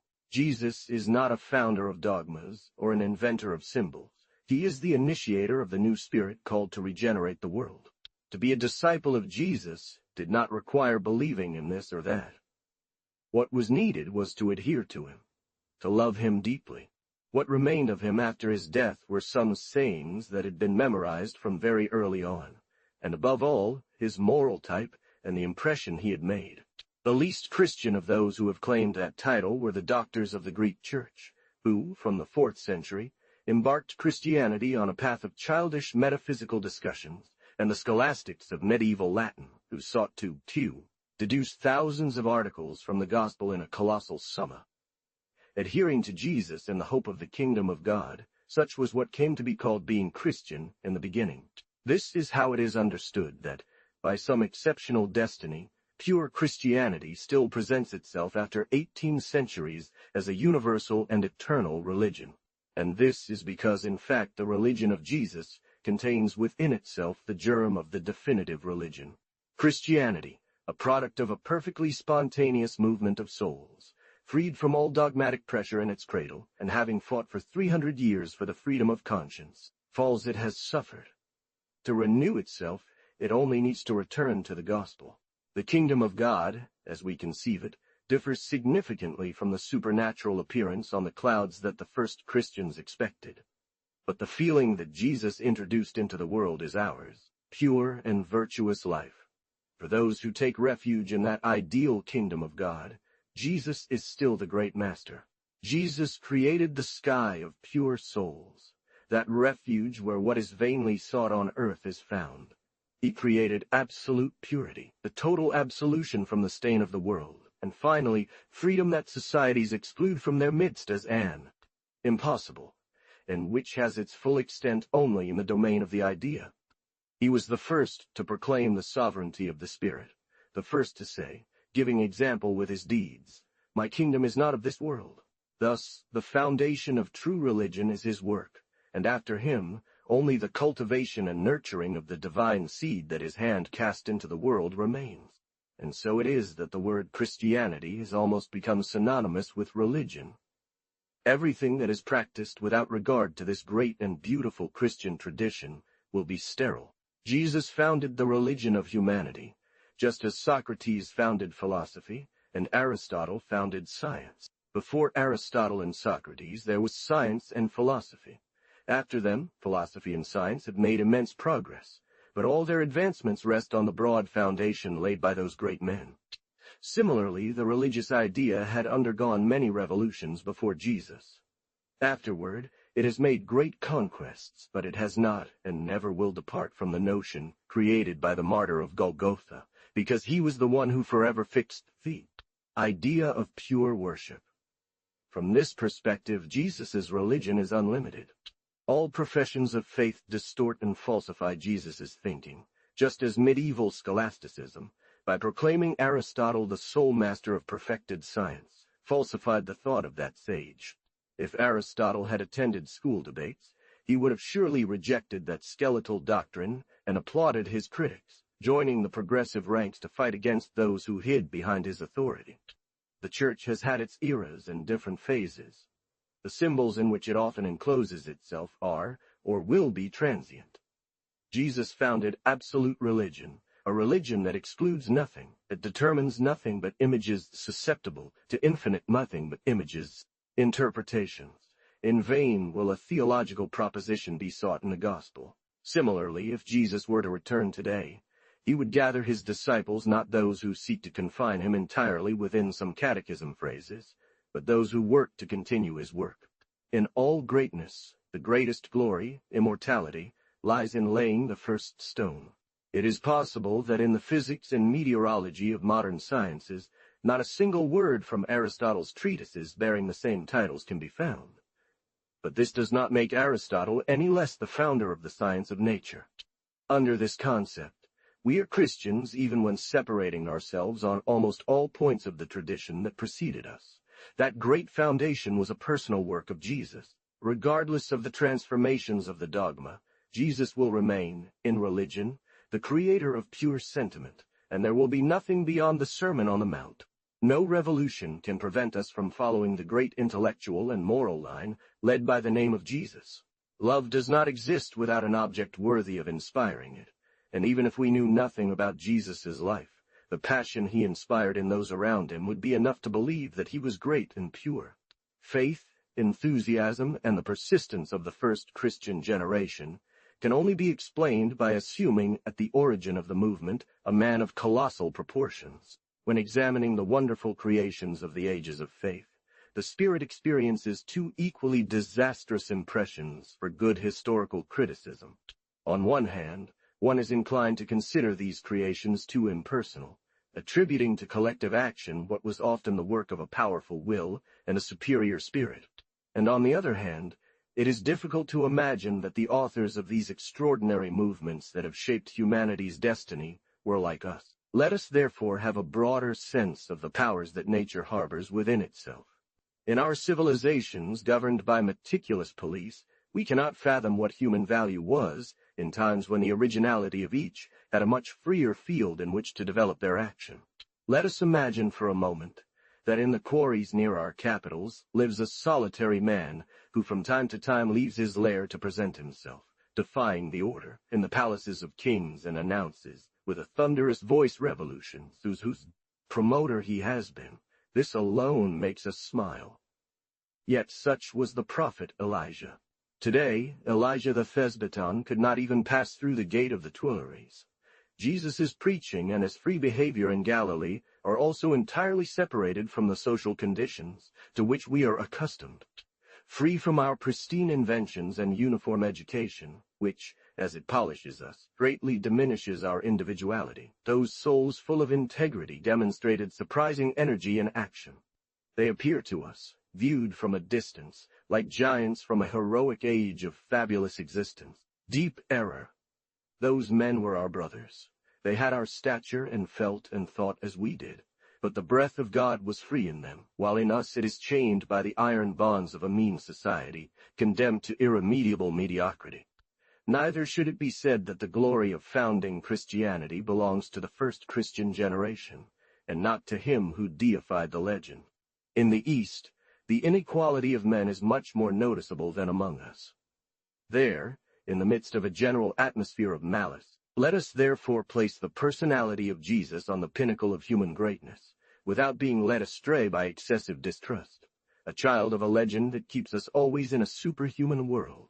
Even the life of St. Francis of Assisi is a fabric of miracles, and yet neither his existence nor the role he played has ever been questioned. Jesus, far from having been created by his disciples, always appears superior to all of them. Excepting St. Paul and St. John, the other apostles were common men, without genius or invention. Even St. Paul cannot in any way be compared to Jesus. And as for St. John, I will demonstrate elsewhere that, despite his exalted mission, it was far from being flawless. This is why the Gospels have an immense superiority over the other writings of the New Testament. To find him again as he was, criticism needs to disregard certain errors stemming from the mediocrity of the disciples. They painted him as they conceived him, but often, believing they were magnifying him, they only managed to depreciate him extraordinarily. This is also why there is a painful descent when moving from the history of Jesus to that of the apostles. The same evangelists who bequeathed us the image of Jesus are so inferior to the Master that, unable to comprehend his greatness, they distort him at every turn and reduce him to their own level. Their writings are rife with errors and contradictions. At every line one perceives that the redactors, not being able to understand the divine beauty of certain discourses, transform them according to their own ideas. In short, Jesus' character, far from having been embellished by his biographers, appears in them as lower. I am not blind to the fact that this legend, conceived for another race, under another sky and amidst different social needs, contains things that sometimes offend our modern ideas. There are virtues that, in a certain sense, are more in harmony with our tastes. The honorable and gentle Marcus Aurelius and the humble and sweet Spinoza, not having believed in miracles, were exempt from some of the errors that Jesus participated in.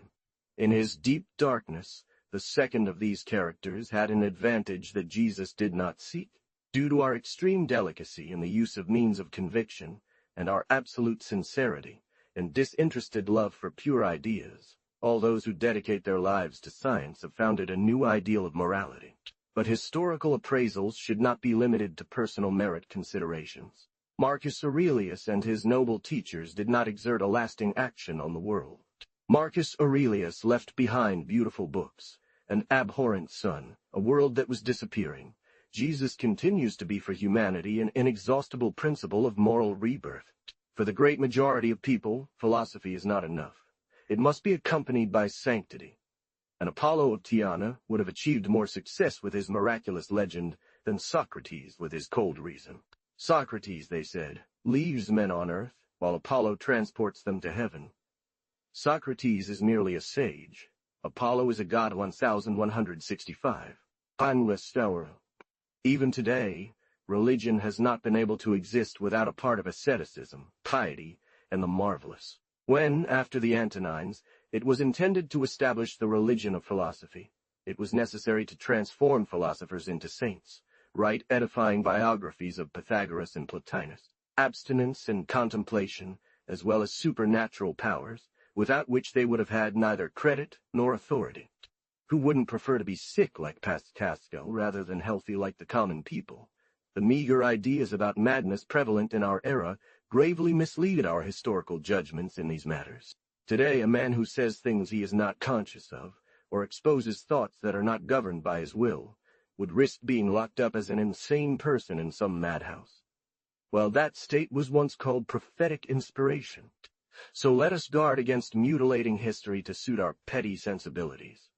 Who among us, miserable dwarfs, can achieve what the eccentric Francis of Assisi or the hysterical St. Teresa did?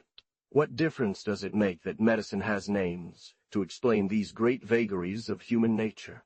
What matters if it claims that genius is a brain disease, that it doesn't see moral delicacy as anything but a principle of dissension, and that it classifies enthusiasm and love among nervous accidents? The words healthy and sick are relative to some extent.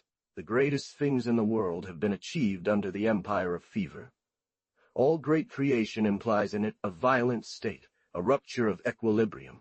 It is also necessary to keep in mind, and we recognize this without difficulty, that Christianity is a work too complex to be the deed of a single man.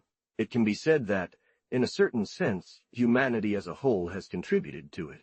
There is no region in the world, however isolated, that does not receive some impressions from the outside.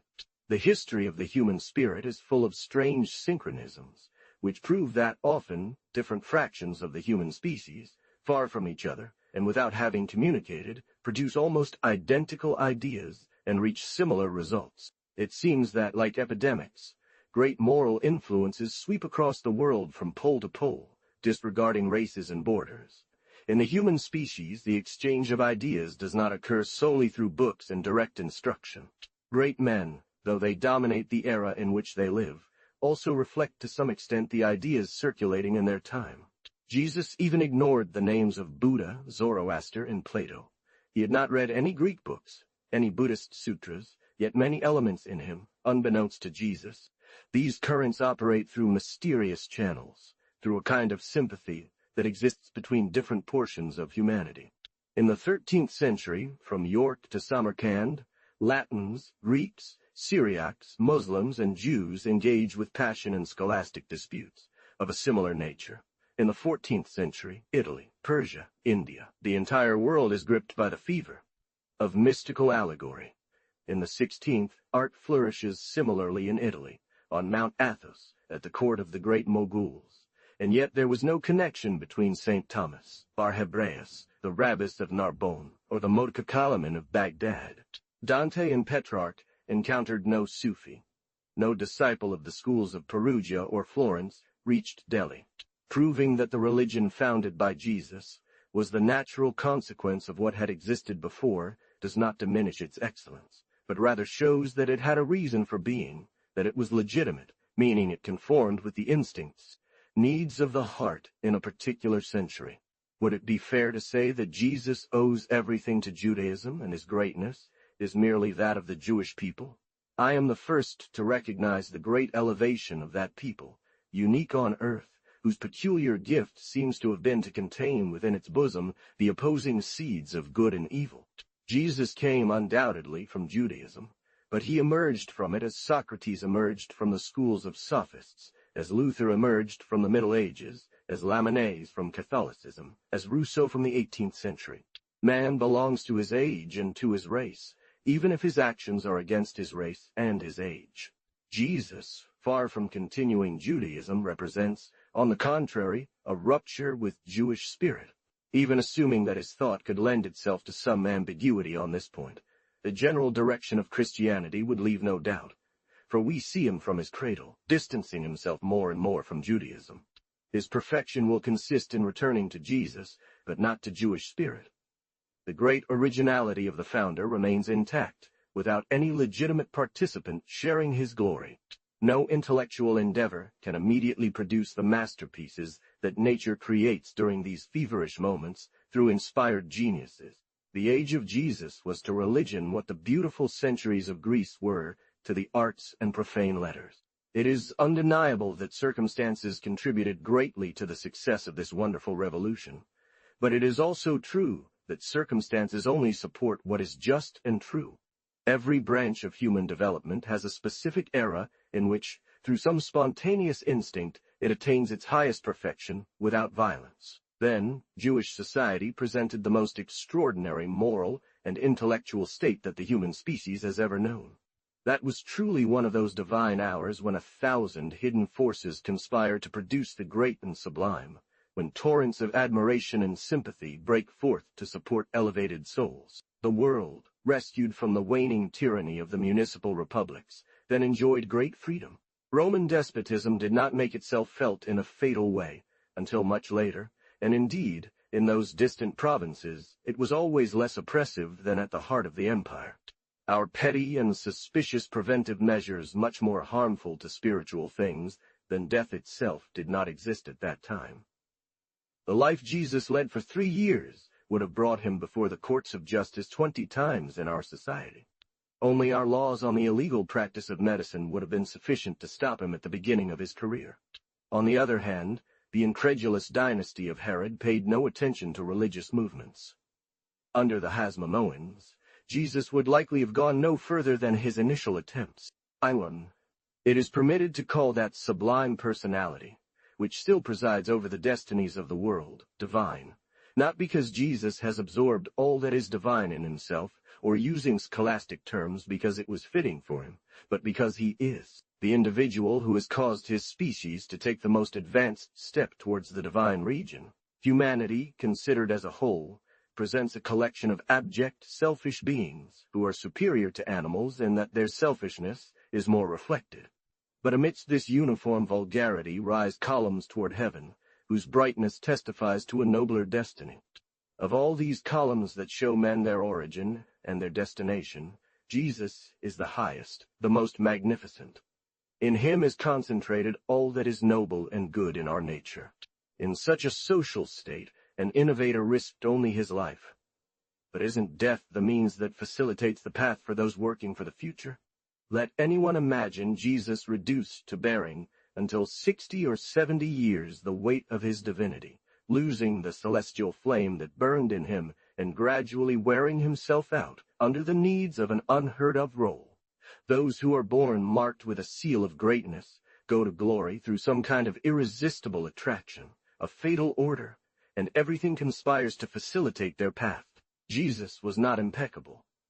He had to overcome the same passions that we struggle against. If any angel comforted him, it was his good conscience. If any Satan tempted him, it was the one that each person harbors in their own heart. It is possible that many of his faults remained hidden, as well as a part of his greatness disappeared due to the poor interpretation of his disciples. But no one like him knew during his life to submit the trivialities of self-love to the interest of humanity. There has been no man except perhaps Sakyamuni who has despised to that degree the ties of family, the pleasures of the world, all earthly concerns. Dedicated without reserve to his idea, he subordinated everything to it to such an extent that, by the end of his life, the universe no longer existed for him. That access of heroic will was what conquered heaven for him. His cult will constantly renew itself. His legend will stir countless tears. His martyrdom will... As for us, eternal children condemned to impotence, us, who work without reaping, and who will never see the fruit of our sowing, let us bow with respect before the magnificent figure of those demigods. They knew what we ignore, this is, to create, affirm, act. Will great originality be reborn once more? Or will the world from now on content itself with following the paths traced by the daring creators of ancient ages? We do not know. But whatever phenomena may occur in the future, no one will surpass Jesus. End of Jesus' life notes. Notes from the introduction. 1. The significant results obtained on this point have been achieved only after the first edition of Mr. Strauss. The eminent critic, in his subsequent editions, has approved them with entire good faith.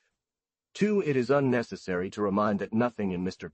Strauss's book justifies the strange and absurd calumny, which seeks to discredit a convenient, accurate, ingenious, diligent work, albeit corrupted in its general parts by an exclusive system before superficial minds. Mr. Strauss has never denied the existence of Jesus, for every page of his book implies that existence. What is true is that Mr. Strauss supposes the individual character of Jesus to be much darker for us than it actually is. 3. If one can call him man. 4. Instead of this Christ was. It is certainly read this Christ was said to be. ECL, I11 y demonster, Evang. Thrive. 5. Cite the passage about Jesus as we read it now in Josephus. Origin contra Celso, I, 47 named, 13 and Eusebius Hist, Eckel, 13. 23 cite another Christian interpolation not found in any of the manuscripts of Josephus in our possession. 6 Jude Epistle, 14. 7 Those who desire more detailed information can read, in addition to Mr.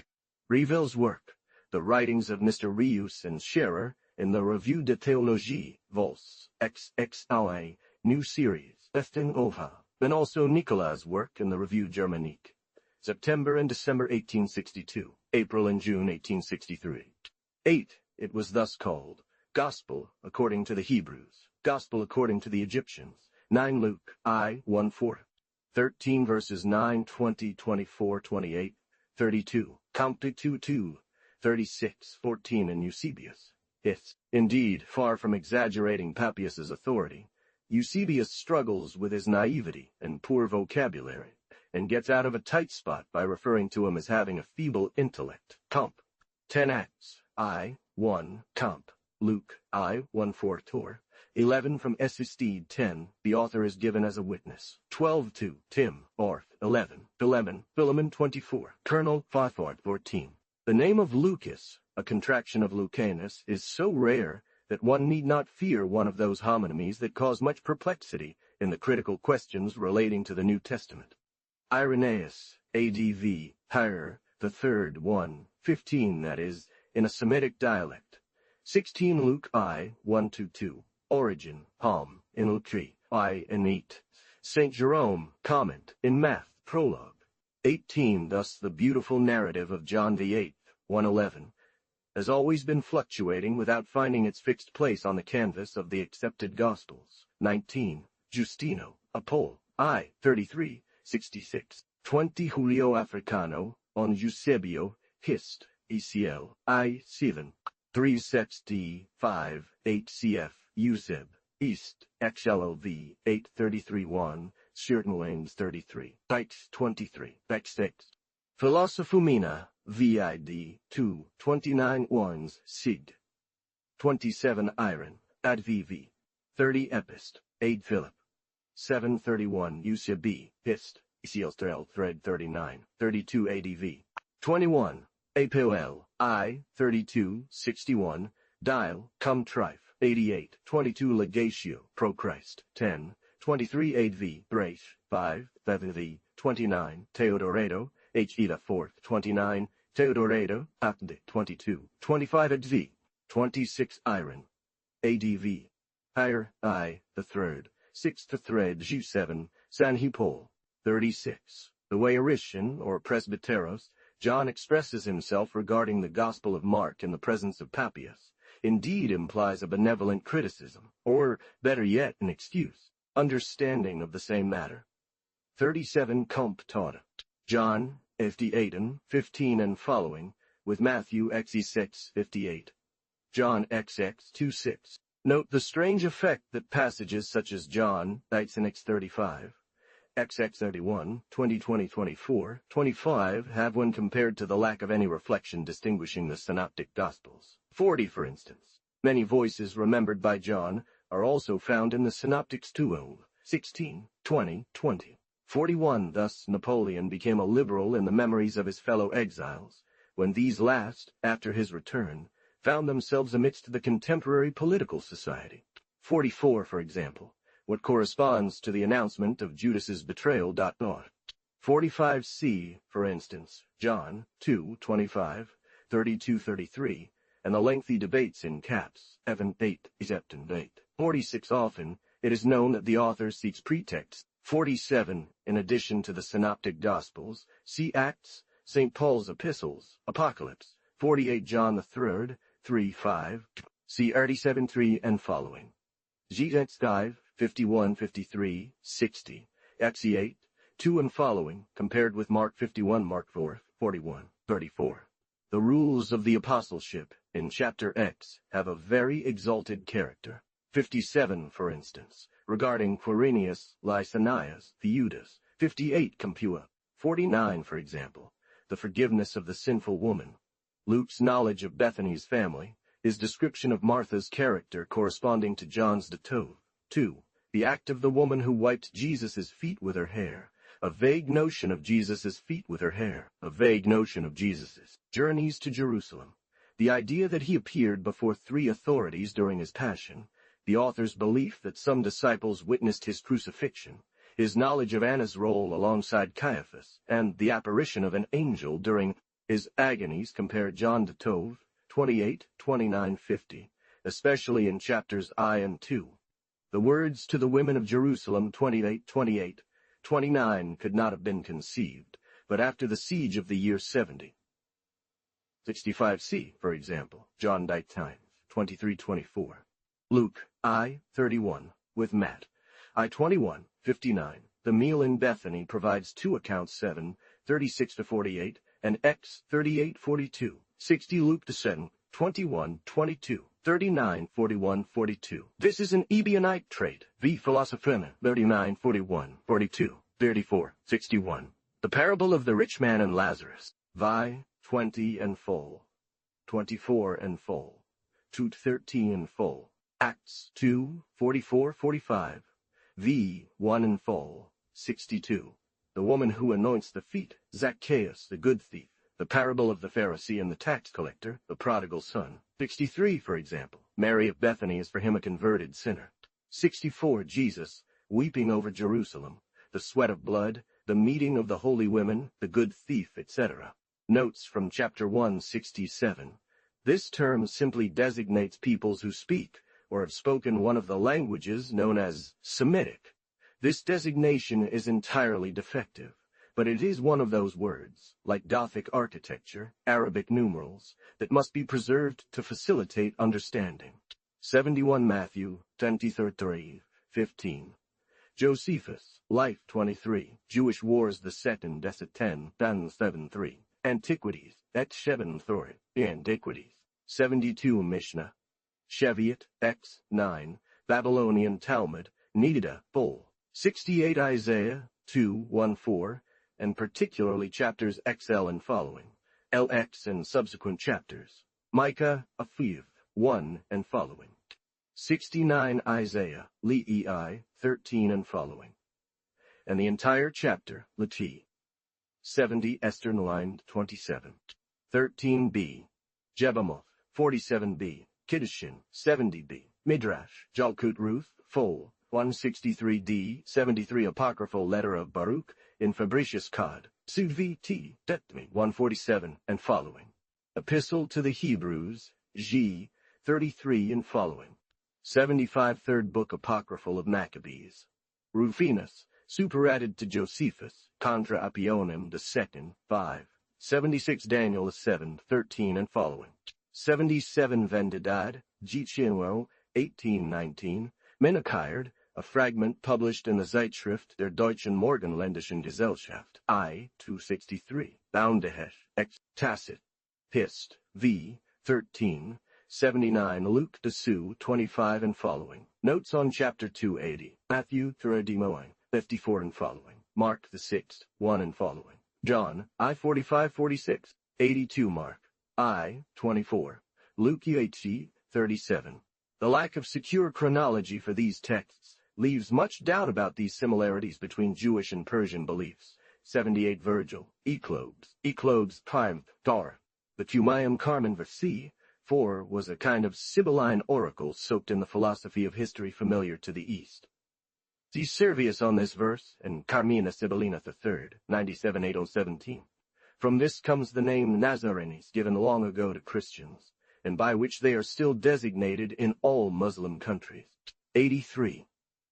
The census conducted by Quirinus is later at least 10 years than the year in which, according to Luke and Matthew, Jesus was born.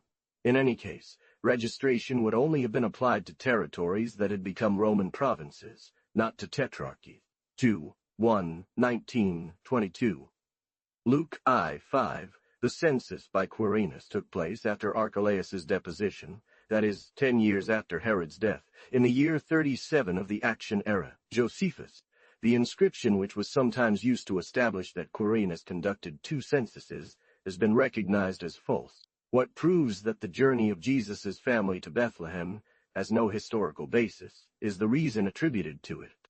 The texts which seek to prove that some of Augustus's statistical and cadastral operations extended to the domain of Herod either do not imply what is sought to be deduced from them, or are by Christian authors who took this detail from Luke's Gospel. Imposing such an obligation would have been for the Roman authority to sanction dangerous claims. 84 chap, the 14th of the work. 85 Matt 2, 1 and following. Luke the 7th, 1 and following. Jesus was not from David's family, and even if he had been, it cannot be understood how his relatives would have been obliged, through a purely cadastral and revenue operation, to come and register at a place abandoned by their ancestors for over 1,000 years. The omission of this narrative in Mark, and the 2 parallel passages, Matt 13:54 and Mark Vi 1, where Nazareth is described as the homeland of Jesus, proves that such a legend was absent from the original text that provided the narrative framework for the current Gospels of Matthew and Mark. Undoubtedly, to answer numerous and repeated objections, reservations were added at the beginning of the Gospel of Matthew, whose contradiction with the rest of the text was not flagrant enough to necessitate correcting previously written parts under a different perspective. On the contrary, Luke the 4th, 16, writing reflectively, used a more mitigated expression to be consistent. Regarding John, he knows nothing about the journey to Bethlehem. In his view, Jesus is simply from Nazareth or Galilee, and this is significant in two instances where remembering his birth in Bethlehem would have been crucial. I 45, 46, 11, 41, 42. 90 later, the origin of the genealogies intended to connect him with the Davidic lineage will be explained. Chapter 14. Suppressed by the Ebionites Epiph, ADV, Erdet, Etzi, 14, 91 Math, 13, 55. 86. It is known that the calculation which served as a basis for the Vulgar era was made in the 6th century by Dionysius the Younger. 88 Gelil Hagoyim's Circle of the Gentiles. 89 Strabo, Esthet the Tomb, 35, Jos, Vita, 12, 92.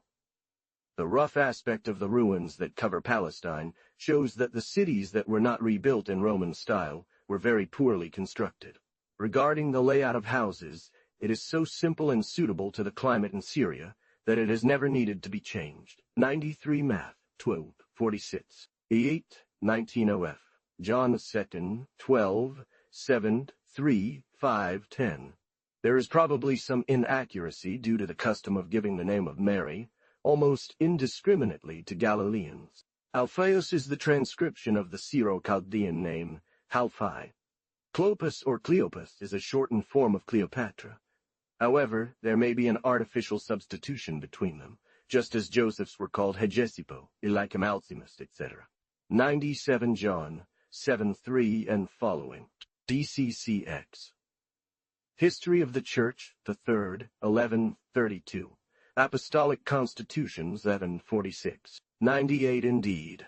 The four characters mention Matthew, 13, 55. Mark, Zetz, 3, as sons of Mary, mother of Jesus. James, Joseph, Simon, and Judas reappear as if they were sons of Mary, and Cleopas Matthew, Etzi Septon, 56. Epistle of James, I, 1.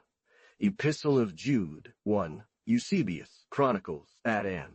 The hypothesis that we propose can alone resolve the enormous difficulty in assuming two sisters having 3 or 4 children with the same names, and in admitting that Santiago, James, and Simon, the first 2 bishops of Jerusalem, described as brothers of the Lord, were indeed brothers of Jesus, who initially were hostile to him, but later became his followers. The evangelist, hearing those 4 sons of Cleophas called brothers of the Lord, would by mistake attribute their names in the passage Matt.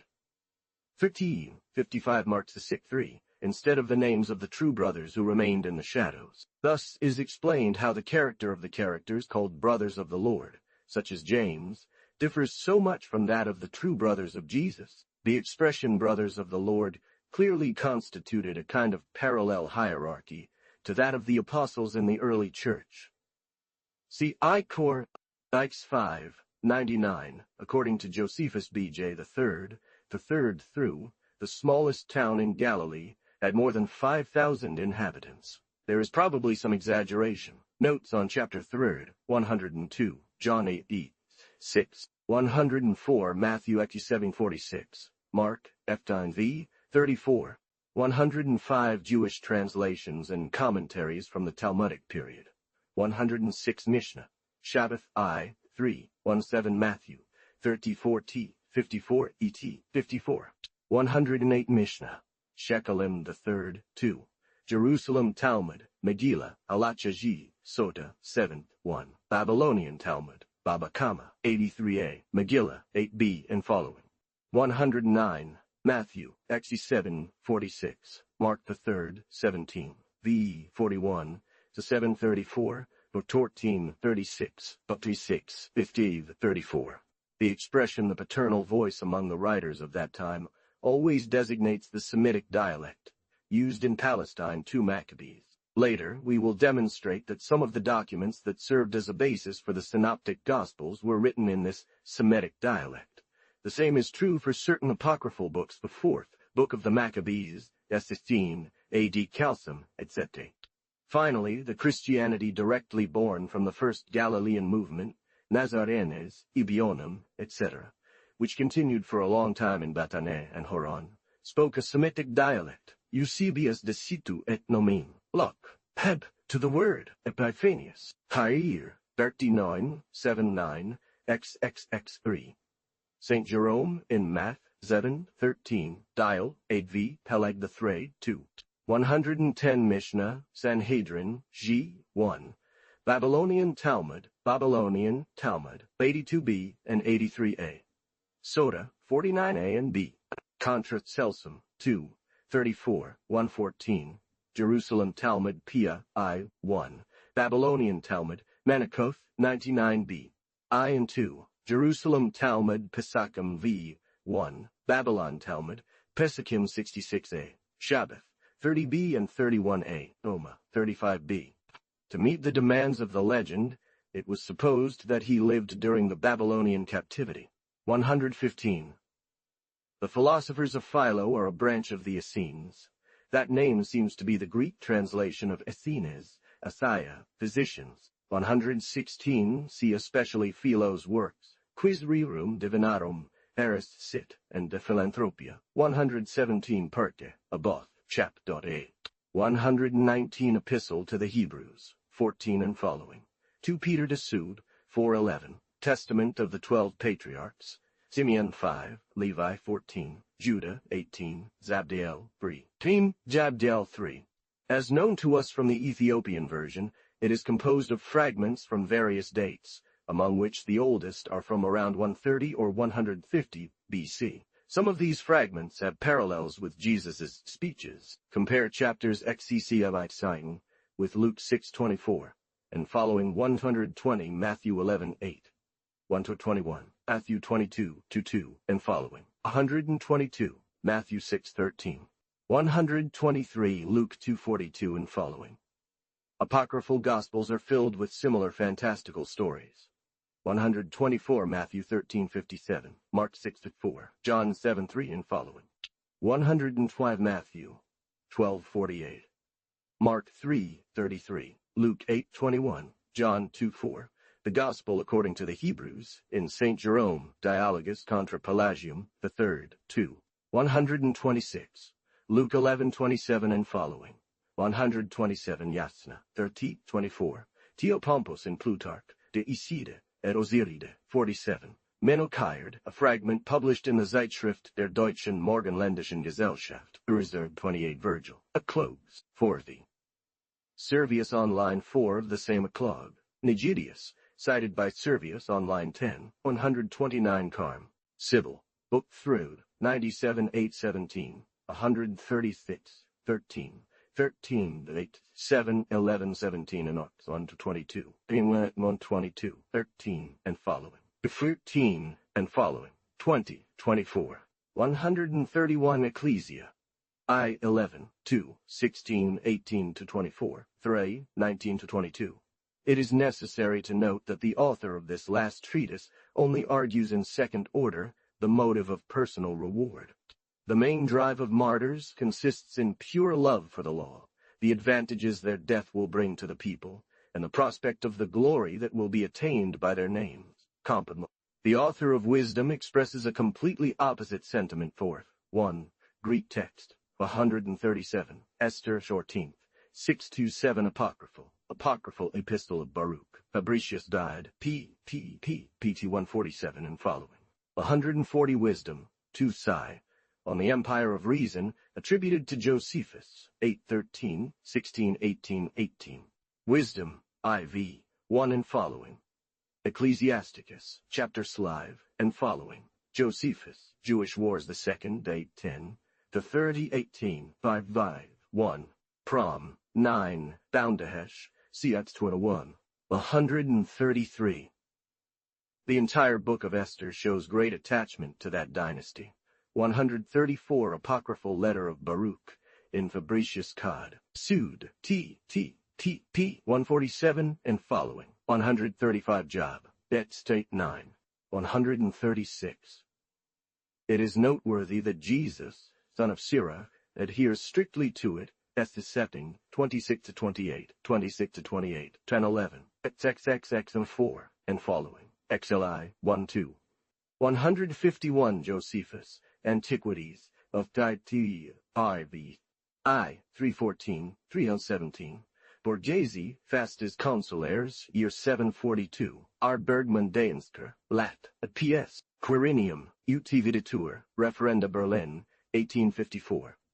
Tacheki and 2, 30. Compare the Book of Enoch, Execeden, 1314, 157 Philo, Leg, Ad Caim, 38. 158 Joaz, Ant, Estescedent, Vi, 2 and following. BJ I Extorit 3 and following. Verse 11 suggests that Simon the sorcerer was already famous in Jesus' time. The remnants of the dogma of resurrection are very doubtful in the Avesta. 144, John G. 24, 145 Luke, Thessistine, 22, 146 Daniel, 250s, 147, 2, Maccabees, the Sevis Antiquities, the But 1 through, Luke 19, 2, Luke 1, 2. 149 Josephus, Antiquities, XD 8, 2, 3, 5, V 5, 1, 150 Josephus, Antiquities, Destinate, 2. Before Judas the Galilean, the Acts place another agitator, Theudas. But there is an anachronism. Theudas's movement occurred in the year 44 CE. Josephus, Antiquities, Vexx, 162 Claudius's speeches in Lyon, Table 2, End, de Boissieu, Ancient Inscription of Lyon, p. 165 Josephus, Antiquities, FV 8, I, 1 and 6, Biblical Journals, 2E 8, 1, Jewish War, v. 37. The Galilean movement of Judas, son of Zechariah, did not appear to have a religious character. However, it may have been disguised by Josephus' Antiquities. This is attempting, X5. 169 Josephus, Biblical Journals, the 3rd, 3, 1, Thoy. The horrible state to which the country is reduced, especially near the Sea of Tiberias, cannot give an idea of its former splendor. Those lands, now desolate, were once earthly paradises. The baths of Tiberiad, now a horrible mansion, were the most beautiful place in Galilee. Jos, Ant, ZD 8 the 2nd, 3. 171 Mat, that's a 7-1 etc. Mark NC, 18C, Q, 18C, 28, S2, 172. Os, BJ the 3rd, 2, 173 Chos. 2, 3, 5, 13, IV 13, 5, 6, 10, 7, 8, 12, 825. Anthony the Martyr, Jude, the 3rd, X8 praises the beautiful trees of the plain of Genesis, where not even one remains. Anthony the Martyr, around the year 600, that is, 50 years before the Muslim invasion, still found Galilee covered with delightful plantations, and compared its fertility to that of Egypt. Itin. 5. 170 Mat, v. 1, 14, 23, Luke, 6, 23, Luke, 6, 12. 176 Luke 2, 41. 177 Luke 2, 42, 44. However, pilgrims often traveled through Perea to avoid Samaria, which was considered dangerous. Mat, X 1, Mark, X, C. The aspect of the farms in the south of the land of Tyre, ancient tribe of Asher, has been preserved. At every step one encounters traces of ancient Palestinian agriculture, with its tools carved in stone treads, presses, silos, piles, mills, etc. 175 Mat. Ike 17, She 19, Mark 2, 22, Luke v. 37, 34, John 2, 3 and following. 180 according to Josephus Vita. 52. The journey took 3 days, but the stage between Shechem and Jerusalem was usually divided into 2 parts. 181, Luke 4, 42. Verse 40b, verse 16. Notes on chapter 4, 182. This is Mark's expression. Vice 3, the F. Mat, B. 55. Marcos does not know Joseph. On the contrary, John and Luke prefer the expression son of Joseph. Luke the 3rd, 23, 4, 22, John I, 45, 42, 183, John 80, thus, 184. I accept as probable the idea of identifying Cana of Galilee with Cana el-Jalil. 188, for example, Rabbi Johanan the cobbler, Rabbi Isaac the blacksmith. 189 Acts, G8, 3, 190. Chapter 9 of the work.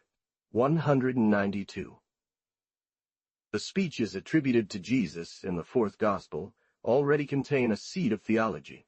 However, arguments can be put forward in favor of Kepher Kenna, about an hour or an hour and a half distant from Nazareth, to the NE 185 now El Butauf, 186, John the 2nd, 11, Orth, 46, John, 21, 2, Matthew X 4, Mark the 3rd, 18, 187 Mark, Zest 3, Justin, Dial, Cum Trife, 88. But since these speeches are entirely in contradiction with those of the Synoptic Gospels, which undoubtedly represent the primitive logia, they must be regarded as documents of apostolic history, and not as elements of Jesus' life. 193 Math. 9, and other similar narratives. 194, John 21:15 of Act. 195. The sublime soul of Philo agreed with that of Jesus, de Confu. Ling, 14, Demig, Abara, 1. Des Omnius de Seton, 41, etc. 196. St. Paul, Galatians the 4th, 6, 197. The word heaven in the rabbinic language of that time is synonymous with the name God, whose pronunciation was avoided. Comp. Math. 200 Mishnah, Barakoth Datu, 1, 3. Jerusalem Talmud, Barakoth the Seton, 2, 2. Kiddushin, I, 2. Babylonian Talmud, Barakoth, 15a. Mekilta, 42b. Du Tov, 34. Luke to 12, 31. 202, Luke, Pesta Seton, 2021. 25. Luke Gertz, XE 4, 198. This expression appears on every page of the Synoptic Gospels, Acts of the Apostles, and St. Paul's writings. If Jesus appears only once in San Juan III, 3 and 5, it is because the discourses reported in the fourth Gospel are far from representing the true word of Jesus. Cum Trife. 85-88, 100 proceeds from the desire to see realized in him a supposed messianic trait is. 53-2. But through their fragmented form, they reveal sutures. 203. The great theory of the apocalypse of the Son of Man is in fact reserved, in the Synoptics, for the chapters preceding the narration of the Passion. In Matthew, the first sermons are entirely moral. 204, Matt. 34 and following. Mark. Vi. 2 and following. John Vi. 42. 205, the tradition about Jesus' ugliness, Justinus, Dial. 207 Perke Aboth, is the little book in which are collected the sayings of the Jewish doctors of that time. 208 we will indicate similarities as they arise. Since the formulation of the Talmud is posterior to that of the Gospels, it has been assumed that Jewish compilers plagiarized Christian morality. But this cannot be admitted. There was a chasm of separation between church and synagogue. Before the 13th century, Christian literature and Jewish literature had very little influence on each other. 209 Matt. D. Luke 7:12, Luke 6:31. This axiom is already found in the book of Tobit 5:16. Hillel used it repeatedly. Talmud Babylon. Sabbath 31a, as Jesus said, he was the fulfillment of the law. 210 Matt. V. 39 and following. Luke 6:29. Compa Jeremiah, Lamentations the 30, 29-30. Zetshi, 29-30. Zetine. Babylonian Talmud, Sabbath 88b. Joma 23a, 213. Matt the 7th, 1. Luke 6:37. Comptor. Babylonian Talmud, Kethuboth 105b. 2014. Luke the 6th, 37. Compi Leviticus 18. Proverbs 22. Ecclesiastes 38, 1 and following. 215. Luke the 6th, 36. 1802. 216. Acts 35. 1802. 200 notes 16. Matt, Wetterteen, Matt, Wife Duke 13, Matt Danishford Day Benin Ben. The sentences quoted by St.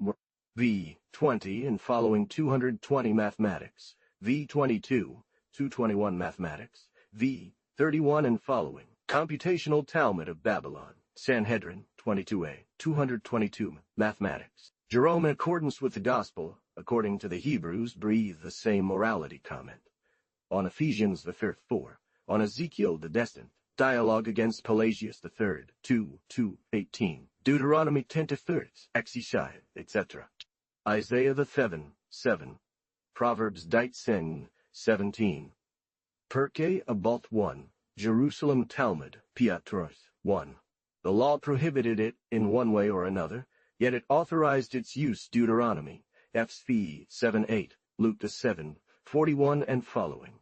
226 Mathematics, v. 23, and following. 227 Mathematics, v. 45 and following. Compare Leviticus. 232 Mathematics, vi. 5:8, 233. Mathematics 14:23, Luke 4:42, v. 16. LV ed. Entire, Hosea, vi. 6, Malachi I. 10 and sig. 238 Perke Aboth I. 2. 228 Compare Philo, on the migration of Abraham, 23 and 24.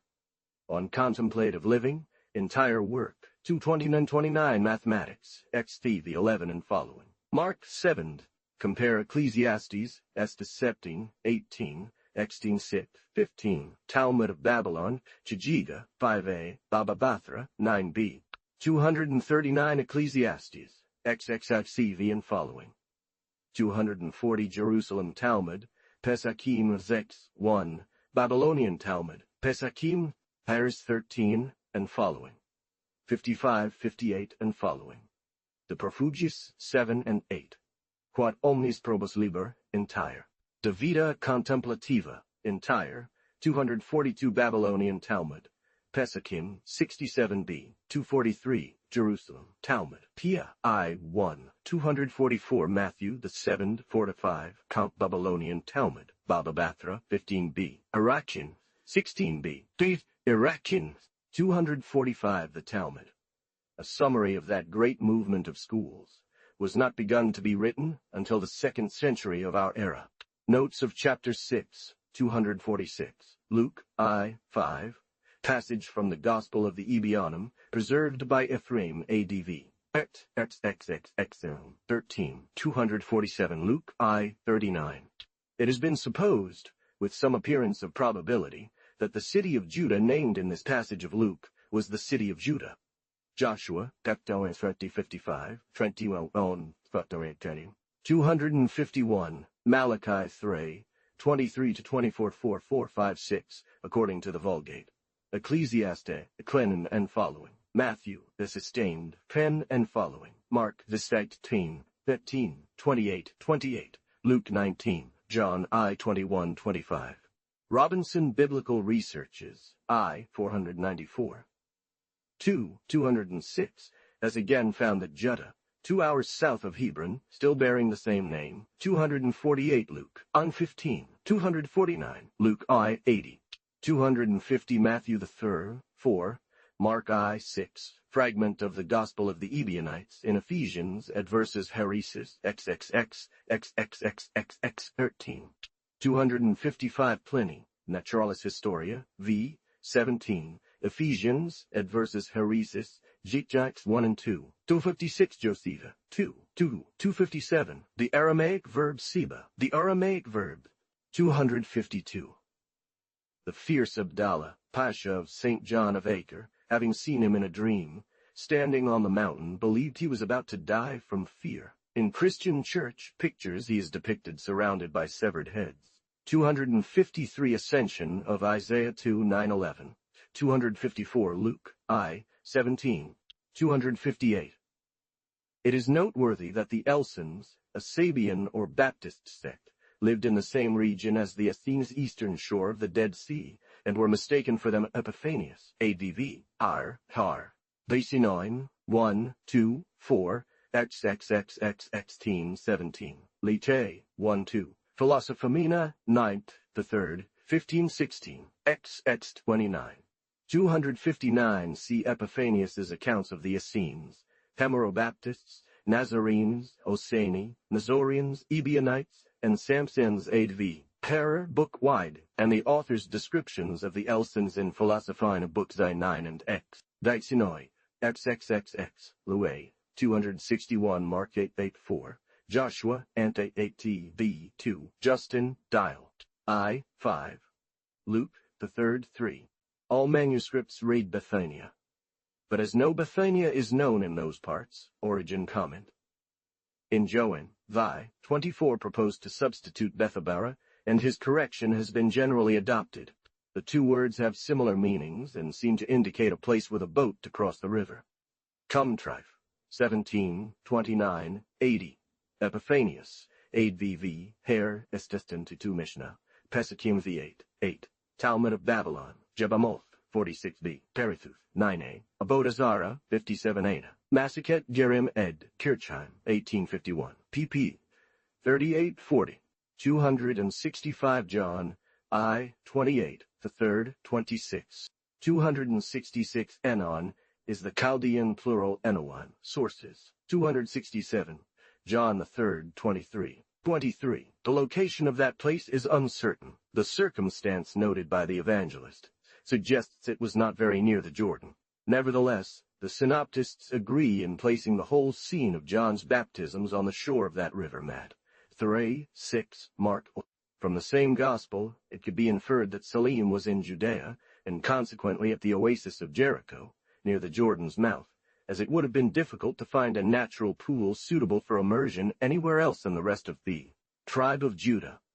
St. Jerome suggests placing Salim much further north, near Beth Shean, or 277, Luke 3, 11, 14, Joshua Ant, Ephesians v. 2, 278, Matt, 21, 32, Luke 3, 12, 14, 279, Matt, 3, 9, 280, Matt. However, Robinson Bib Res III, 333, found no justification for such a claim.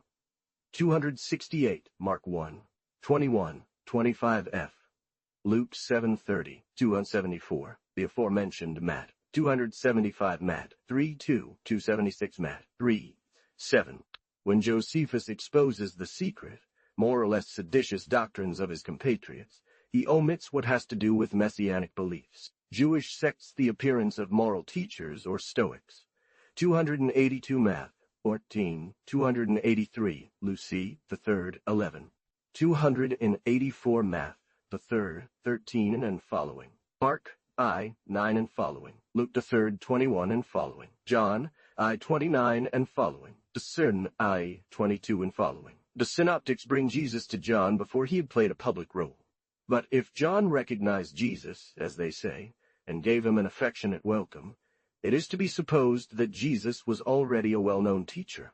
The fourth gospel brings Jesus to John twice, the first time when he was still unknown, and the second with a group of disciples. Without touching upon the issue of Jesus' precise itineraries, an intractable question due to the contradictions in the documents and the lack of care taken by the evangelists to be exact on such matters, without denying the possibility of a journey by Jesus towards John during a time when he was not well known, we adopt the data provided by the fourth gospel third, 22 and following, namely that Jesus had already established a school before baptizing John. It is also necessary to remember that the opening pages of the fourth gospel are nothing more than notes put together without any chronological order. 285 Luke. I. All the details in the narrative are legendary, particularly those referring to John's relationship with Jesus. 286 John the third, 22-26, Tworth, 122, 26. The parenthesis in verse 2 seems to be a gloss added, or perhaps a scruple of John correcting himself. 287 John, 3rd, 26, Arphy, 1. 288 Matthew, the 3rd, 2, Arph, 17. 289 Matthew the 3rd, 7, 17, 33. 291 Mathematics, 14, 12. 292 Luke the 3rd, 19 Tobelai. 293 Matthew 14, 3 in the Greek text and Mark 6, 17 seem to have had him with Philip, but this is an oversight. Philip's wife was Salome, daughter of Herodias. 15 the 7, 1, 2. BJ the suit in 9th, the 6, 296 Joyce, and that's today, Viva 1, 297 today. Mark, at the Awadi Zerkame. This site has not been visited since Seetson. 298 Yoas de Bell, Jude the 7th Devi, 1 and following. 299 Ostant these 8, Vestevi 1, 311. 304 Mathematics, before D, 5305 Mark, Zeitz 20. I read, and not, notes on chapter 7306 Tobias, V8, 3, Luke Ju, 24. 307 Mathematics, R, 1 and following. Mark, I, 12, 13, Luke, I, 1 and following. The surprising similarity between these narratives and the analogous legends of the Ventidad Frag. Benzino ali Tavisturachap, that's the team de womb, leads one not to see in all this but a pure myth. 312 John the 12, 31, 14, 30, the seed, 11, count the 2 core, I 4, effect the 2, 2, 3, 13, John, I 10, 77, 17, 22, 27. The meaning of the word world is particularly characterized in the writings of Paul and John. 3:14 Math, Zichinx 30, XX 30, XX 30. Acts 3:21, 3:22. Matthew, that's just 2, 23, 26, 22. However, Mark's poor and concise narrative, representing evidently the primitive redaction, presupposes an effective event that later produced the theme of legendary developments. 3:8 Math, R 12, Mark, I 14, Luke 8, 14, John 4:3. 309 Math, 7, 29, Mark, I 22, Luke C, 32, 310 Mark, I 14, 15, 311 Mark, F State 43. Cert T 24 and following. 316 Math, 37 and following. 317 Math, 13, 31 and following. Mark Thort 31 and following. Mark 31 and following. Luke 18 Matthew 33. Luke 37 33. Luke 21. 319 Matthew 13 as a whole. St 8 23 and following. Luke 13 18 and following. 320 Matthew 22 2 30. 321 Restoration of all things. 328. The millenarian sects of England offer the same contrast, that is, belief in an imminent end of the world, yet they have a rare good sense in practical living, extraordinary intelligence for business and industry. 329 Matthew X 17 to 18, Luke to 12, 11. 334 John Ephistine the 19, this teen 14, 16. 335 see chapter Steading of John, which expresses, if not a true speech by Jesus, at least a deeply rooted sentiment among his disciples. Notes on chapter 8, 336, Luke the 3rd, 23. The Ebionite Gospel in Ephesians at verses Heresis XXXXXX 13. 330 Matthew v 10 and following. As a whole, Luke vi 22 and following. John F 18 and following. 16, 2 and following. 20, 20, 20, 20, 20, 23, 31. Luke the 2nd, 15. 332 Matthew v 3, 10. St 8, 3. G6, 14, 23, 24, 21, 31, 21, 2 and following. X 14, 15, 23, 25. Luke the 4th, 18 and following. 18, 24 to 5. 233. Math. 338 Ezekiel, I, 526 and following. 339 Daniel 7, 13, 14. Compia 8, 15. X 16. 340 in John the 12th. 34. The Jews do not seem to grasp the meaning of this word. The Jews do not seem to grasp the meaning of this word. 341 Book of Enoch, XLV, 1, 2, 3, 2, 3, Lecture 8, 9, 14. LXX, 1 Dillman's division. Math. X, 23. 30, 41. Teshig 27, 28. G-Synix 28, 24, 20. 37, 39, 44. At Siv 26, 26, 26, 22. Luke 12, 49.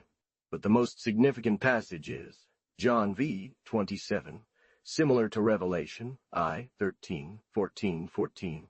The expression son of the woman, instead of Messiah, appears once in the book of Enoch, Lecture 8, 5, 342 John v. 22, 27, 343 then. 344.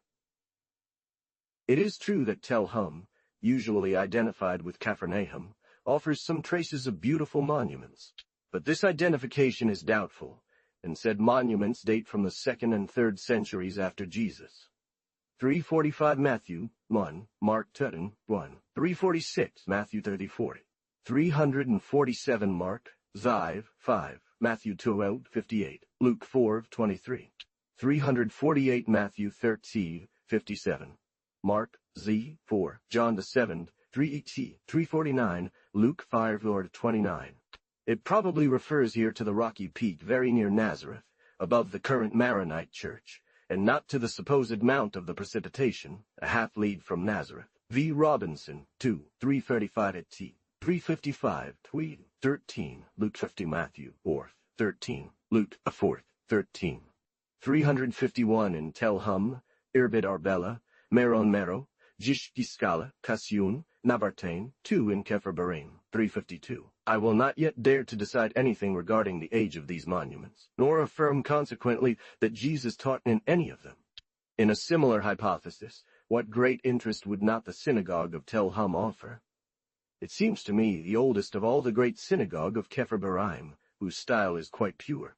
That of Kasyun has a Greek inscription from the time of Septimius Severus. The importance of Judaism in Upper Galilee, after the Roman war, makes one believe that many of these buildings do not date back further than the 3rd century, at which time Tiberias became something like the capital of Judaism.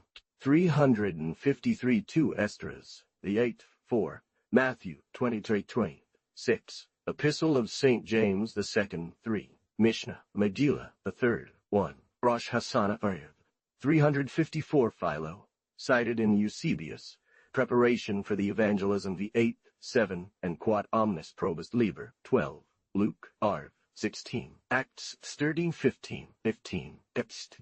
Mark, V, 22, 35, and following. Luke, Iv, 23, the 8th, 3, the 8th, 41, 49, 13, 14, Acts 13, 15, 14, 8, 17, Apocalypse, 30xx 4, 11, 356 Matthew, V, 25, X, 17, 23, 34, Mark 13, 9, Luke 12, 11, 21, 12, 357 Matthew, 23, 6, Epistle to the Saints, 2, 3, Babylonia Talmud, Sukkah, 51b, of Jerusalem, Masaroth, the 3rd, 1, Shabbat, Nights, 1, 365. The old hypothesis identifying Tel Hum with Capharnaum still has many proponents. The strongest argument in its favor is the very name of Tel Hum. Tel is part of the name of several villages, and it could have easily replaced Kaphor. Furthermore, it is impossible to find near Tel Hum a source corresponding to what Josephus, Z.J. III, X 8, Blight 8. The source of Capharnaum appears to be Ain Medawara, but Ain Medawara is half a league from the lake, while Capharnaum was a fishing city on the very shore of the Seamath. IV 13, John V 17, 358 Matthew, IV 23, Titus 35, Mark I 21, 39, 6 2, Luke 5, 15, 16, 31, 44, 13, 10, John FD 8 to 20, 359, Luke the 4th, 16 and 40, Mark I 22, 30, 1 Luke Evedital, Mark I 2, 361. The ancient Kinnereth had vanished or changed its name. 362. It was very near Tiberias, to Burton's assessment. 367. I adopt the opinion of Mr. Regarding Bethsaida, uncertainty is even greater, because the widely accepted hypothesis of 2 Bethsaidas, one on the western shore and another on the eastern shore of the lake, about 3 leagues apart from each other, is somewhat strange. 366. The depression of the Dead Sea is twice as much, according to Captain Lynch, which agrees with Mr. Mark the 5th, 1, and Luke the 8th, 26 mention Gadara or Gerasa instead of Gergesa. Gerasa is entirely impossible, since the evangelists state that the city mentioned was near the lake and in front of Galilee. Thompson the Land and the Book 2, 34 and following, according to which the Gergesa of Matthew v. 8:28, identical to the Canaanite city of Girgash, Genesis x 16:21, Deuteronomy 7:1, Joshua 20:11, could be the site now known as Kersa or Evan, could be the site now known as Kersa or Gersa, on the eastern shore, almost opposite Magdala.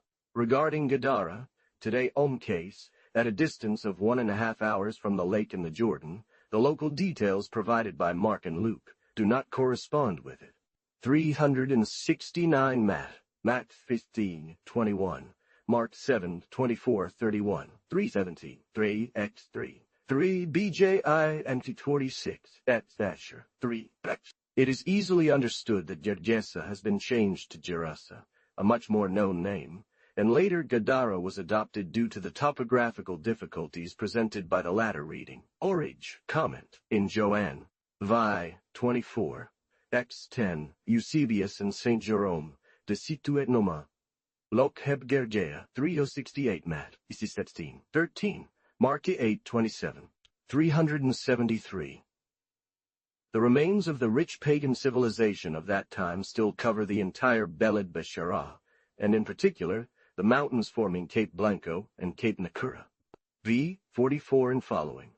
John, I. 44, 20U1 and following, Juspi, J3, X 7, Jacques de Vitry in Gesta de Perfroncos, Om, P. 75, 375, Matt X 1, V. 13, Clement of Alexandria, Stromata III, 6, 11, Pseudoclement, Recognitions, Zevon, 25, Eusebius, 390.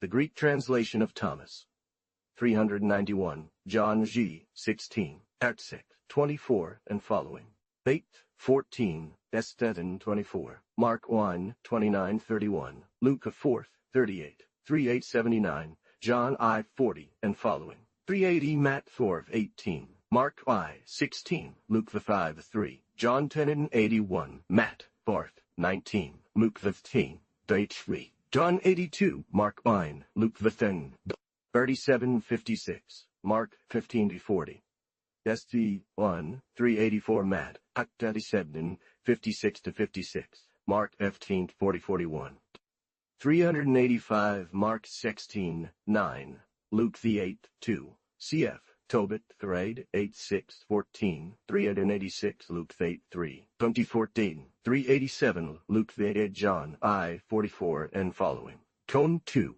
I admit the identification of Nathanael and of the apostle who appears in the lists under the name of Bartolomeus. 389 Papias, in Eusebius Hist, ECL 39. 394.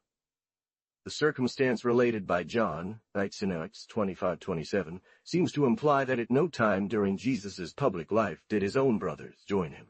Luke, I, 28, 2:35, which already imply great consideration for Mary. 397 John 19:8, 25 and following. 398 Mark, 3, 17 Oings, 37 and following.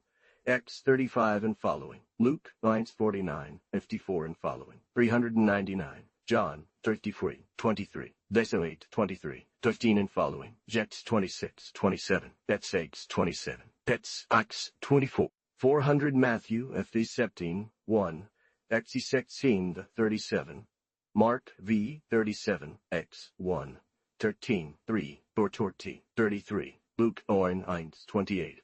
403 it appears he lived until the year 100.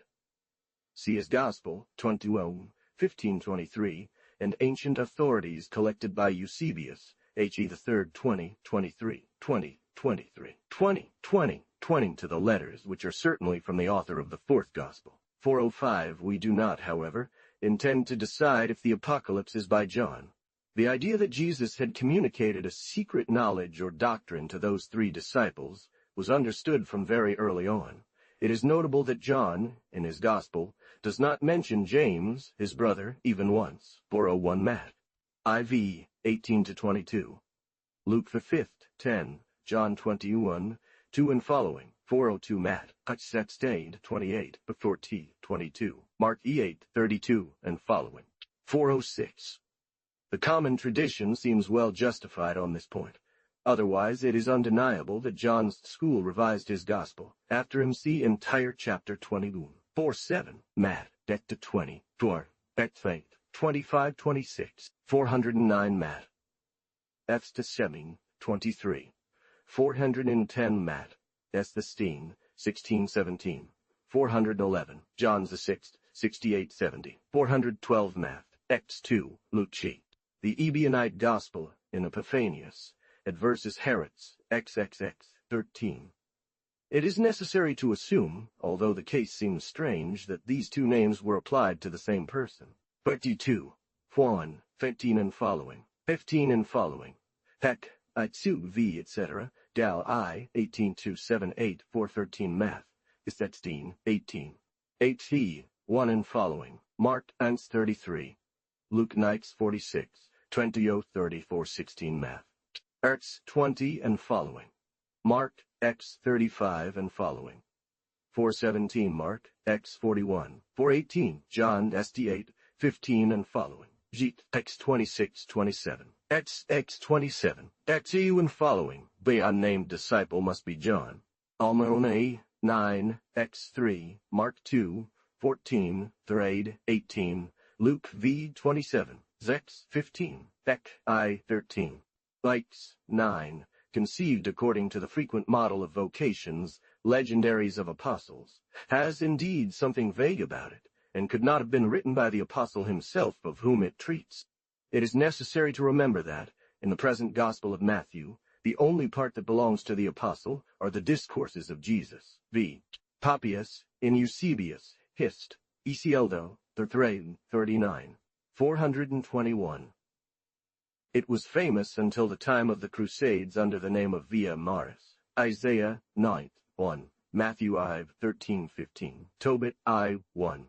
I believe that the path carved in the rock near Ain 18 formed part of it, and that from there it led to the bridge of the daughters of Jacob, as it does today. A portion of the route from Ain 18 to the bridge is of ancient construction.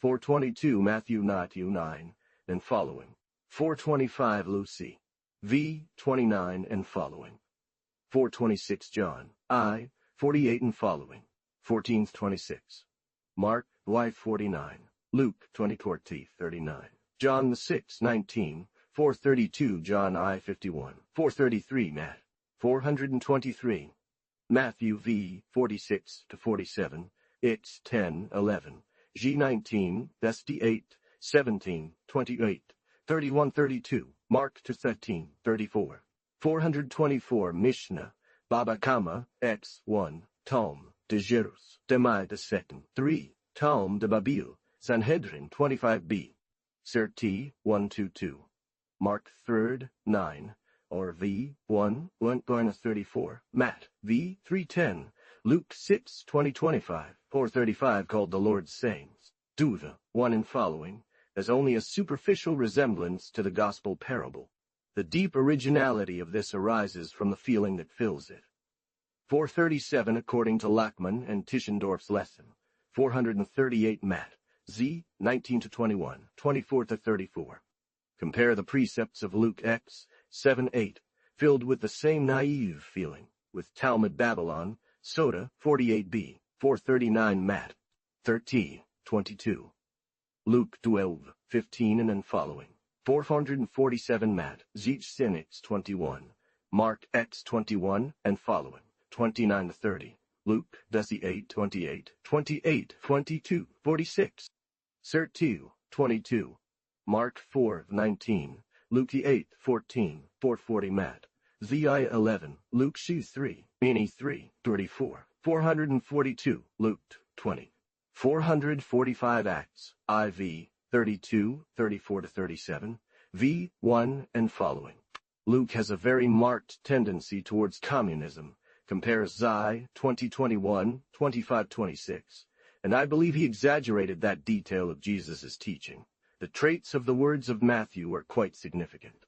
This proverbial locution is also found in the Talmud Babil, Barakoth, 55b, Baba Messiah, 38b in the Quran Surah, the 7th, 38, taught origin, as well as Greek interpreters, ignorant of the Semitic proverb, translated Moroma 454 Math, Tracy 22. 455 Psalm 3. Notes from chapter 2.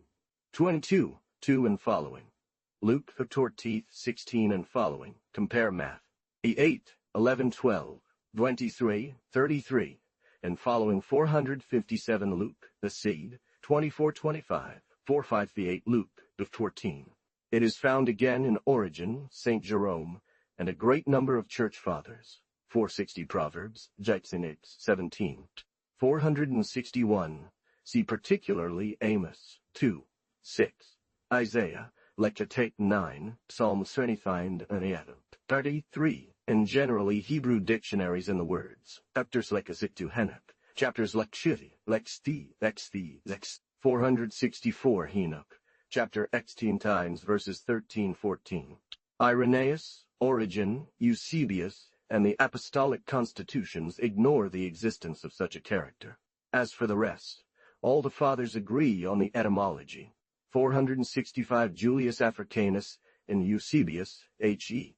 I. 7, Eusebius de situ et nomine locorum heber, under the term. Origen contra Celso, the second one. V. 61, Epiphanius. 466, Origen, contra Celso, tone 1. De Principis the fourth 22. Comparison with Epiphanius at versus Heresies, XXXXXXXA. 473. Luke F.C. 4, and following 474 Matthew, St. 8, 11. Luke 13 10, 475 Matthew 9, 13, 470, 13, 470. 467 Epiphanius, at versus Heresies Zeitchenlives XXX, particularly Ecti 9, 468 Matthew, 5, Luke the 6, 2021, 4069 Matthew 9, 36. 471, Matthew 11, Mark 2, 16, Luke v. 30, 472, Matthew 9, 12, X 30 and following, FC entire, F 7, 16 and following. But the forgiveness of the sinner was certainly one of the essential features of Jesus' anecdotal life. John v. 8, 3 and following. Papias and Eusebius, History of the Church, the 3rd, 39, 477, Luke Zeitzenix 2, and following 478 Matthew 31-32, 479, Matthew at 1, 1 and 480, 481 Matthew at X 14 and following, Mark to Sut 18 and following. Leo of Works, as found in manuscript B of the Vatican, and not children. 483 Math. 78 484 Math. GC Nex 13 and following. Martinites, 35x 13 and following. Lucas Destin 16, 15, 16, 485 Ibid. 485 Ibid. 486 Math. 487 Gospel of Mark. Addition to verse 2 of chapter 23 of Luke Epiph, ADV. If the suppressions of Marcion have no critical value, the same cannot be said of his additions, which derive not from a fixed purpose, but from the state of the manuscripts he used. 488 Shout proffered during the procession of the Tabernacle's feast, waving palm branches. Mishnah, Sukkah, 3rd 9. This custom still exists among the Israelites. 489 Math. She, 15-16, 490 Math. Vesti 8, 5, 10, 14. Luke, X 21, 495 Math. X 42, Vesti 8, 5, 14. Mark 9:36, Luke Descendant 2, 496 Math. 8, 4. Mark 9:33-36, Luke 9:46-48, 427 Luke 20:97, Luke 22, 37-40-41, 499 Luke 20:99, Luke 23 43 Tor, Luke 7:18 ff, 501 Math, Nix 14 ff, 502 Math, 14. 4 ff. Mark v. 18 f. Luke the 3rd, 19. 14, 15 ff. Mark c. 35 ff. Luke 9s, 11. John v. 2 fa 509 Math. 46. Corrected by Spiegel in the Zeitschrift der Deutschen Morgenländischen Gesellschaft. I. 261 and following. Extracts from Jamast Name and Spiegel's Avesta. I. p. 34. She. 7 ff. Luke, the 7, 24 ff. 510 Math. G. 12-13. Luke S. 16, 511. Malachi the 3rd and Ive the 3rd. Narrated 12 Math. Luke 19, 15, 8. 28, 19. 15 following. 515 texts, cited by Anquetil Duperon, Zend Avesta, I2, second part, p. None of the Parian texts that truly imply the idea of resurrected prophets and precursors are ancient, but the ideas contained in those texts seem to be very anterior to the time of their composition. 516 Apoki, G3, and following. 517 Mark, Owen and 18 Math. G14, Vestina 7. 10:13, Mark Z15, X 10:12, Luke X 8 Dawn, Wolp, Night 8. 519, Luke I 17 520 Math. 20 32, 32, Luke X 29:30, 521 Acts 8 6 4. 522, Luke I 520 Math. 13 and following, Luke 30, 32 33. 525 Acts, FD 8 25. Tights in X 15, Epiphany, at verses Heretical, XXXXXXX. 526 would then Bunai be among the disciples of Jesus, as included in the Talmud Bab. Sanhedrin, 43a, 527 Hegesip. 529. The word Sabians is the Aramaic equivalent of Baptists. Mu'tazila has the same meaning in Arabic. Notes from chapter 13, 530, however. The synoptics vaguely allude to these travels. Math. 37, Lucy 37, Luke 13, 34. They know as well as John the relationship of Jesus with Joseph of Arimathea. Luke X 38:42 knows the family of Bethany. Luke 9, 51-54 has a vague knowledge of the fourth Gospel's account regarding Jesus' travels. Some speeches against the Pharisees and Sadducees, placed by the synoptics in Galilee, cannot make sense unless they are set in Jerusalem. Lastly, an 8-day period is too short to explain everything that happened in that city, from Jesus' arrival until his death. 531 two pilgrimages are clearly designated John de Sue, 13. V1, not to mention the final journey 7 and 10, after which Jesus did not return to Galilee again. The first had taken place when John was still baptizing. Therefore, it would belong to the Passover of the year 29, but the circumstances referred to as from that journey are from a later period comp. John the 2nd, 14 and following, and Matthew 21, 12-13, Mark Kashi, 15-17, Luke G. Chemond, 45-46. It is evident that there are date transpositions in these chapters of John, or rather the author has mixed the circumstances of different journeys. Talmud of Babylon, Shabbath, 33b. 540 Josephus, Antiquities, Ectheme VG, 56, 541. Josephus, Antiquities, 532. This can be judged from the Talmud, echoing Jewish scholarship of that time. 533, Psalm Electate for Teeth, Balaam, at 30, 11. 534, Matthew, 73, Arctur 73, Actonian Talmud, Erubin, 53a and following. Bereshit Rabbah, 26, 535 John 7, 52. 536 Isaiah, Not, 1-2, Matthew I, 13 and following. 537, John I, 46. 538 tombs known as those of the judges, kings, Absalom, Zechariah, Josiah, and James. Compare the description of the tomb of the Maccabees in Modin 1 Mac, 13, 27, and following.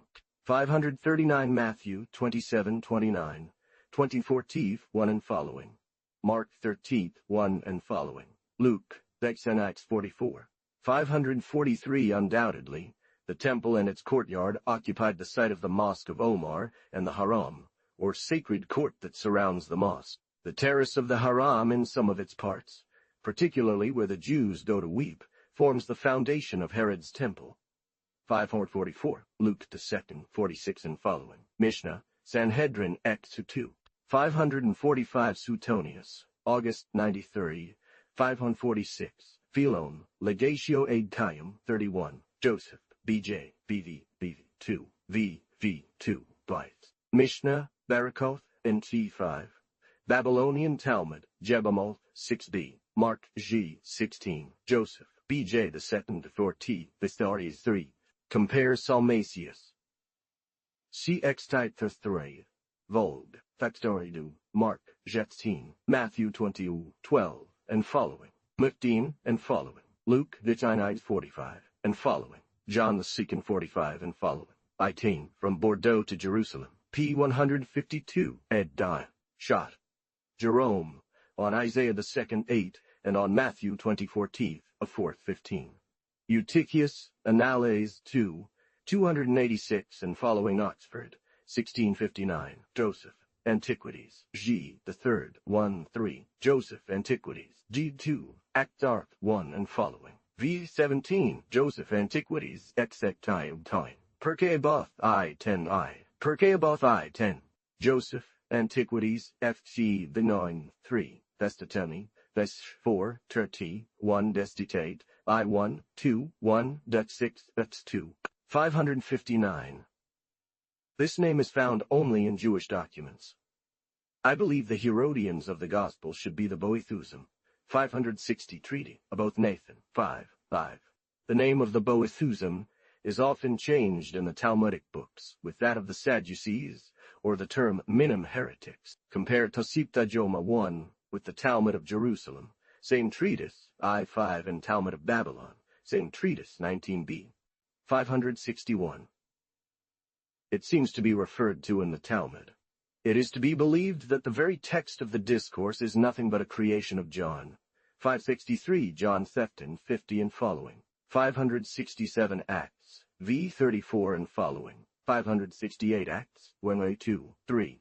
Talmud of Babylon, Teneth, 20a. Gittin, 56a. Kethaboth, 66b. Treaty of both Nathan's, Midrash Rabbah, Eka, 64a. The passage into Aneth identifies it with Bunai, who according to Sanhedrin was a disciple of Jesus. But if Bunai is the Bannus of Josephus, this resemblance has no value. 562 John, 3:1 and following. 569 Apocalypse. I-3, 573 and following. 756 Torah. Compare the Targum of Jonathan, verses 12, 3, 570 Luke, the 16. The passage in Matthew G. 12:13 is less clear, but it cannot be interpreted otherwise. 571 Matthew, v. 17-18, Talmud of Babylon, Shabbath, 116b. This passage is not contradictory to those in which the abolition of the law is implied. It simply means that all images from the Old Testament were fulfilled in Jesus. 572 Luke, v. 36 and following. 573 Luke, G9, 9-9. 580 Math, Devin, 21. Luke 6:46. 581 Math, FCV, 8. Mark the 7th, 6, Isa, at D. 9th, 13. 582 see particularly the Shabbath tractate of the Mishnah and the Book of Jubilees, BJ 7, VV 1, Pliny, HN, X201, 18. Thompson, The Land in the Book, I, 406 and following. 584 Math, 12, 114. Mark 2:12, 23:28, Luke the 6th, 14 and following. 585 Math, 2:34. FC 1 and following, 12 and following. 23 entire. Mark 7th, 1 and following, 15 and following. Luke the 6th, 45. 574. Matthew 24d, 14. That's 8:19. Mark 13, 10. S16 15, 15, 47. Notes for chapter 30, 575. Matthew 8, 9. 576. Matthew 9, 5077. Matthew the 7th, 5, 19. 22, 37 and following. Mark to 12, 28 and following. Luke, X 25 and following. 579 Math, 3rd, 15. Icor I 17. 586. I believe the pagans of Galilee were particularly in the border regions, for example at Cadiz. But excepting the city of Tiberiad, all the interior of the country was Jewish. The line where the ruins of temples end and those of synagogues begin is today clearly marked at the height of Lake Hule, Samachonitis. The traces of pagan sculpture that some have believed to find in Tel Hum are questionable. The coast, and in particular the city of Acre, did not form part of Galilee. 588 Matthew, XX, 25, Mark, X, 42, Luke, 22, 25. Comp, Matthew 20:14. Facts, Festing v. 15 and following. 592, Matthew A 8, 11, 12, 23 and following, 22.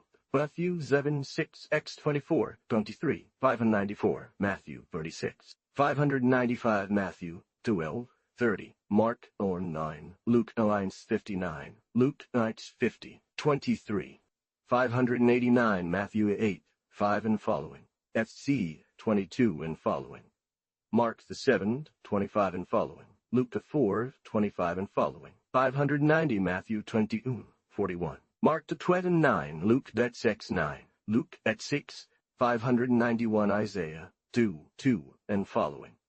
LX, Amos 11 and following. Jeremiah 3, 17, Malachi I 11, Tobit 13, 13 and following. 596, Josefo lo afirma de una manera formal, and Esti 8-3, 3, Campi Juan the 7th and 35. 599, Juan 2:20, Pech 8:27, 600 Mishnah, Baba Metzia 9th, 12, Tom de Babil, son. 56b, Heck, date 7, X 2, 22, 35, 35, 13, 16, 26, 43, 57, 417, Dilacta 17, 8, Thos Ustams, Antoid 728, Aboda Zara, V, 4, Pesachim I 1, 602 Math, X 5, Luxury Jetting, 18, Comp Tom. Jababil, Sholin, 6A 603 Math, X 56304, Lucianite, 53, 605 Lusti, Note, 56, Ant, XX, V, 1, BJ Detude, 12, 3, Peta, 52, 613 John I, 21-23 verse 22. At least the last paragraph that expresses a thought contrary to verses 21 and 23 seems to have been interpolated. One should not insist too much on the historical reality of such speech, because only Jesus or his interlocutor could have related it. But the anecdote in John's chapter 4 certainly represents one of Jesus' innermost thoughts, and many circumstances in the narration have a peculiar character of truth. Notes on chapter 15, 614. The indecisiveness of Jesus' immediate disciples, of whom a numerous faction remained attached to Judaism, may give rise to some objections. 616. It is true that certain doctors, such as Hillel and Gamaliel, present themselves as belonging to the Davidic race, but Jesus' trial leaves no doubt. We will see that he was treated as a corrupter. The Talmud gives the procedure followed against him, as an example to be followed against the corrupters who seek to undermine Moses' law. Talmud of Jeremiah, Sanhedrin, 14, 16, Tom, de Babil. Sanhedrin 43a, 67a, 67a, 67a, 67a 6, S16, 16. If the family of David formed a distinct group of some notoriety, how is it that in the great struggles of the time they are never seen to stand alongside the Sadducees, Boazuses, Asmoneans, or Herods? 617 Math, 2, 5, 6, 22, 5, 6, 22, Lucy, I, 32. John 7, 41, 42. Acts D, 30, 618 Math. Dykes 27, 12, 23, FC 22, XX 30, 31, Mark X 47, 57, 57, Uchi date 38, 621. The two genealogies do not agree with each other and are largely at variance with the lists in the Old Testament. Luke's narrative of Quirinus' census involves an anachronism. See note 83 on chap 2.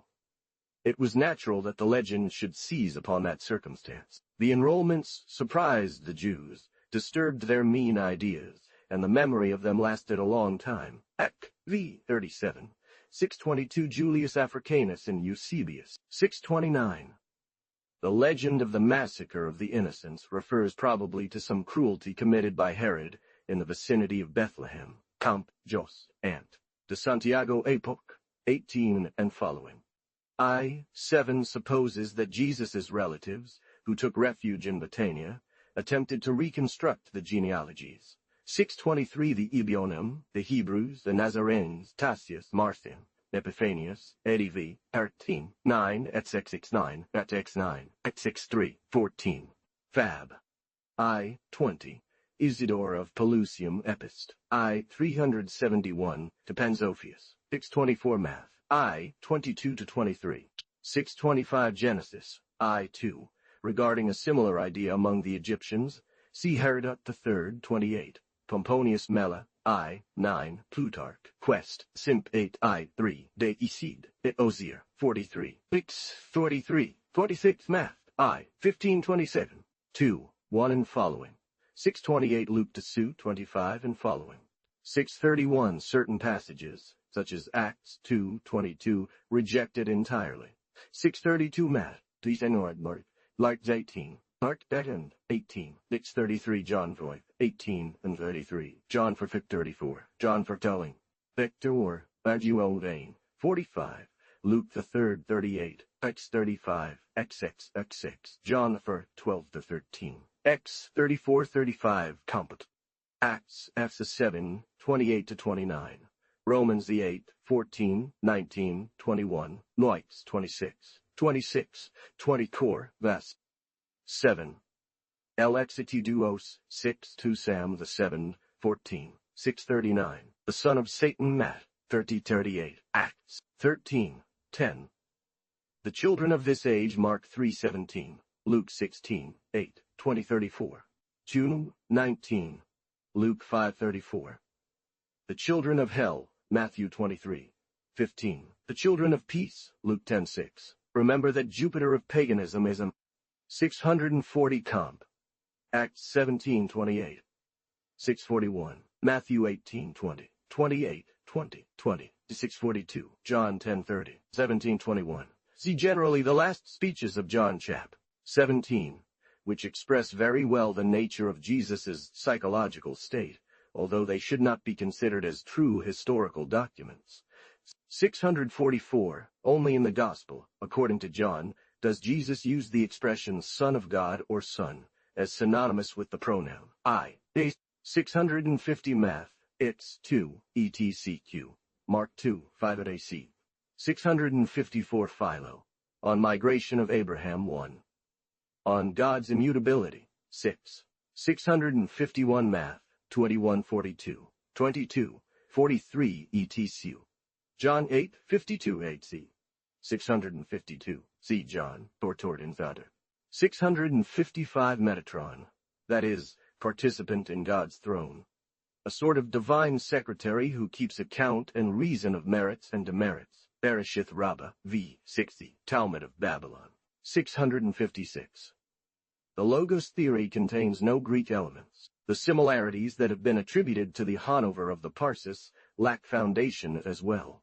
The Minochired, or divine intelligence, has some analogy with the Jewish Logos. See fragments from a book titled Minochired in Spiegel, Parsi Grammatic, p. 161, 162.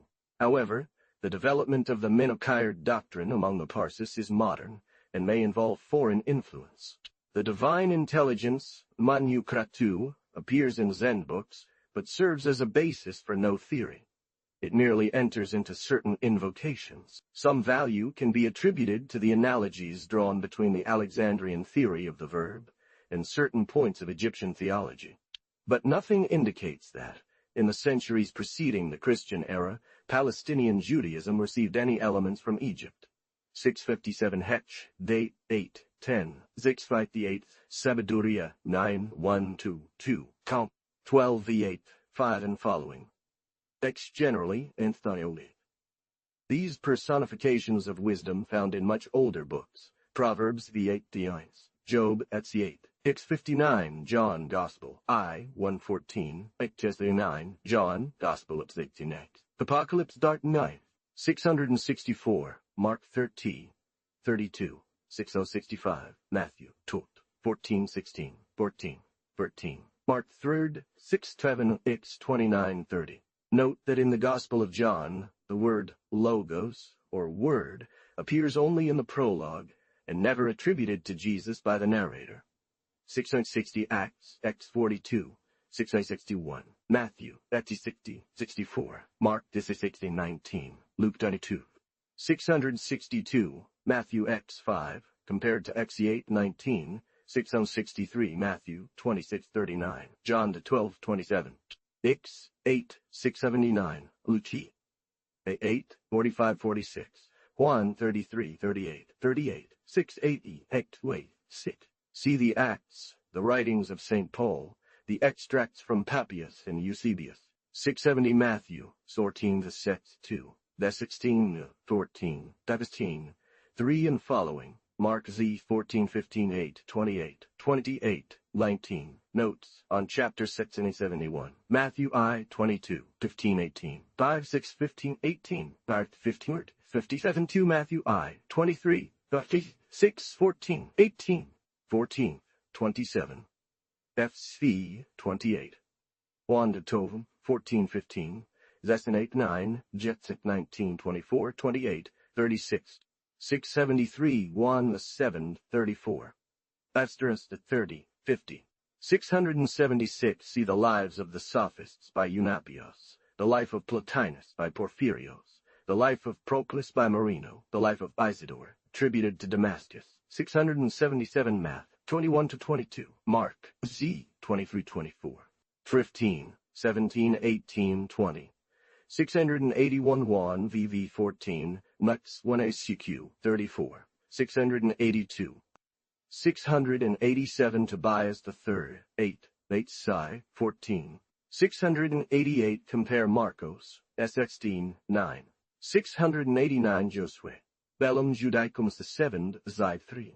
Luciano, Philip Sudas. 690 Matteo IX 33, Toe 22. Marcos, 9th, 1624. Lucas Juef, 14, 691, Tobias. 692 Matteo FS 20.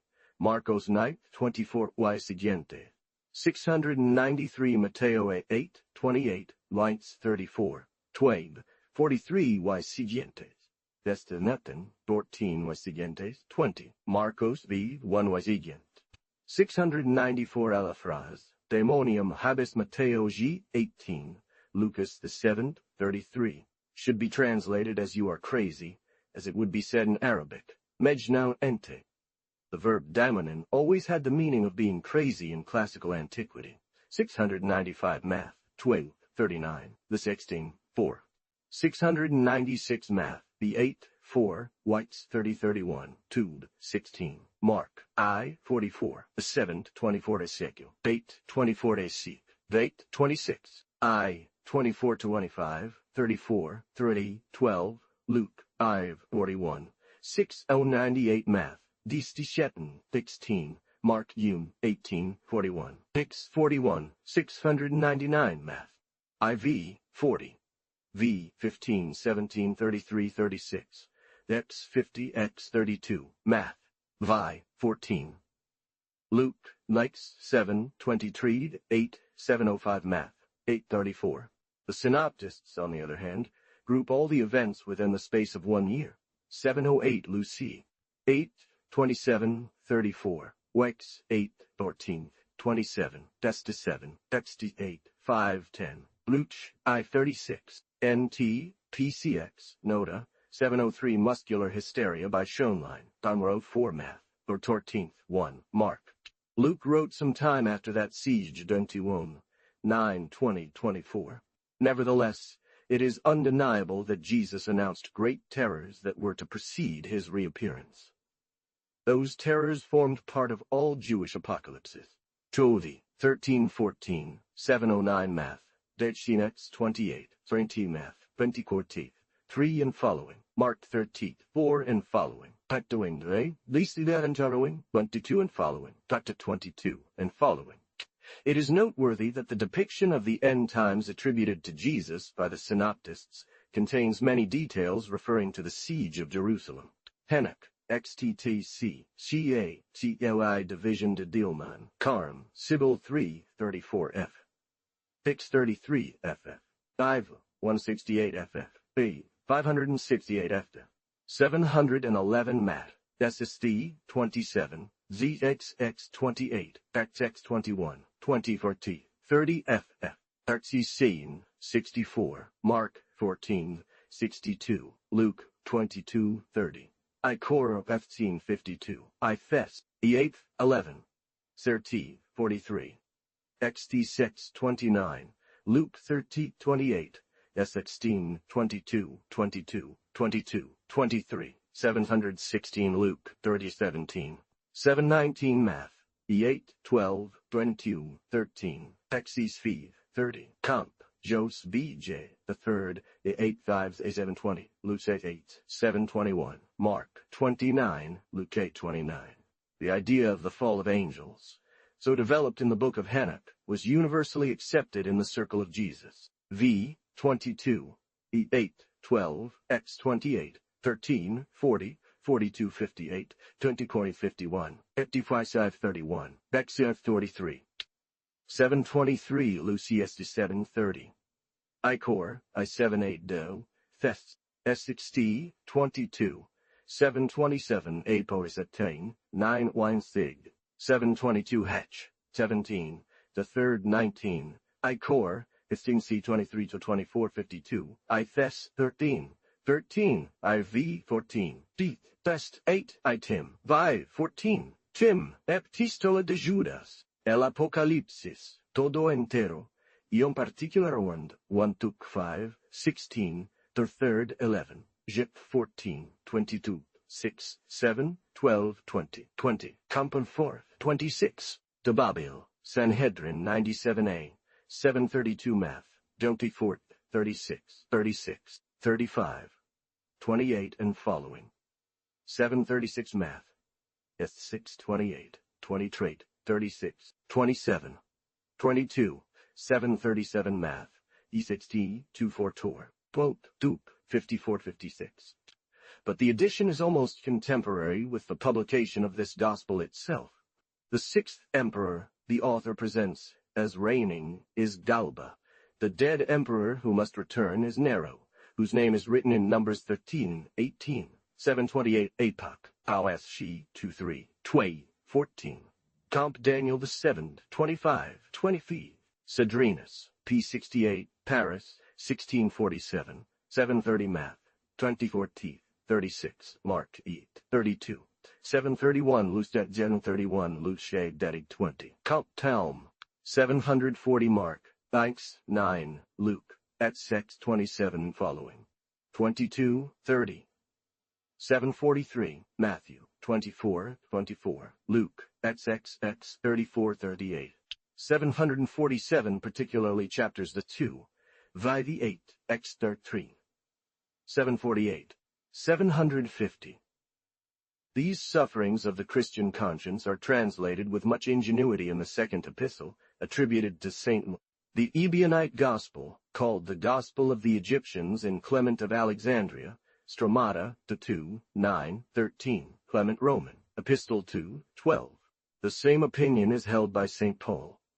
I Corinthians FC 23, I Thessalonians, Orv, 12, Lesson 45 compare the book of Ezra, Orv, 9:22, 746 Matthew, Etisai, 32 and following. Peter, the 3rd, 8 and following. 751, Matthew, Vide, 10:33, Mark 12:34, Luke, C 2, 2:31, 27 21, 752, Mark 24:34 2. 753 C, for example, the prologue of Gregory of Tours in his History of the Church of the Franks, and the numerous events from the first half of the Middle Ages that begin with the formula at the approach of the night of the world.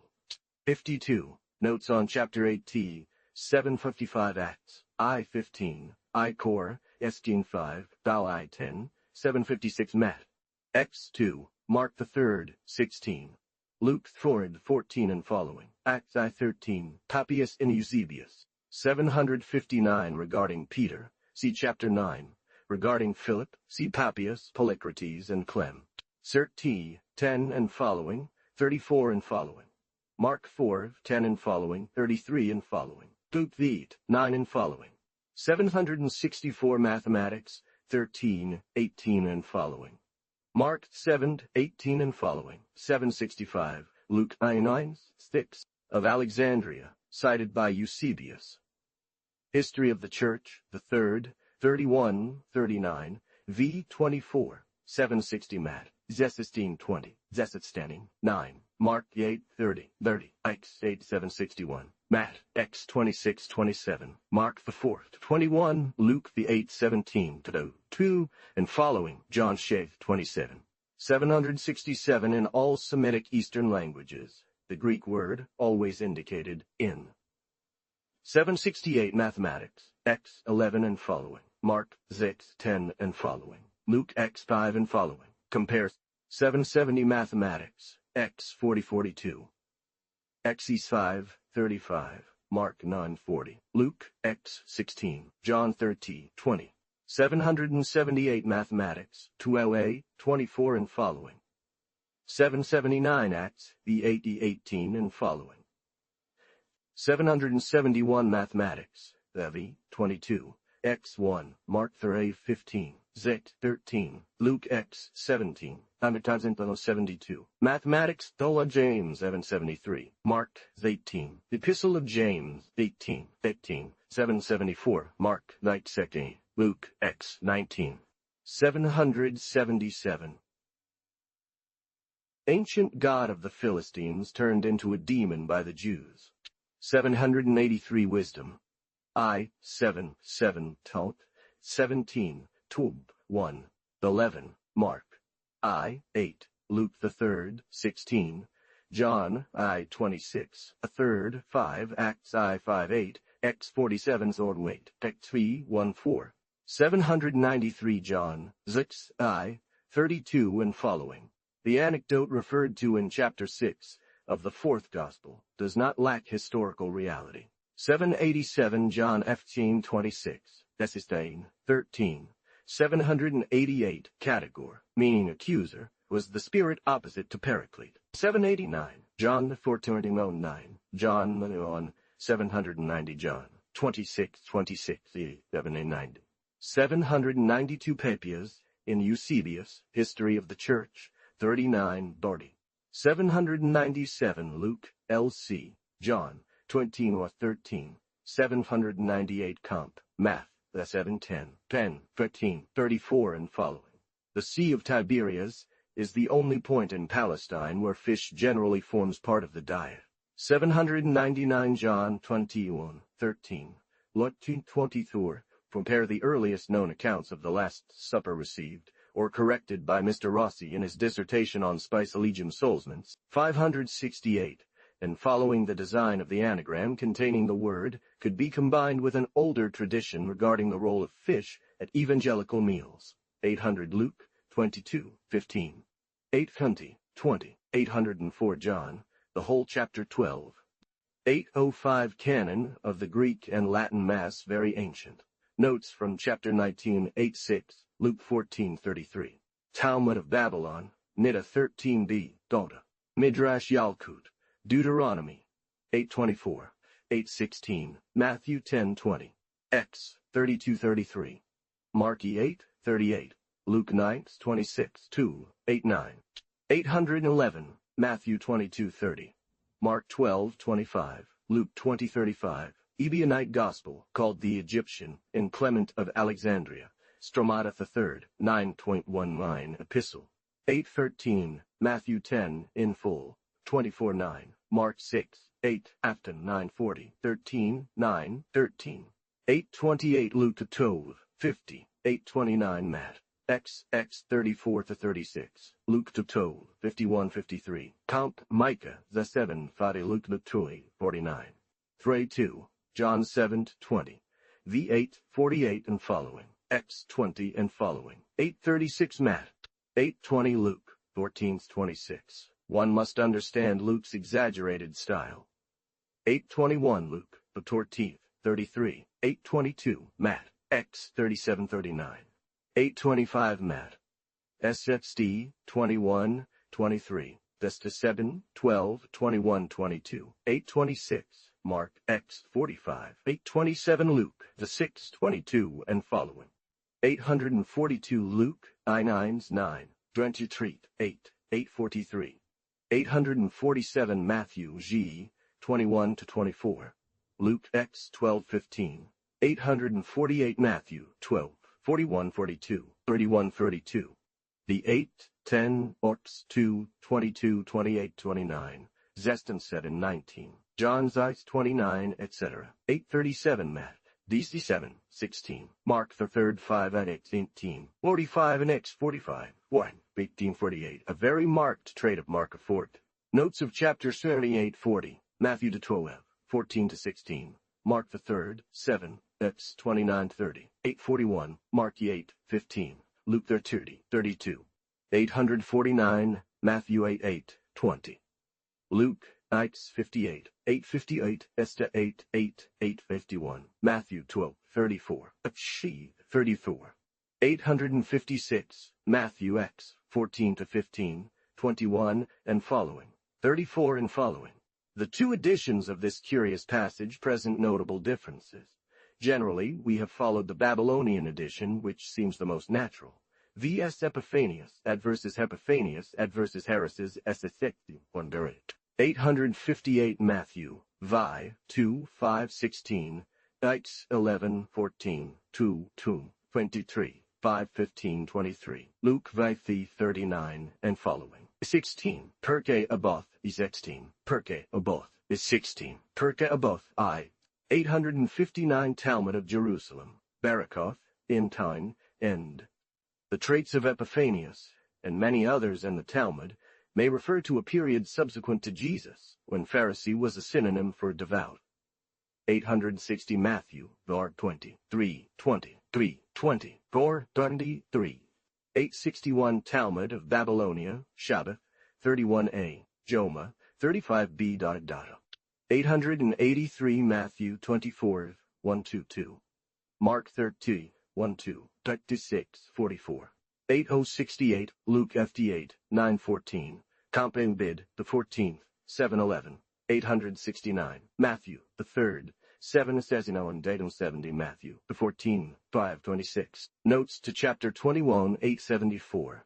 Matthew SS8, 2021. Mark 8, 30-31. 877 John to 78. Matthew, XE 755. Mark FS Mark. Luke 23, 49, 55. 882 Matthew 21, 3. XT Sexting 18. Mark She 3, 14, 13, 14. 862 Ecclesiastes, SE 7, 21 and following. XXE Thief 1 and following. 863 Talmud of Jerusalem, Sanhedrin, G. 1. Talmud of Babylonia. 866. Matthew FSTD 2. Mark 7, 4, 8. Luke V. N. and Vi. In it. G. 38. And following 867. Luke Shu 41. That garden could not be very distant from the place where the piety of Catholics has surrounded some old olive trees with a wall. The word Gethsemane seems to mean oil press. 887. Luke 20, 37, 27, 37, 39. John 8, 1-2. 888 Talmud of Babylon. Pesachim 53a. 889 Talmud of Jerusalem. Tanith Thorth 8 mil. 907 Math. Bentiu 36 and following 46. 908 see the debates referred to by John, HA8 for example. Indeed, the authenticity of such pieces is only relative. 909 John 8, 3 and following. That passage did not originally form part of the Gospel, according to St. John. 898 Mark 13, 3. 899 Matthew 27, 37. Luke 34, 900 John, the 7th 13, 1243, Jeeks 8, 42, 43. 901 Esdras, 904 Matthew 23-37. 905 Matthew 22, 23 at TC. 906 Math 22, 42 and following. 890 today. Elazirie Elazir, Arabic name for Lazarus. In medieval Christian texts, Lazarium, 891. Matthew 20:18. Mark Ushi 11:12. 892. John C 5, 893. Luke X 38:42. John Shu 894. John Shi 2894. John Ju 8:20. 897 Matthew X 6, 6. Mark 14, 3, Luke 7, 40-43, John 2, 1 et issue. 914 totafoth, or tefillin, metal plates or parchment strips, containing passages from the law, which devout Jews wore on their forehead, or left arm in literal observance of the passages Exodus. It was omitted in the oldest manuscripts, and the text is very indecisive. However, it is of primitive evangelical tradition, as proven by the peculiarities of verses 6 and 8, which do not harmonize with Luke's ideas or those of second-hand compilers, who merely expound what is self-explanatory. It appears that this story was in the Hebrew Gospel Papias, cited by Eusebius, Hist. Ethioselin, 39, 910, Jos. Ant. 39, 910, 13. 913 Math. Borntorid Jew, 32, Mark 13, 28. Luke 28 I, 30, Trive 35. 915 Zizith. Crimson fringes that Jews wore on the corner of their cloaks to distinguish themselves from pagans. Deuteronomy 22:12. 916. The Pharisees exclude men from the kingdom of God through their meticulous casuistry, which makes entry into it very difficult and discourages the simple. Therefore, care was taken to mark their perimeters on the ground. Talmud of Babylon, Baba Bathra 58, Baba Metzia 45b. The rebuke Jesus directed at the Pharisees consisted of having invented a number of small precepts, always violated without evil intent, which only served to multiply violations of the law. 920 Luke Jew, 37, and following supposes, perhaps not without reason, that this verse was spoken during a meal in response to vain scruples of the Pharisees. 921 Since graves were unclean, it was customary to whiten them with lime to signal that they should not be approached. 918. The purification of the vessels was among the Pharisees a matter subject to very complicated rules. Mark 7, 4, 919. The epithet blind repeated many times Nat. 2016, 17, 19, 24. 26 may refer to the custom of some Pharisees who walked with their eyes closed as an affectation of devotion. See note 917. Mishnah Masarskeni v. 1. Talmud Jerusalem, Shekalim I. 1. Masarsheni Viv. 1. Moed Katon I. 2. Perhaps in the comparison made by Jesus, there is an allusion to the varnished Pharisees. See chapter 20. 922. There is here a slight confusion, also reproduced in the Targum, called Jonathan Lamentations. Zechariah son of Joiach, and Zechariah son of Barachiah, the prophet. The book of the Paralipomena, which mentions the assassination of Zechariah son of Joiach, completes the Hebrew canon. It is the last homicide on the list of the murders of righteous men as ordered by the Bible. The murder of Abel is the first. 923, Matthew 23, 236, Mark 12, 38-40, Pudi, 43, 22, 1 etc. Mark 12, 1 et 8. 925, Matthew 21:37 etc. John 10, 36 et 2c. 926, John 9:27. The most authentic form of that phrase seems to be in Mark 14, 58, 15:29, John 2:19 to 26, Luke 26, John 10:33, 2 Corinthians 11:25, 9:30 John 10:20, 9:32 Luke 11:53-54. Notes on chapter 22, 9:33, John 10:23, 9:34, Joseph, B.J. 5, 2, Comp.9 and 5, 29:7, 935, 936 Matthew 23:29, Luke 11:47, 937 John 10:22, Comp. 938 Joseph Ant 12:7, 939 John 10:40, Matthew 19:1, Mark 10:1. A journey known from the synoptics, but they seem to believe that Jesus made it coming from Galilee to Jerusalem through Perea. 36:3. Joseph Ant 4:6, 1, 14:4, 1:1, 15:4-2, 9:41, Luke 19:1 Derah.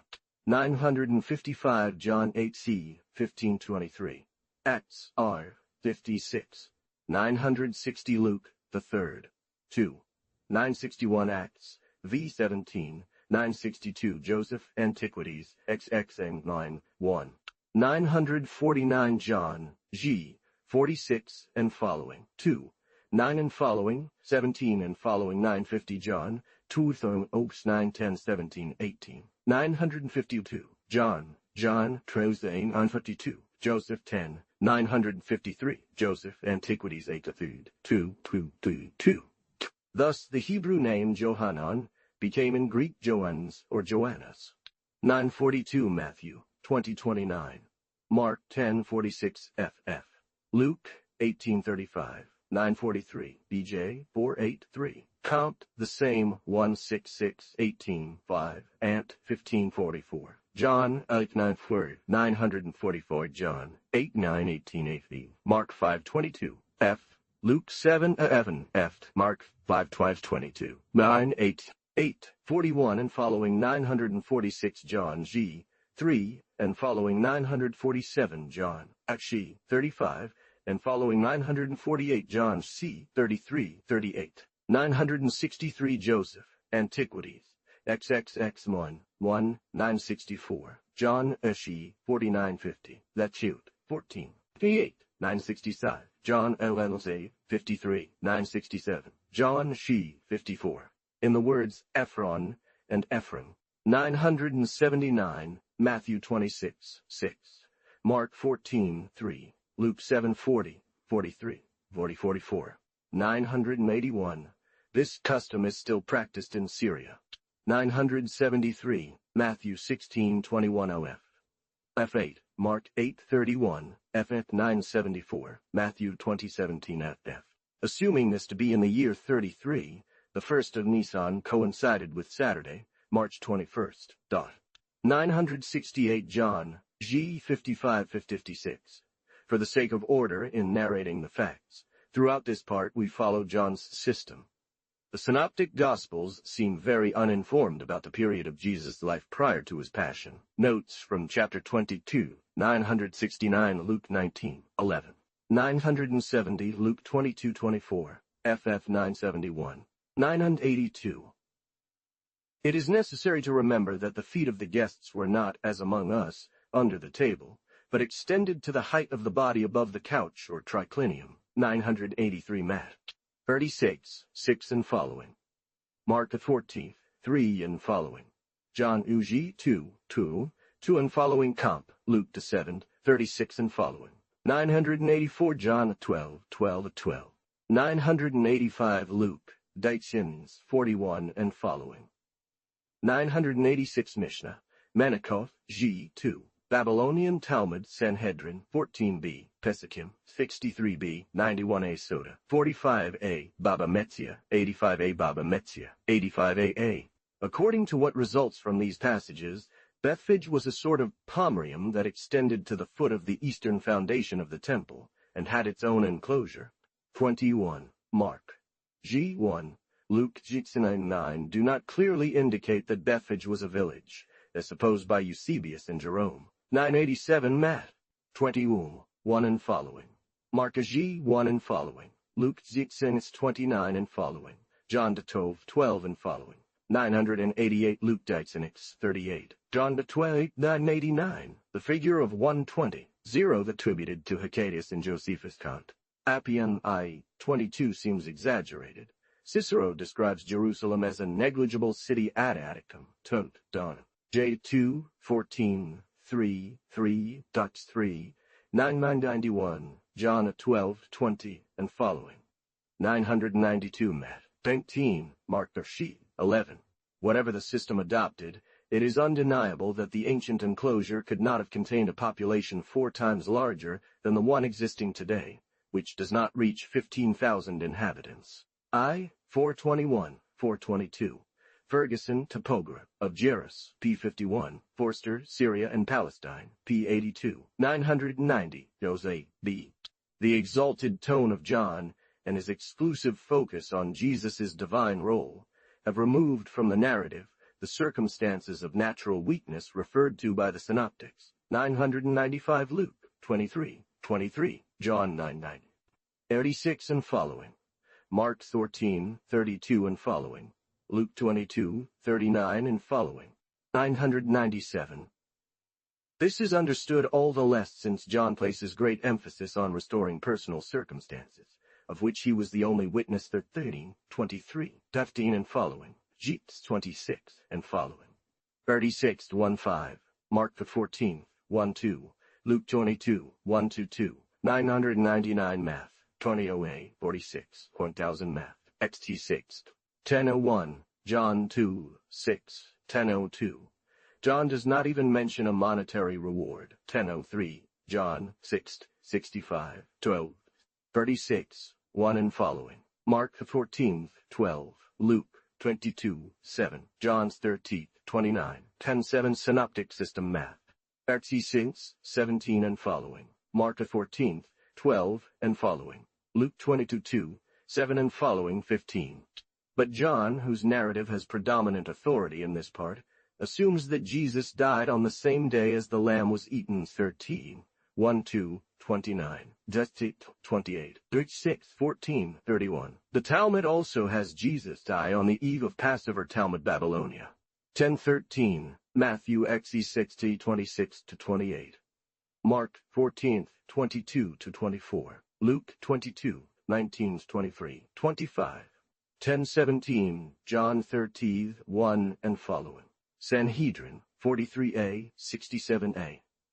10:8 John 13:1, 10:9 Matthew, XT6 21 and following. Mark 14:18 and following.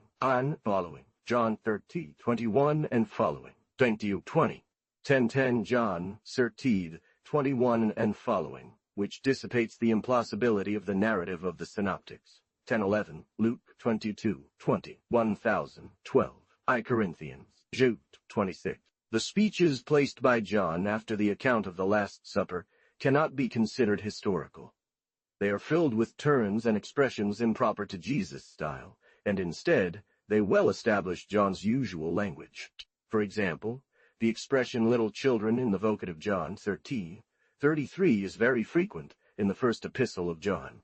10:23, Matthew XE16:31 and following. Mark 14:29 and following. Luke 22:33 and following. John 30:36 and following. Notes on chapter 24 and 24, John 24, John 30. That expression does not seem to have been familiar to Jesus. 10:18, John 13:33-35. F.J. 12:17, 24-27. John 27, 24-27, 20 following. Mark 20, 118, Mark 30, Luke 22, 18, 1021, Luke 28, 10:22, Luke 20, 36-38. 10:25 The circumstance of a religious song, referred to by Matthew XE 16:30 and Mark 14:26, arises from the opinion these two evangelists have that the last meal of Jesus was the Passover meal. Psalms were sung both before and after the Passover meal. Talmud of Babylon, Pesukim, chapter 9, 118a. 10:26, Matthew XE 60:36, Mark 14, 32, 32-12, 39, John, FT 8, 1-2, 127, Matthew, 18:43, John, 14:43, Matthew, 28 and 43, Luke 27, Mark 20, John SE 8 and 3 Acts. In John's narrative, Jesus refers to himself. 10:30 on this point. Both traditions agree. This is the best evidence of the historical value of the fourth gospel. John is the only one who reports this circumstance. 10:37, Matthew SF 69 and following. Mark 14, 66 and following. Luke 22, 54 and following. 10:31, John 8:10, 10:32, Mark 14, 51, 52. 10:33 In criminal matters, only eyewitnesses were admitted. Mishnah, Sanhedrin 4, 5, 1034, Talmud 44:16, Talmud of Babylon, same treatment 43a, 1035, Matthew XE 7:63, John 7, 12, 47, 1039, Matthew 10 16 and following, 1040, Matthew XE 16:64, Mark 14:62, Luke 22:69. John does not know a word of that scene. One following Heretical 2014 and following. Deuteronomy 30:50-51. 1043 John 8:38-31. Joseph, Antiquities XX 1 1044. Matthew XX 67-68. Mark 14:65. Luke 22:63-65. Josephus, Battle Records 2:14-8, 1048. At the site of today's Jerusalem Wall. A. Compare the military decoration Pura Hasta.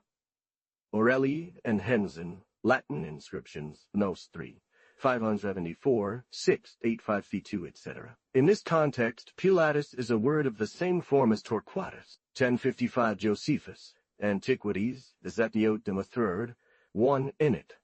1056. Temet of Babylon, Shabbath, 33b, 2330. John 1833, 1065, John 1838. 1066, Acts 18:40-15. Tacitus N 67, Tacitus N. 1049, John 8:28. 1050. The Greek word had passed into Syriac Aramaic. 10,051, Josephus, Battle Records, Denon, 3:3-3-3-27, 2033, 27. 1080, 27, John F. 1053 Virgil, N.E. de 12, 121. Martial Epigrams, I, Extuaditude, X, Extaldiate, Plutarch, Life of Romulus, 29. 1544 Portraits. Jesus' death as a political execution by Pontius Pilate.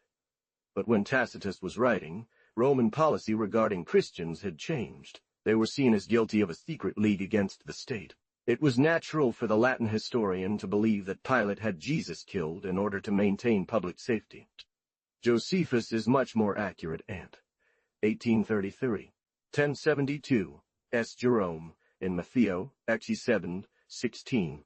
1076, Matthew X7 ETCQ. Mark, F10V, 16 ETZQ.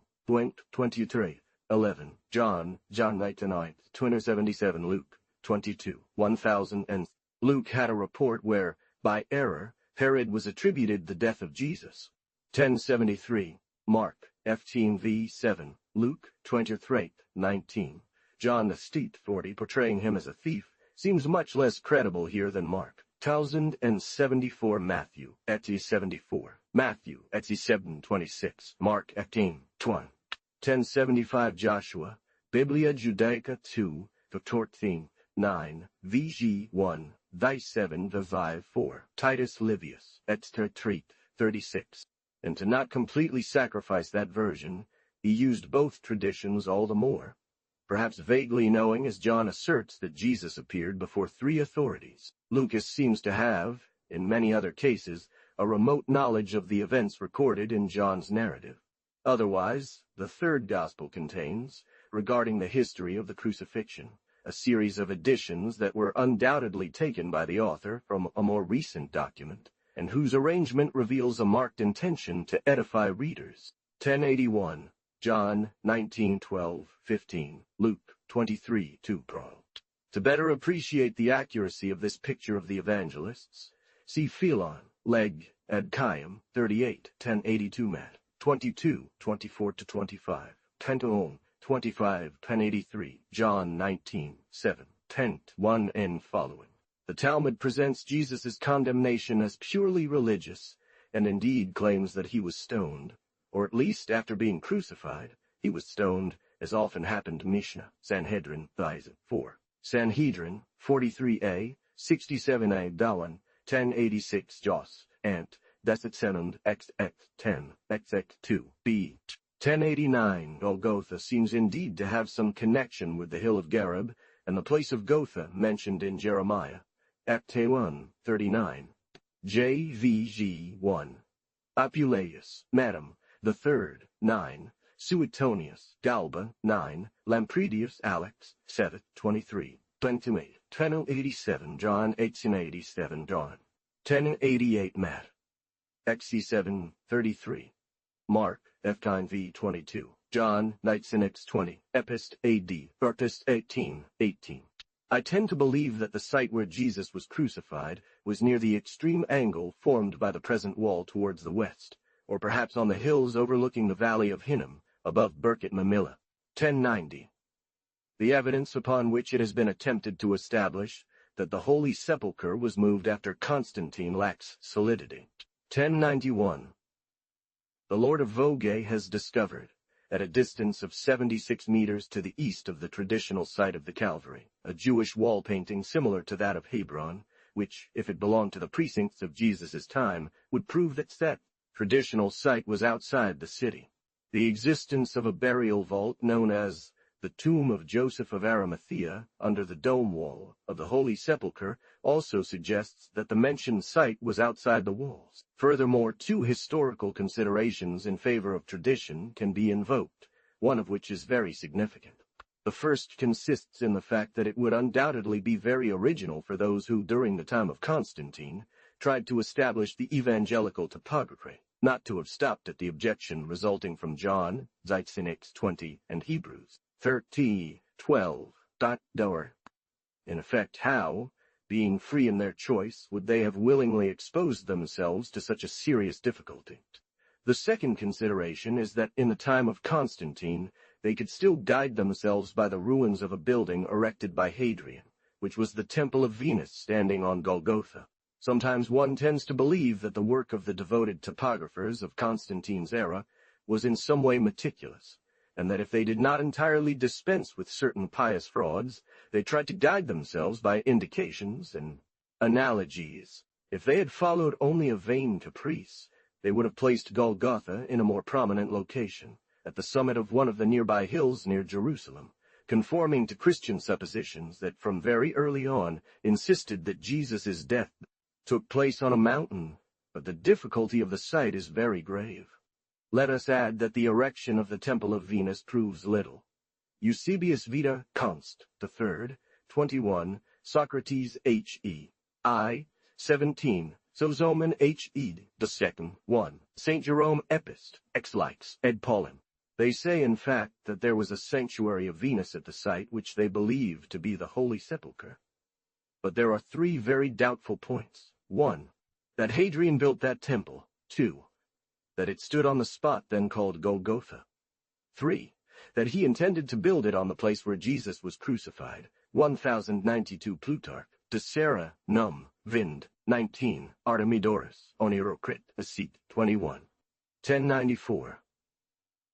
The circumstance related by Luke 20:38, 27-31, is one in which the effort of a pious and tender imagination is made plain. The words attributed to Jesus could not have been written, but after the siege of Jerusalem. 1095 Babylonian Talmud, Sanhedrin, Fol, 43a, Comp Proverbs, 21, 6-20. 1096 Babylonian Talmud, Sanhedrin, LC 1097 Mark, Constantine 23, Matthew, 34. Distort that detail to obtain a messianic illusion. 1010-35.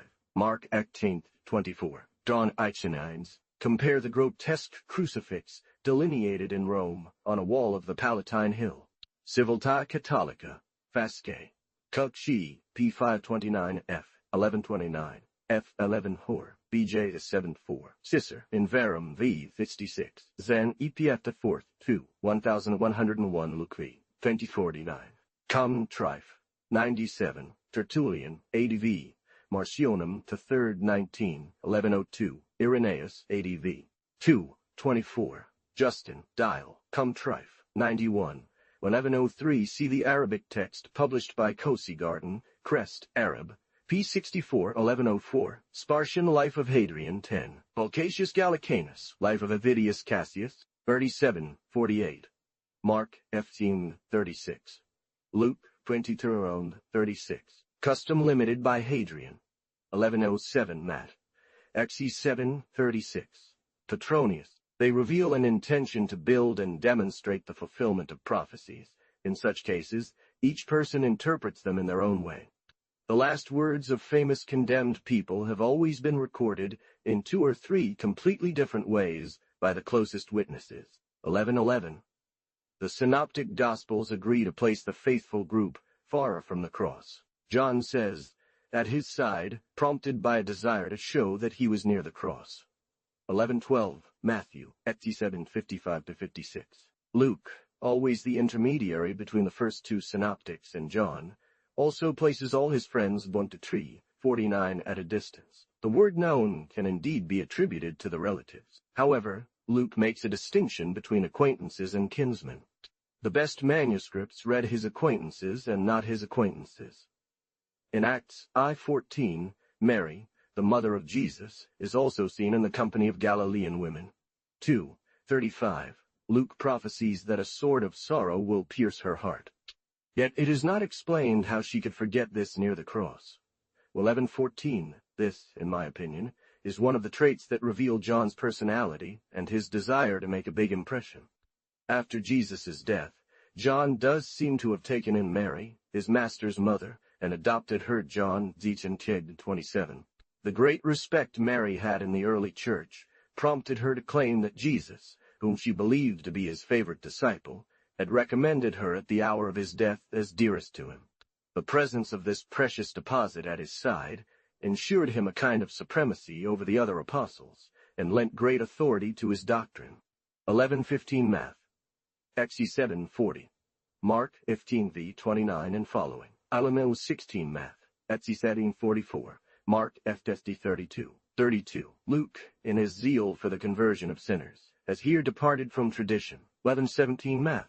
Etsi 17:45. Mark 19:33. Luke 20:33. Luke 20:43. Mark active Mark. 11:18 Petronius, Satires, CSI and following. Origin in Matthew's comment. Series 140. Arabic text published in Cozy Garden, OP6, P63, 1919, Eusebius. Ecclesiastical History, the 8:8:46. Notes on Chapter 36, 11:22 Math, Exi 7:46. Mark F.C. 37. Luke 20:44. Comp John X 14. 11:23. Deuteronomy 22:22-23. Joshua E 8:29. X 26. 11:24 John says to Pilate, but this is not possible, since Mark 15:44-45 states that Pilate was still unaware of Jesus' death that night. 11:25 There is no other example of crucifixion applied after the crucifixion. Indeed, it often happened that to conclude the sufferings of the patient, they would give the fatal blow. See the passage from Ibn Hisham translated in the Zeitschrift für die Kunde des Morgenlandes. 11:26. 11:27. Herodotus VII, 194. Josephus, Vita, 75, 11:28 Mark, F.T. 44-45. 11:29. The needs of the Christian argument exaggerated these precautions, especially when the Jews adopted the system of claiming that Jesus' body had been stolen. Math, Exi 62 and following, Exi 8, 11:15. 11:30 Horace, Epist, I, SSFC, 48, Juvenal, the 14th, 77, Lucian Vates, 544. Plautus Miles Gloriosus, the 2nd Farth 19. Artemidorus Onir, 2033, 24. 11:32. Identical to the ancient branch of Samuel in the tribe of Ephraim. 11:33 Matt. Exi 7 and following. Mark, Ft. said, 42 and following. Luke 23, 50 and following. John, Ichanites 38 and following. 37, 61. Mark, 15v, 47. Luke 23, 55, 11:37. John, Ichanites 41, 42. 11:38 according to a tradition Matt. Exi 760. Joseph of Arimathea was the owner of the tomb. 11:39 The tomb that was considered Christ's during Constantine's time had this shape, as can be inferred from Arculf's description in Babylon. Acta S. Bened, Secta Thray, Pars the 2, p. 504, and the vague traditions existing in Jerusalem among the Greek clergy regarding the condition of the rock, now hidden by the Holy Sepulchre monument. The indications were weak or non-existent. 2. One on which they relied during the time of Constantine to identify Jesus' tomb with that dome. Even if the site of Golgotha is considered almost exact, The Holy Tomb would not have any serious authenticity. In any case, the appearance of the sites has been entirely modified. 38. 1. Mark. SCST 1. Luke 24 Tif 1. 1 XX 1. 143 VS. In the fourth Gospel RDX 1 2 11 18, Mary Magdalene is also the only primitive witness of the resurrection. Notes from chapter 20 setting 1146. 1144. It had been possessed by 7 demons. Mark 16 9, Luke 8 2. 1145, which is particularly evident in verses 9 and following of chapter 16 of Mark. Those verses form a conclusion to the second gospel, different from the conclusion, SST 1:8, which served as support for many manuscripts. P. 813. Alet's suicide, Eusebius. History of the Church, 2:7, Chronicle at Danis. IKE, 1152. St. Mark. To discard the year 33 and find a year that satisfies this condition, it is necessary to go back at least to the year 29 or forward to the year 36. 1149. The contrary affirmation of Tertullian and Eusebius arises from an apocryphal text without value, via stylo, apocrypha n. Matthew, or rather his interpolator, gave a less satisfactory explanation to the tradition by relating it to the circumstance of a cemetery for foreigners, which was located near that place. Jerome, on the location and names of places in Hebrew, on the word Akeldama. Eusebius says north, but the itineraries confirm St. Jerome's opinion. The tradition that calls Haseldama to the necropolis, located at the bottom of the valley of Hinnom, dates back at least to the time of Constantine, 1153, Acts I, 1819. The gendarme was considered there, as elsewhere, the Jew, that is, with a kind of pious repulsion, because he was the one who captured Jesus, Juan 20 and following. Compilation of Joseph, Antiquities, St. 3, Pia. Papias, in Cumenius, Annorationes in Actus Apostolorum, the second, and in Minter, Fragmenta Patrum, Graecorum, Copenhagen, 1788, Fast, 1157, Psalms L89, and CIS 1158. This popular sentiment still existed in Brittany when I was a child. 1163 Talmud of Jeremiah, Sanhedrin, 1416, Aboda Zara 2. 1160 Tacitus, Annals, FC 45, Suetonius, Claudius 25, 1161, Antiquities, Detroit, the third, 3. A Christian hand has altered this passage. 1162 Antiquities, Vita, Duda, Vita 2, Vita 2, Vita 2, Vita 2, Vita 2I. The two Talmuds take much of their data on Jesus from a ridiculous and obscene legend without historical value, invented by enemies of Christianity. 1164, Joseph, Antiquities, 1164 Joseph, Ig 3. 1165 Philostratos, Life of Apollonius, a 4, 2, the 7, 11, 8, 7. Eunapius, the intellectual circle in which Jesus grew up. 53, Chapter 5. Early teachings of Jesus. His ideas of a Father God and pure religion, first disciples, Jesus' journey to John, and his sojourn in the Judean desert. He embraces John's baptism, 76, Chapter 7. End of notes on the life of Jesus. Index of subjects. Pages dedicatory. 1. Introduction, dealing primarily with sources for this history. 3. Chapter 1, the scope of Jesus in world history. 33. Chapter 2, infancy and youth of Jesus, his early impressions. 42. Chapter 3, education of Jesus. 46. Chapter 4, the development of Jesus' ideas on the kingdom of God. 84. Chapter 8, Jesus in Capernaum. 92. Chapter 8, Jesus' disciples. 100. Chapter ends, preaching by the lake. 100. Chapter s, the kingdom of God conceived as the coming of the poor. 114. Chapter 12, John's mission to Jesus. John's death, connection of his school with that of Jesus. 122. Chapter 13, first moves towards Jerusalem. 127. Chapter 14, Jesus' relations with the Gentiles and Samaritans, his own concept of his supernatural mission. 140. Chapter 16, miracles, 148, chapter Jesus' last week, 201, chapter 24. Arrest and cause of Jesus, 212, chapter 25. Jesus' death, 223, chapter 26. Jesus, the fate of Jesus' enemies, chapter 28, chapter 28. The central character of Jesus' work, after 234 notes, 245. The final form of Jesus' ideas on the kingdom of God. 155, chapter 8.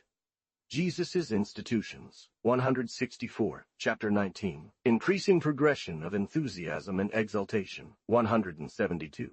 Jesus' last journey to Jerusalem. 186, chapter 22. The machinations of Jesus' enemies.